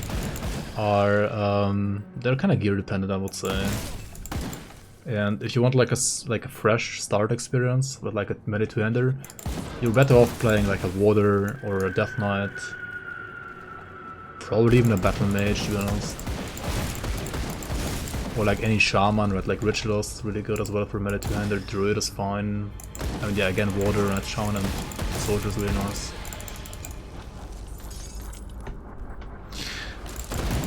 There's a weapon called Voldrag's Crusher, right? If you want to play Cadence, right? If you want to like play two-handed melee Cadence, then you should probably play like Voldrag's Crusher. And Voldrag's Crusher actually supports Water pretty nicely. But you can technically like play it on any like good physical damage class. And Tactician, to be honest, is not really like, without gear at least, like a good physical damage class. Like it's a good physical damage class with a certain itemization for endgame, but other than that, it's not really like a good physical damage class.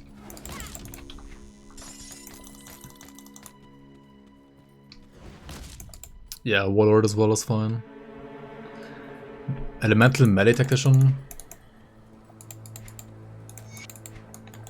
The thing is, you're thinking about like Discord, I guess, right? Like this one, converting physical to elemental. So first of all, this only converts the third strike, right? So the first and the second one are still gonna be physical. And for those you would need like global physical to elemental conversion, for which you will need gear, right? So if you don't have the gear, then it sucks. Second of all, the gear that exists for endgame to make like Discord or like elemental Tactician or like elemental Cadence work is actually better on Witchblade than on Tactician. So you would just want to play Witchblade instead of Tactician.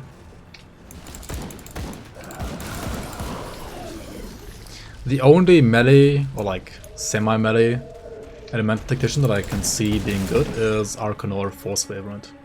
But also that one requires you to get the Arcanor Forcewave weapon first, otherwise it sucks.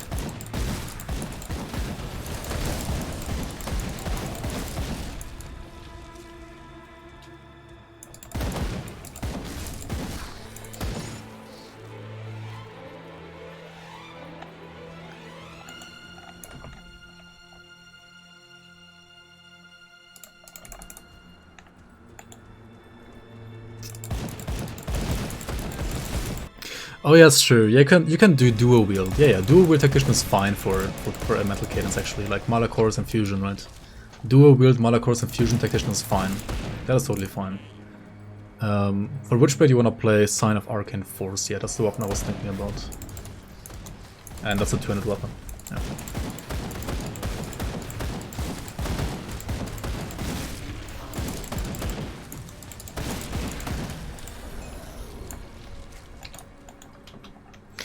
Am I going to play this build, or can you play this build in Ultimate? Yes, I will play this build all the way to level 100, I will play this build all the way to defeating the Lokar Celestial boss, which is the one that you need to farm to get the leveling set. Basically all of my beginner playthroughs have the goal to get to level 100 Ultimate, clear all campaign content in Ultimate, and also defeat the Celestial boss Lokar, which you need to farm to get the leveling set, and that is basically like the, like to me, I would say the, how do you say that in English? Like the requirement basically for a build to be a viable beginner build.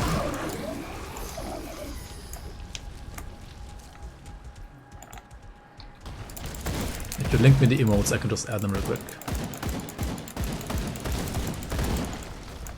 Benchmark, yeah, I guess like bare minimum / benchmark, something like that, yeah. Yep. Like Lokar is like the Celestial boss Lokar, as well as clearing all main campaign content, including the dungeons, is like the benchmark for a beginner build for me.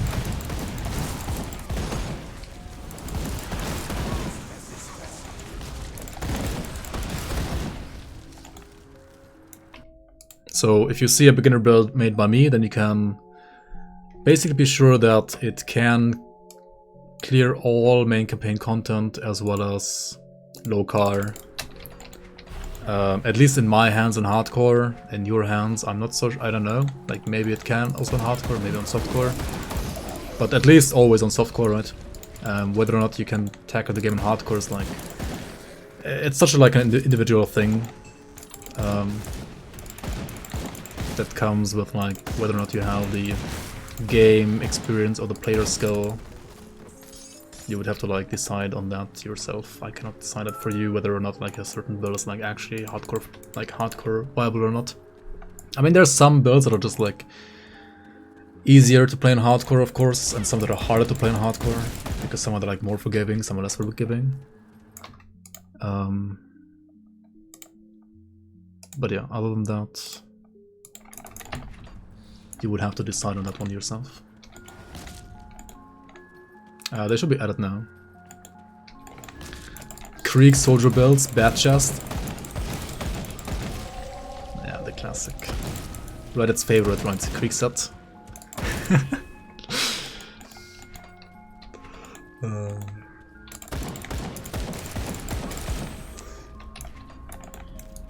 It's so funny, right? Like, all the time, Krieg this, Krieg that, and then all the time also like, oh my god, I'm finally done with farming Krieg set, it only took me like 10 days. I'm like, dude, just play a build that doesn't require Krieg set and it's just as good, and then you don't have to like farm Krieg for like 10 days. It's so funny. But like, of course, like all the people like still play Krieg set, because it's like what has been suggested to them like 5 years ago, and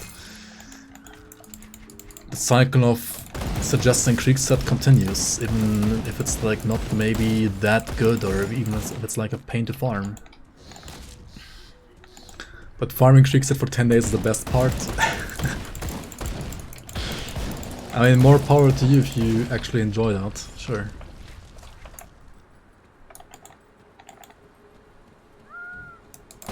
It's more fun than farming Goddess rings? I mean, I guess, but I wouldn't also make a beginner build around Goddess rings, to be honest.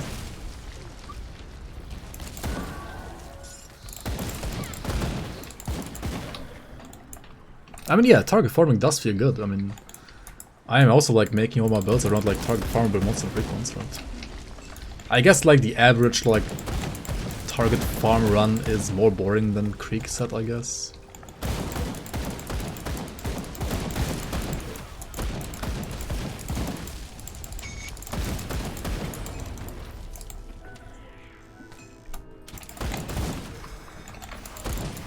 Purple is more fun than greens because it's a different color. Because it's legendary bad chest. I mean, yeah. I get it. Purple is more fun than green.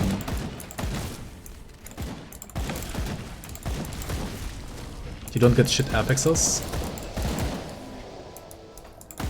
But like getting good affixes on top is fun. At least to me, I don't know. Not fun.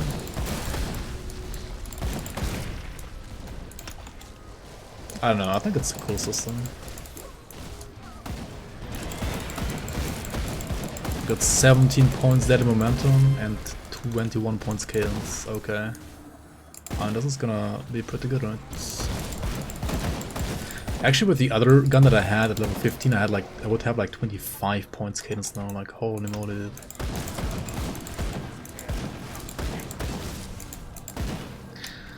But if the base damage of the gun sucks, then what can you do, right? What can you do? Can't really do anything.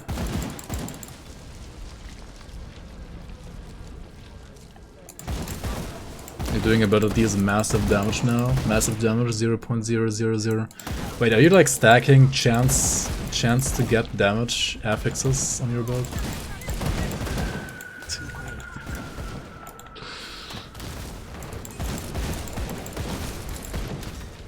Tactician is Inquisitor and Soldier? Yes, that is correct. All of them? Holy. Chance for damage affixes, monk class.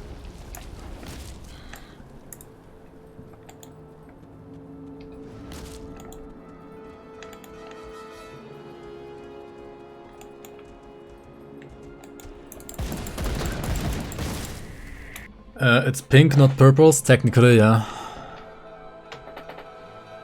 3 out of 5 of the pieces have a very, very short run. Yeah, that's true. Like, only the Krieg guy himself is like actually a long run. True.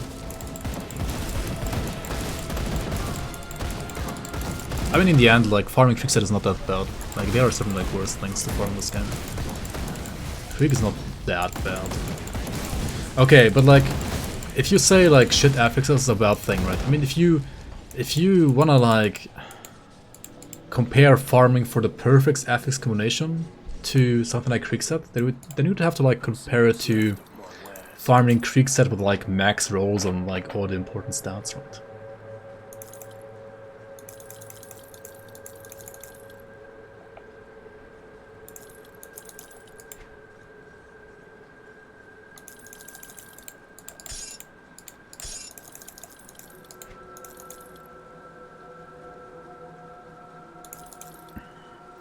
You can get Formidable of Kings and low roll? I mean, yes, but Formidable of King is gonna be by default like already so much better than Krieg set probably. So, I don't know, I mean, rare plus magic is like equal to legendary, I would say, in like on average at least.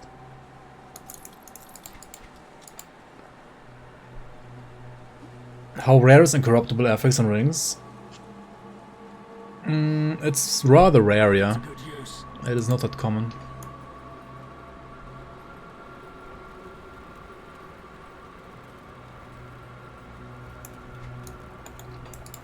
So what brings you to my forge?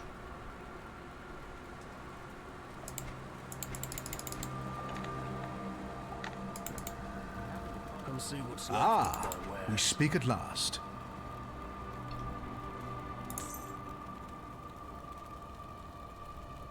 See you around. Yo, Blogas, welcome, thanks for the follow. Put it to good use. Welcome, welcome. Yeah, I mean, just farm SR, right? Just farm SR, lol. Or a Crucible.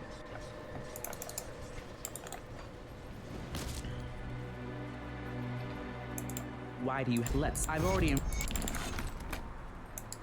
Safe storage, no questions asked.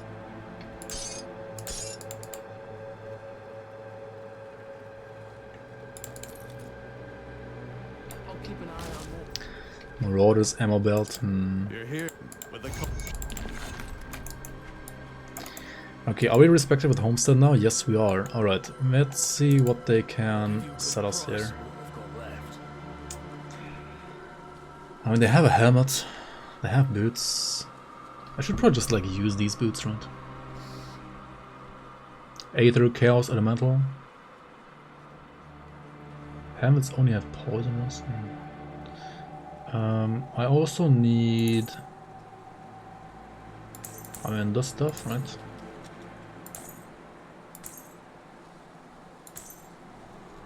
I don't need those two.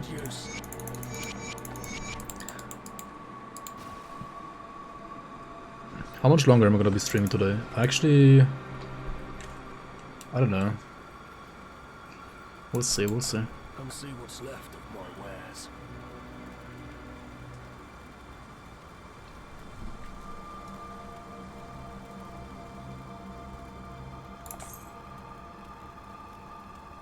Horn of Gandar, Pog.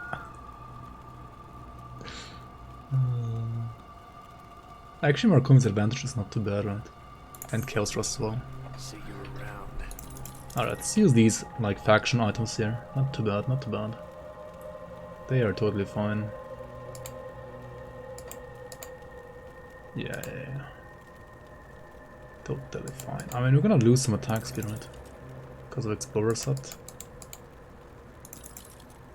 But we're gonna be like way tankier, so that's gonna be worth it for sure. Okay, what do we put here now? We put something like chains. Or we actually craft the... Can we craft the runestone finally? No, right? We need to get more undead. I mean, we can definitely craft a bone. It's pretty expensive though, to be honest.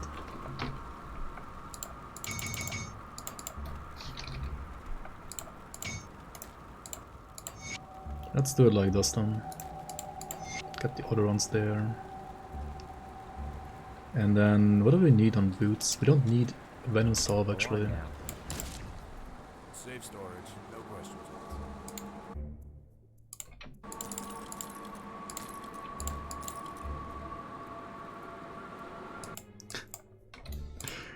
Wait, what is this?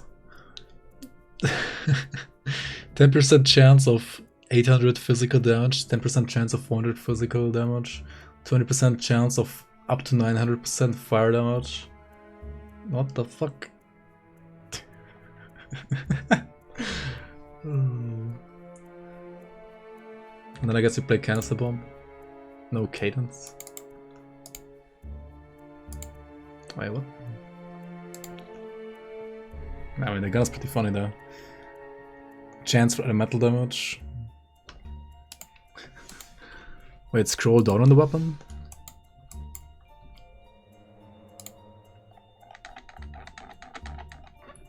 Potent auto runs further, 10% chance of 500% all damage.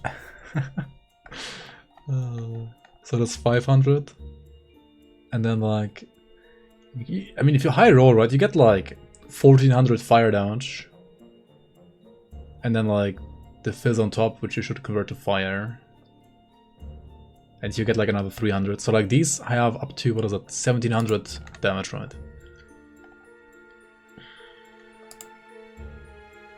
Like once a blue moon.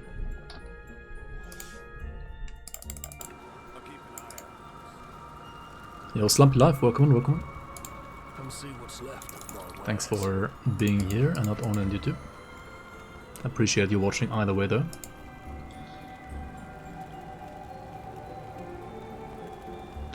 Incorruptible, wait what? Incorruptible. Bloodstone Signet is what you're looking for. You cannot SR it. Actually you can, right? A Cadence crit on top, yeah. True, true.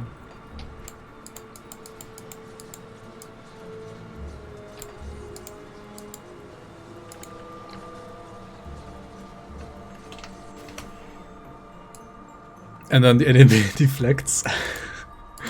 Yeah.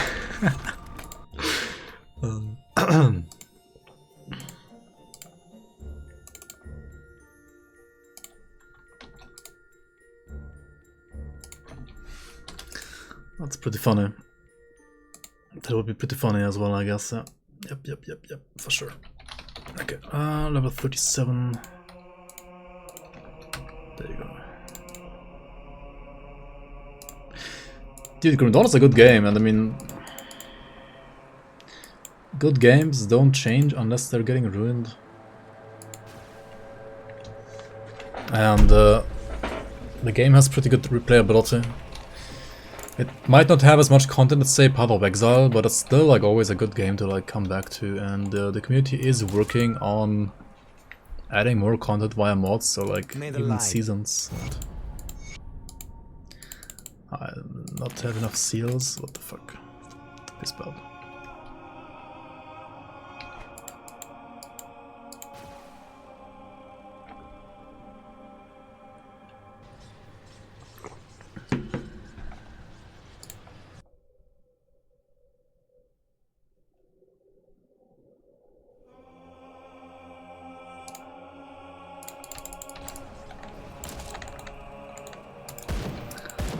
So there's one spot we can go to real quick to get some more seals, and that is the Tomb of Korwak and the Aztecan Valley, because you will have lots of cultists down here. So let's go there real quick.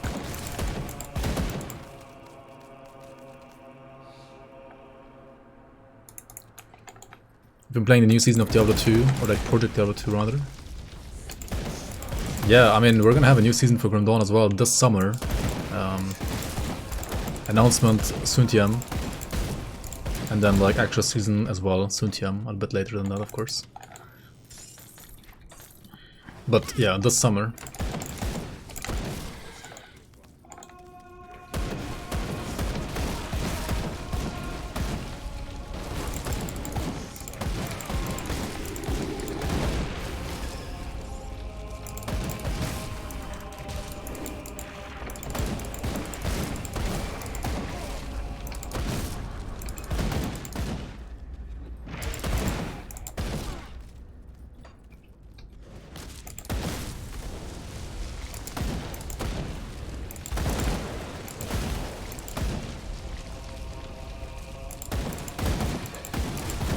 Actually playing Fable soundtrack? Yeah, I mean, I've never played the game, but the music is good. So I put it on my list, and people suggested it.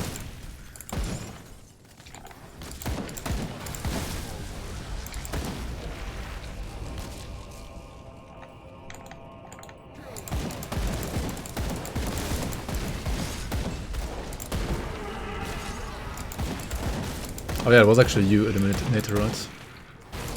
True. Yeah, it's pretty nice.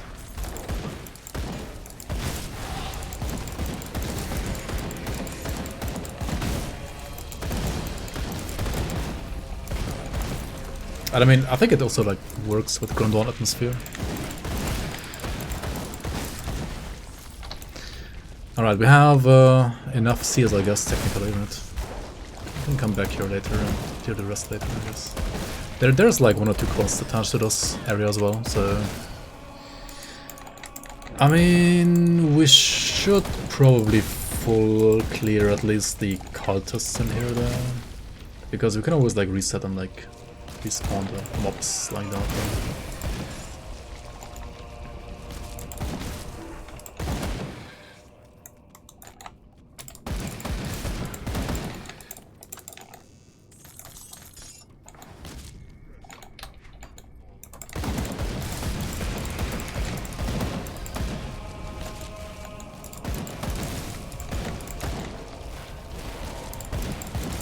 Alright, from here on it's only gonna be ghouls, right? Which I could also kill to farm roller reputation, right? Because these are undead. Yeah. Maybe I should clear this after all.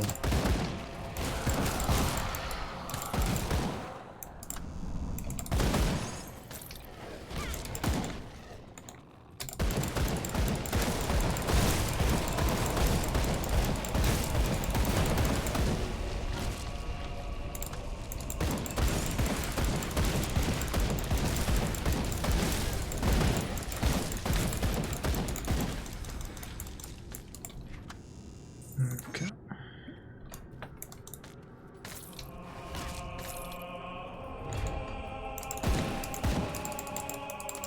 Fable and Summer Sale.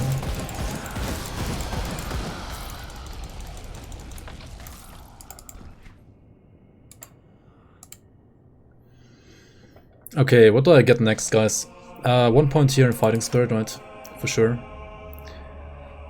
And what next? I could either go for Olron's Rage or start working on like Inquisitor 3.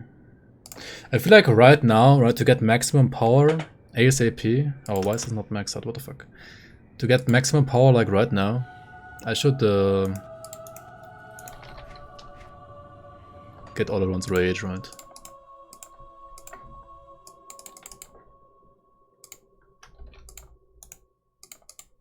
For sure.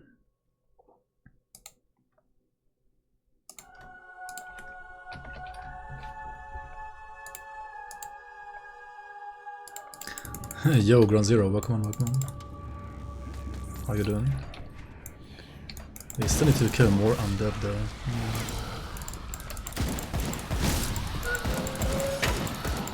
Ah, I've been expecting you, human. Yo, utterly bored. Welcome on. Thank you so much for the resub. Or rather, no, it's not a resub. It's just a prime, like a first time prime. Yo, thank you. Welcome on, and welcome to the Bloomers. Very much appreciate the support. Enjoy your ad-free experience and enjoy the emotes as well.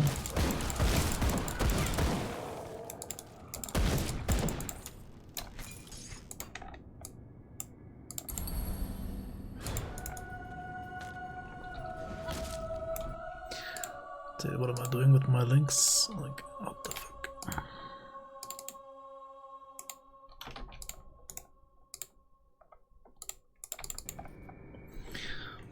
Is Counter-Strike worth taking as a 1-pointer with skill bonuses?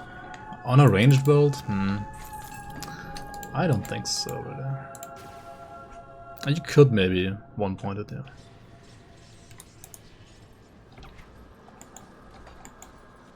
Can you use Blade Arc while having a shield in the main hand? You mean like those totally normal shields? I mean, You betrayed the sites. They are coded as mesas, right? So it's fine.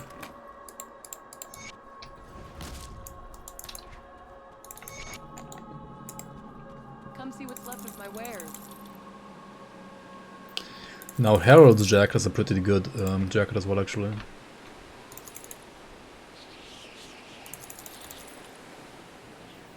Pierce, poison, freeze. Do I need that? Pierce, poison. Not really that. I could actually also like remove some points from a coin's advantage, I guess. Started with the Grim Dawn on your build videos on YouTube were a lot of help. Love your Shieldbreaker. Nice. Very nice, very nice. Or like you love your, I mean, you said love my Shieldbreaker, so you love your Shieldbreaker. I mean, that's good to hear, man. Thanks for watching as well. Glad you enjoy the content. And welcome to the stream as well. What do I want to do here? Holy shit, I'm getting sidetracked here. I need to remove points from this? No. It's actually only 1 point. Never mind then. Never mind. Never mind. Let's go and hand in those seals.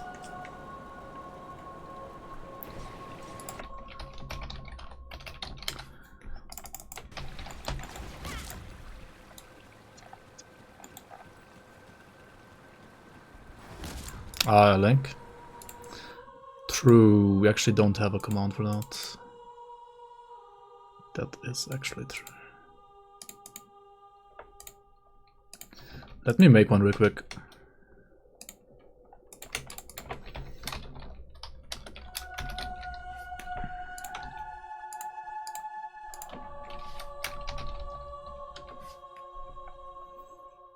Well.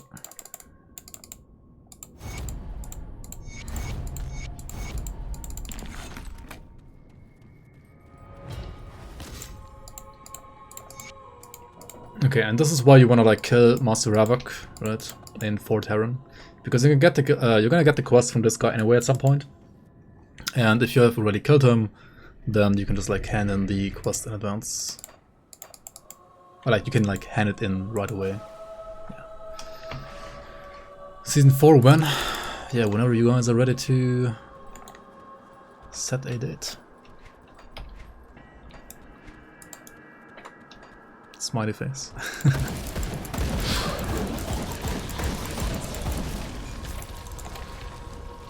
Like whenever we are ready to set a date, yeah.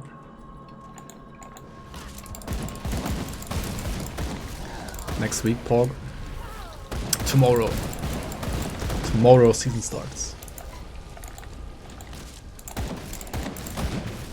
Actually in 3 hours. When Stan is ready. Yeah, I guess. Yeah, he's pretty busy right now, unfortunately. Real life, Serge.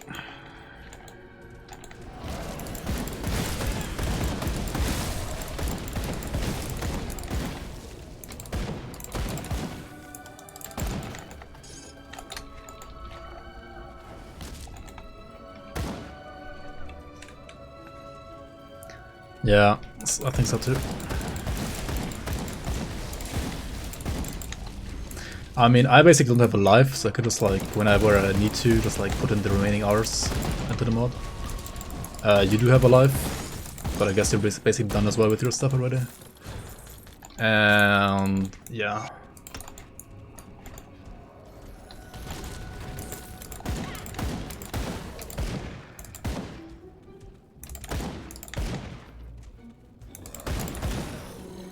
Yeah, for web development, you talk to Ground Zero basically.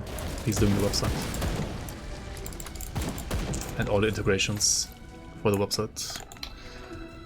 I mean, Old also helps him, right?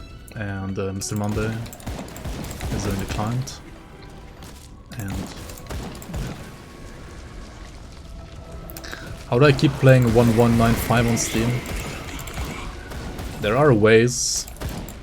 And there's Google.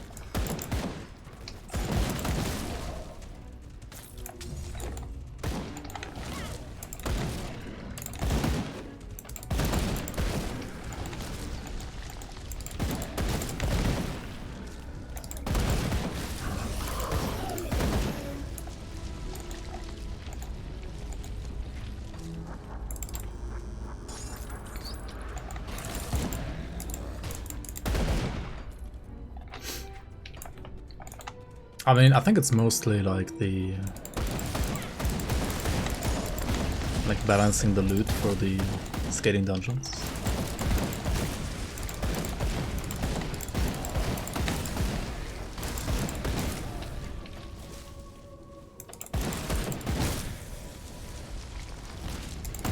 No, I mean it can't be solved, but it needs to be implemented at first in the first place. Like, he needs to do this, like he needs to do skating at all, which I think was still missing. I mean, it can't ever be perfect, of course.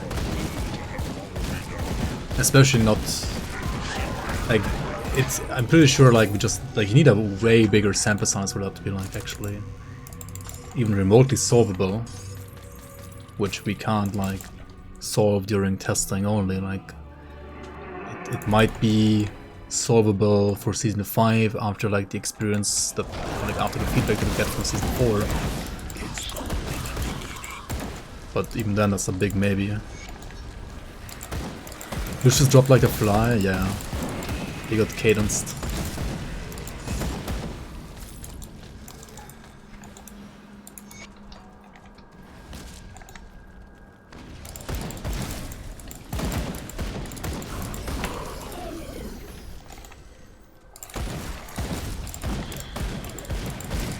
K-danced, yeah. K-pop danced.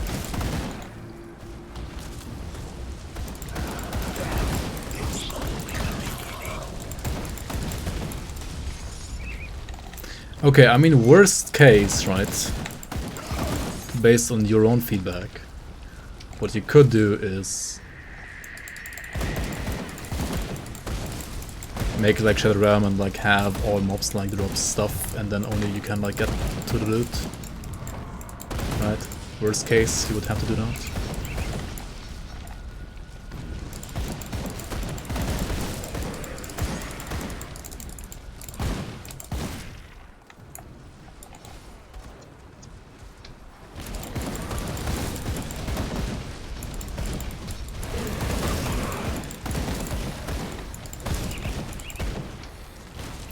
But I'm not necessarily sure if like people would enjoy that kind of gameplay.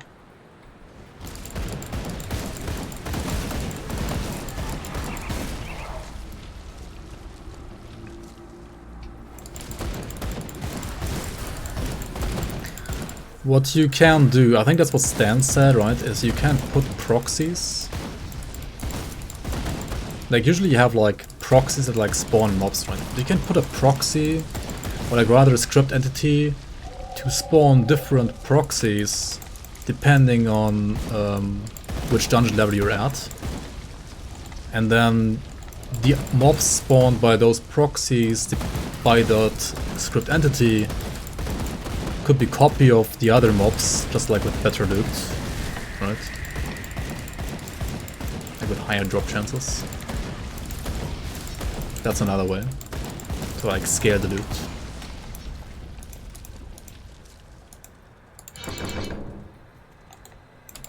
It's like 200 hours of work. I mean, compared to some other stuff, it is it is not necessarily more work that we have done. Just lock all doors.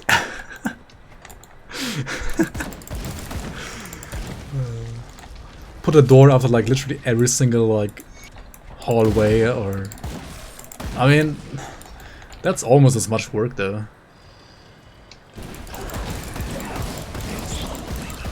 Like honestly, I think what I just said is not, it's not, I mean, yes, it is lots of work, but compared to like adding a door after every room and like doing the script for every single door as well, it's not even that much more work than that, to be honest.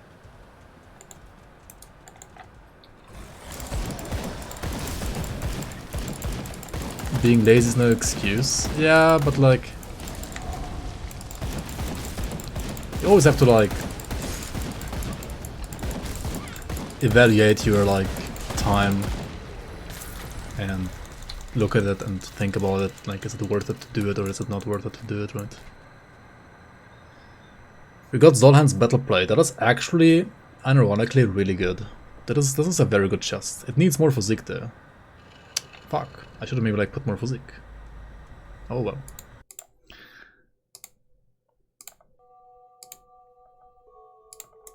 Also, where's the music?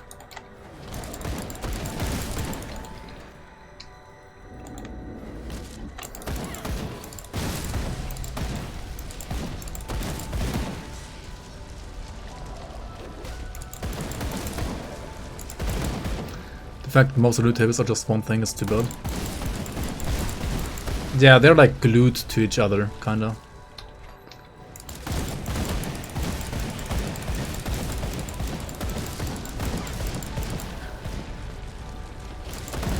I mean, there is like drop chance scaling in difficulties though, right? Like there is a elite and a ultimate drop chance scaler. So I think you could actually like use the scaler of like elite and ultimate, make a copy of that, and like put it on the like dungeons.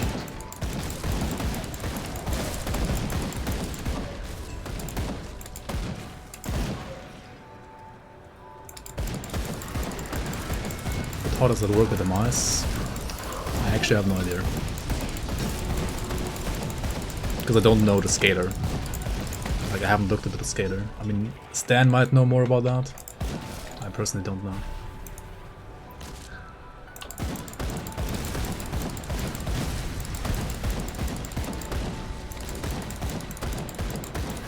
Oh, you mean like, how is it determined whether or not like a mob, for example, drops a level 84 or 94 item? That's like in the drop table, and it's basically like checks what level the enemy is, and then like it checks which items have a certain level, like a certain item level, and then like as long as the enemy is within a certain level range of that level, like item level, it can drop the item, right? So I think for enemies to always only drop level 94 stuff and never level 84 stuff, I think they need to be like, what is it, level 108 or 109, something like that. So that they like stop dropping 84 items. Something like that, I think. We're gonna drop a portal here because this crypt in here has a shrine and we wanna get the shrine. But also we wanna get the next portal, so we're just gonna like proceed here. Just alter the drop rate formula. I think the problem is that, like, it's... you would have to individually change it for every single loot table. Right? Maybe not. I think it's like locally saved in every single loot table and not like globally. Like you can't just like change it once, you have to like change it in every single loot table.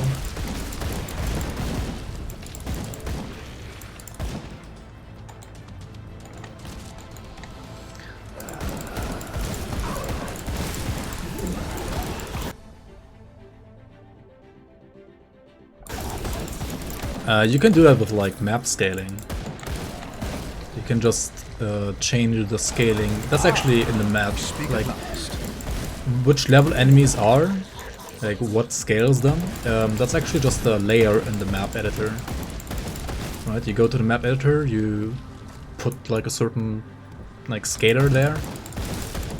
For example, like most of the like main campaign like non-dungeon areas, they have like just like +0, right? So like standard mobs are like basically your level, and then like champions are like +1, heroes are like +2 or something like that. And then you have like dungeons that are like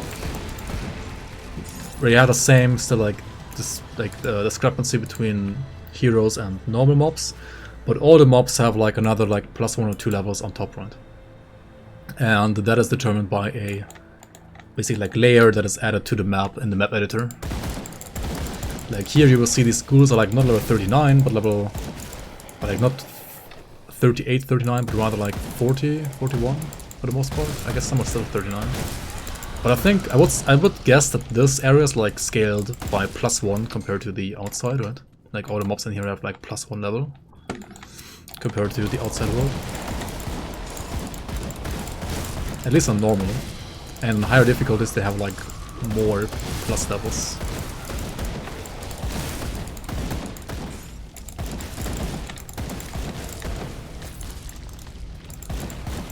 I mean, yeah, but if you do that, then of course like the mob scales up as well, like in strength.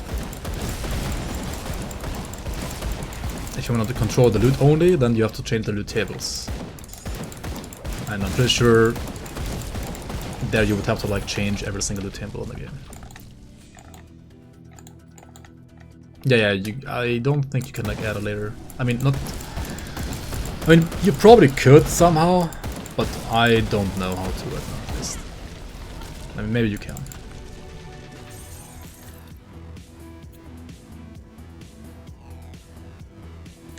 That's better than editing all monsters and having them be at least level 108. Then you end up with monsters being imbalanced. Yeah. I mean, yeah, they will like deal more damage and so on and so on.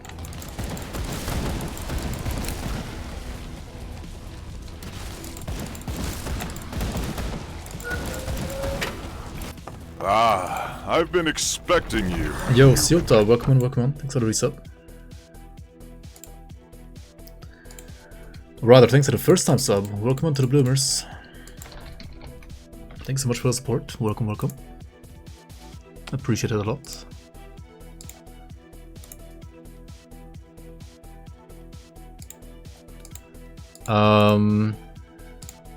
Well,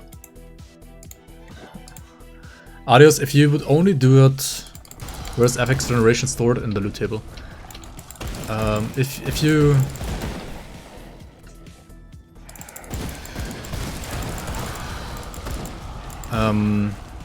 if you do the level scaling, I mean, we would probably only do the level scaling as we just mentioned, or like change the level scaling as we just mentioned in Ultimate, right?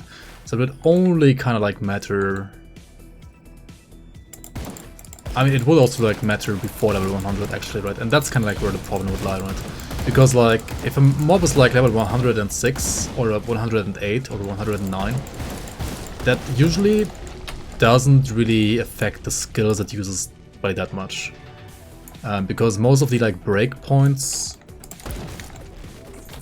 or like, okay, there's some skills that just like scale continuously, right? And for those it doesn't really matter, it's just like the same as like generic mob strength, right? And then there's some skills that have like, say like 5 or 6 levels, right? And the mob is using like level 5 between level, I don't know, level 70 to 90, and then level 6 between level 90 and 100, or like whatever, right? The max level, right, is. So going from like 106 to 108 should usually like not affect those skills, because they are already like at the max skill level for that skill after around level 95, I think. Yeah, I know. They're especially like our art skills, or like some skills have like instead of 4-second duration, they have like 6-second duration all of a sudden. But I think most of those jumps are, or like the last jump should usually be around like level 95 to 100.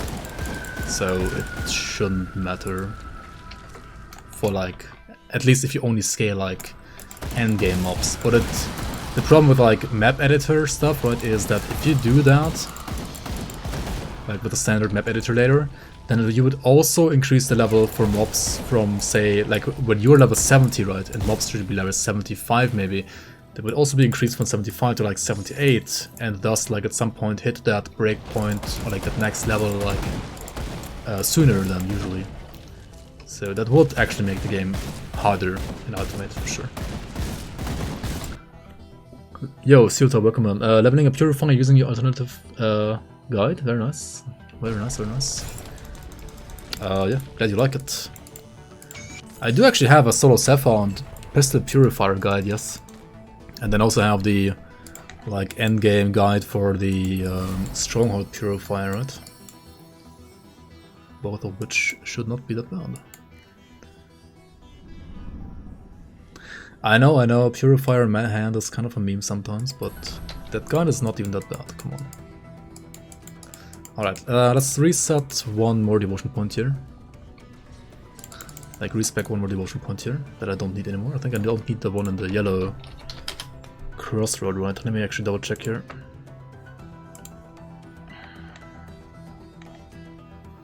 Actually, I will need it later on, but right now I don't need it. I could also... No, I need to... I mean, I could remove Jackal.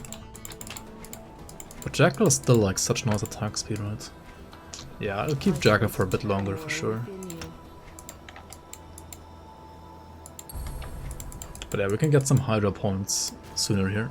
Some juicy Hydra points.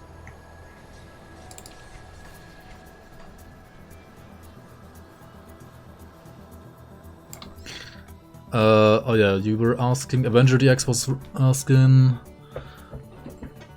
about a Warlord, I guess. Yeah, you can just play the Blitz guide, or like the Blitz. I don't really have like a proper short guide, but I did like a playthrough, and there are like GRIMTOOLS links in the description of that playthrough as well. I need more physique, right? I fucked up. I need, what is it, 448 physique. Oh well. Oh well. Shroud of Blood instead of Tempest of the Wolf. I mean, it's more armor.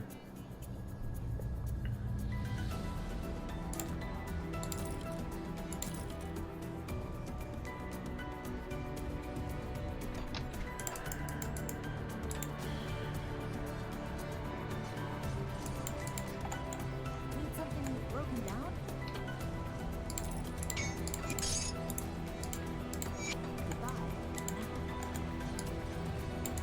I mean, currently it's 5 times less loot because it doesn't scale at all. Right. Put it to good use. Stan is, I think, basically right now implementing the... I saw him like work on some... I think literally today, I think he like implemented the scaling for like the loot for the, at least the final chests for the scaling dungeon. So you will have to compare that again then, I guess. And Asteria, I mean, you can side with her or not. Usually I would say you should side with her on a first time playthrough. However, she can drop pretty nice Pantsu, right? Like Demonic of Protection plus 3 field command as well. I mean, that's pretty poor, not gonna lie. I have one problem though, and that is 8 resistance.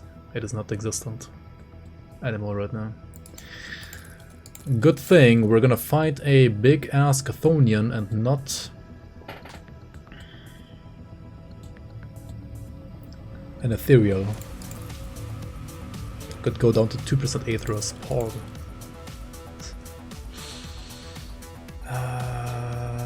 I really need the runestone. The bone was maybe a mistake, I don't know.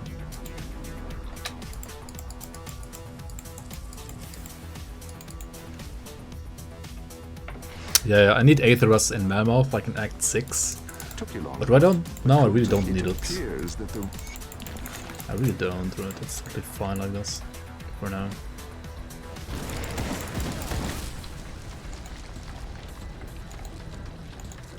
Stick a bone to my head. A new one.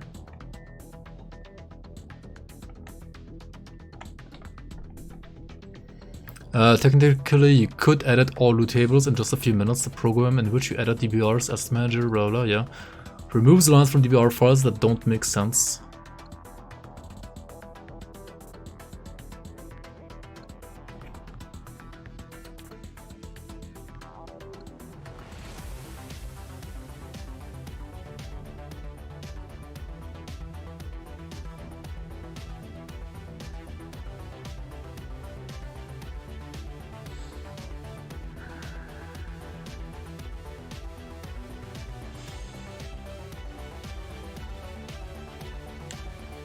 And that seems like just doing like prompt on the replace and like,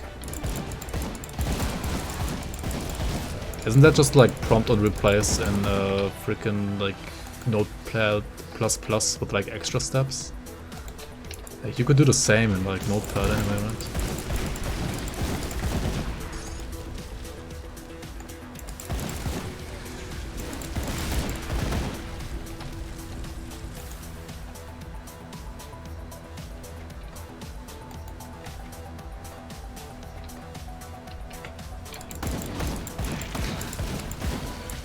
Adios was like talking about like the generic like a generic like loot scaling formula, I guess. Which, I mean, probably has to exist somewhere, somehow, but I don't know where it is, so like how it works. I guess Stan should know that, maybe.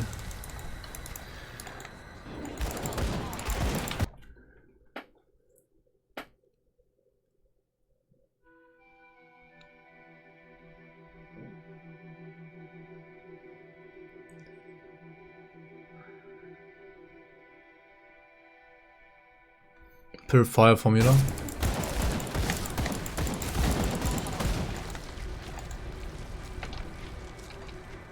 I mean,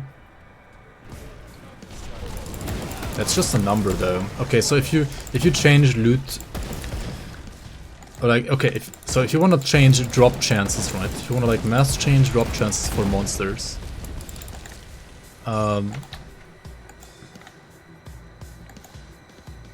and it's just like you look at what the old one was, and then you want to have like the new one like 50% more. You just like mass open all the DBR files and like put a value there that's like 50% higher, right?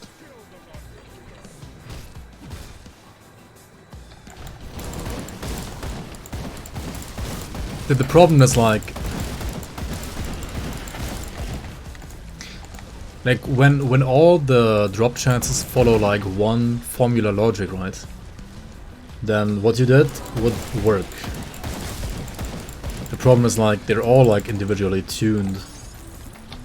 They don't really like follow a formula, right? So if they were like following a certain formula, then it would work, I guess.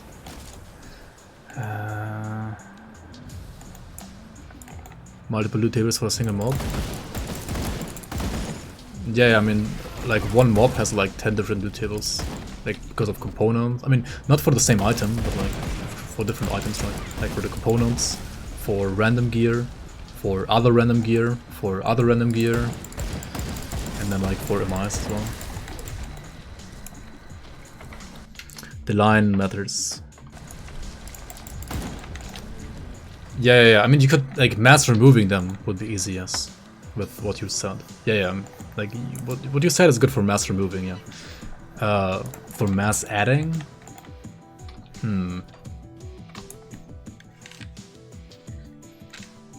how do you automate that though? Because like they're all like individually tuned. DPS is 25k, max crit is 35k. Yeah. My weapon is a level 35 item weapon, I guess. Which has a terrible suffix. Right, superior of void fire. I mean, superior is good. It's like extra physical damage, which also gets converted to pierce, but like armor piercing. Of void fire is just like casting speed and chaos and fire damage, all of which I don't use, right? So my weapon could be like way better. And it's gonna become way better like next episode when we're gonna do Act 5, right? Because there's a very nice weapon that you can get in the Gloom World from Act 5, which will support Pierce Cadence very, very nicely. But until then, this weapon will do it. It's not really good, but it's good enough. The base damage of the build, or like the skills and so on, like they carry the weapon, I guess.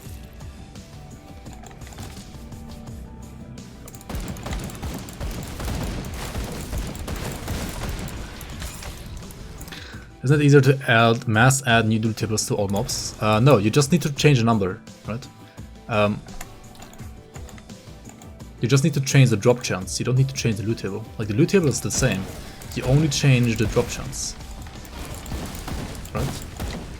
Unless you want to change affix rarity. Like affix, like for example make it... I mean, it depends what you want to do, right? Do you want to like have more loot? Or do you want to have better quality loot, right? If you want better quality loot, like higher chance to get double rares, for example, then yes, you would have to change loot tables. If you just want higher amount, then you would have to only change the mobs.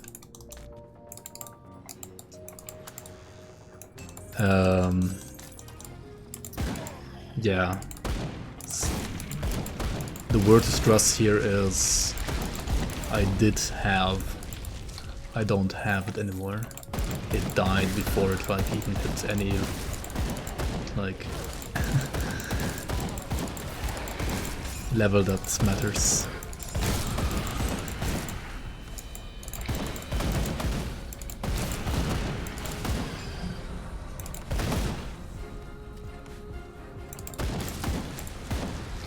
You can't make loot table scale dungeon level.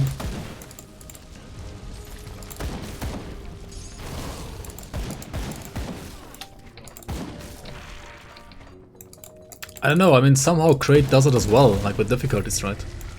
Like, I'm pretty sure Crate does scale loot. At least the random loot, right? With difficulties, right? Because Veteran has better loot, Elite has better loot, Ultimate has better loot. So drop chances are affected by whatever those like modifiers are for the difficulties, right?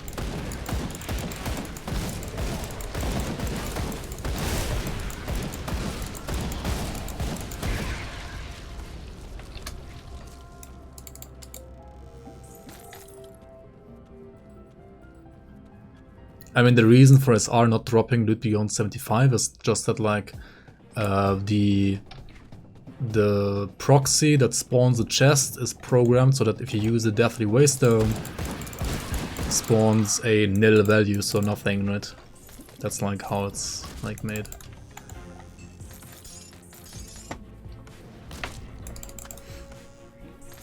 And also the SR chests themselves are like scaled as well, like they have like... Yeah, I mean SR chests also have like the scaling, right? So you would basically like need to take the scaling of either the SR chests or like the difficulties and like put it into not only the chests and the scaling dungeons, but also like into all the mobs basically. Right?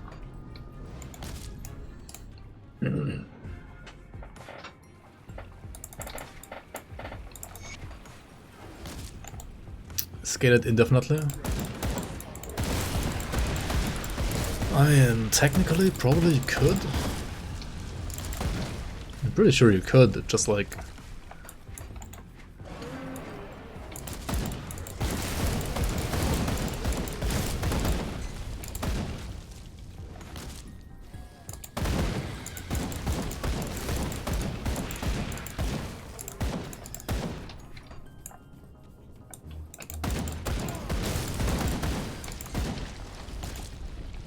Top clip of all time.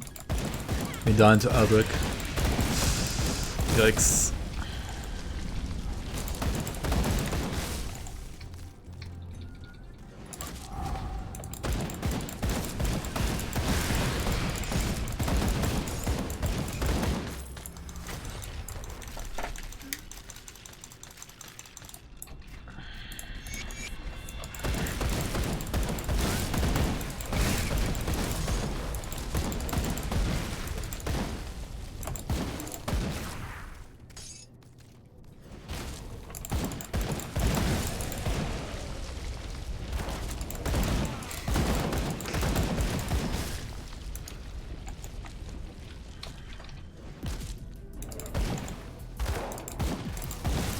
I'm actually surprised I still have that command.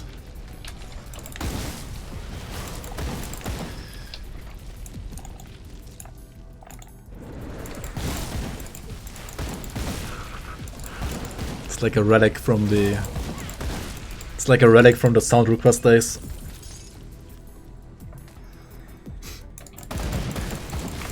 Say Madman goes to dungeon level 50 or something. I'm pretty sure we were gonna just stop the scaling at like whatever is the equivalent of SR75 in a way. We wouldn't remove the loot, but we would like stop the scaling basically. I think that's like what Stan and me agreed on. So there's like no reason to push deeper apart from getting points for the league.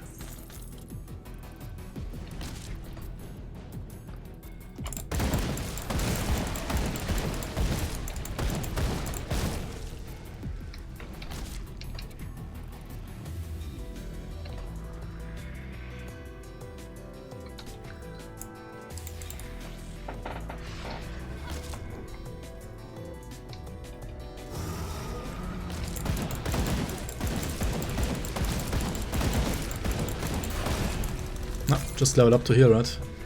If you're low on life, just level up. Lol. I wanted to put physique, what am I doing? Fuck. Oh well.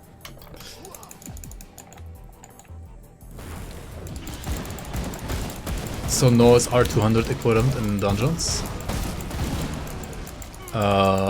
Difficulty wise, yes, but not for loot.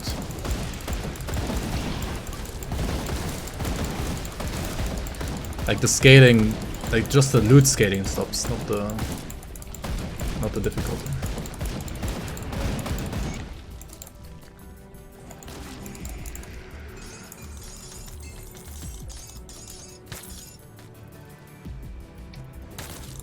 Alright, I mean, I guess we just beat the base game, right? 4 hours 34. I mean, the start was kind of slow, I guess.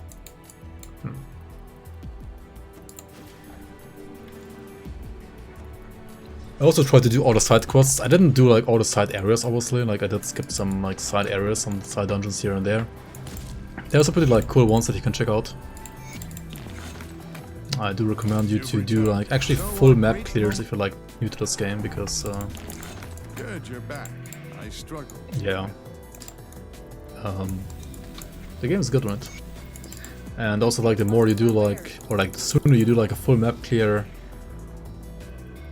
when you're like new to the game, the sooner you will understand where to go and where not to go on your consecutive runs, right? Anyway, I'm still like missing physique for this because I kind of fucked up. Oh well. Do I want to use any of the spear here?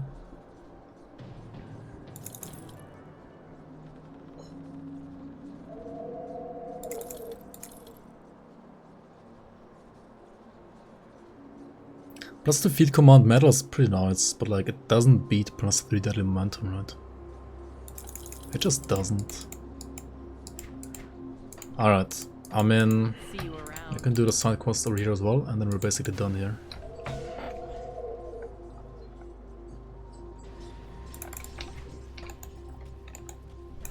I should reset for this real quick as well. What am I doing? Recommends the fully explored, skips cutscene. We can start next episode with a cutscene, I think that's more fitting.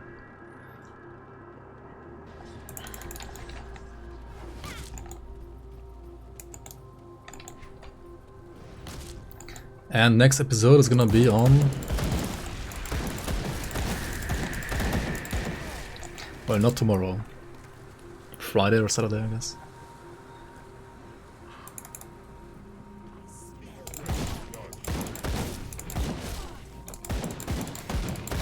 Make sure to fight Adric again on it.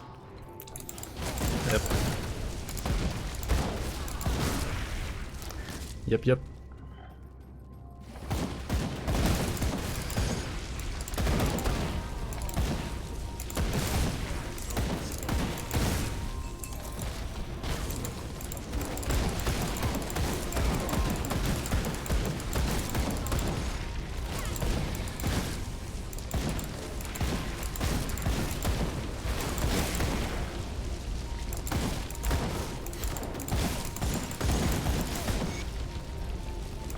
I mean, that's basically it, right? Why don't I use D3 mod? I mean, I could at some point, maybe. But yeah, I'll end it here for now. I'll see you around on the next episode. Thanks for watching as well on YouTube. If you like this build, I hope to see you around on the next one as well. And yeah, we're gonna tackle the expansions next time. We're gonna have to get some Aether resistance as well. Craft some of that. Ideally, get some gear as well for it. I have nothing on my boots right now, what the hell? And I guess we get this one just for the slow resistance. The Mark of the Traveler after all. Even though I don't need the movement speed.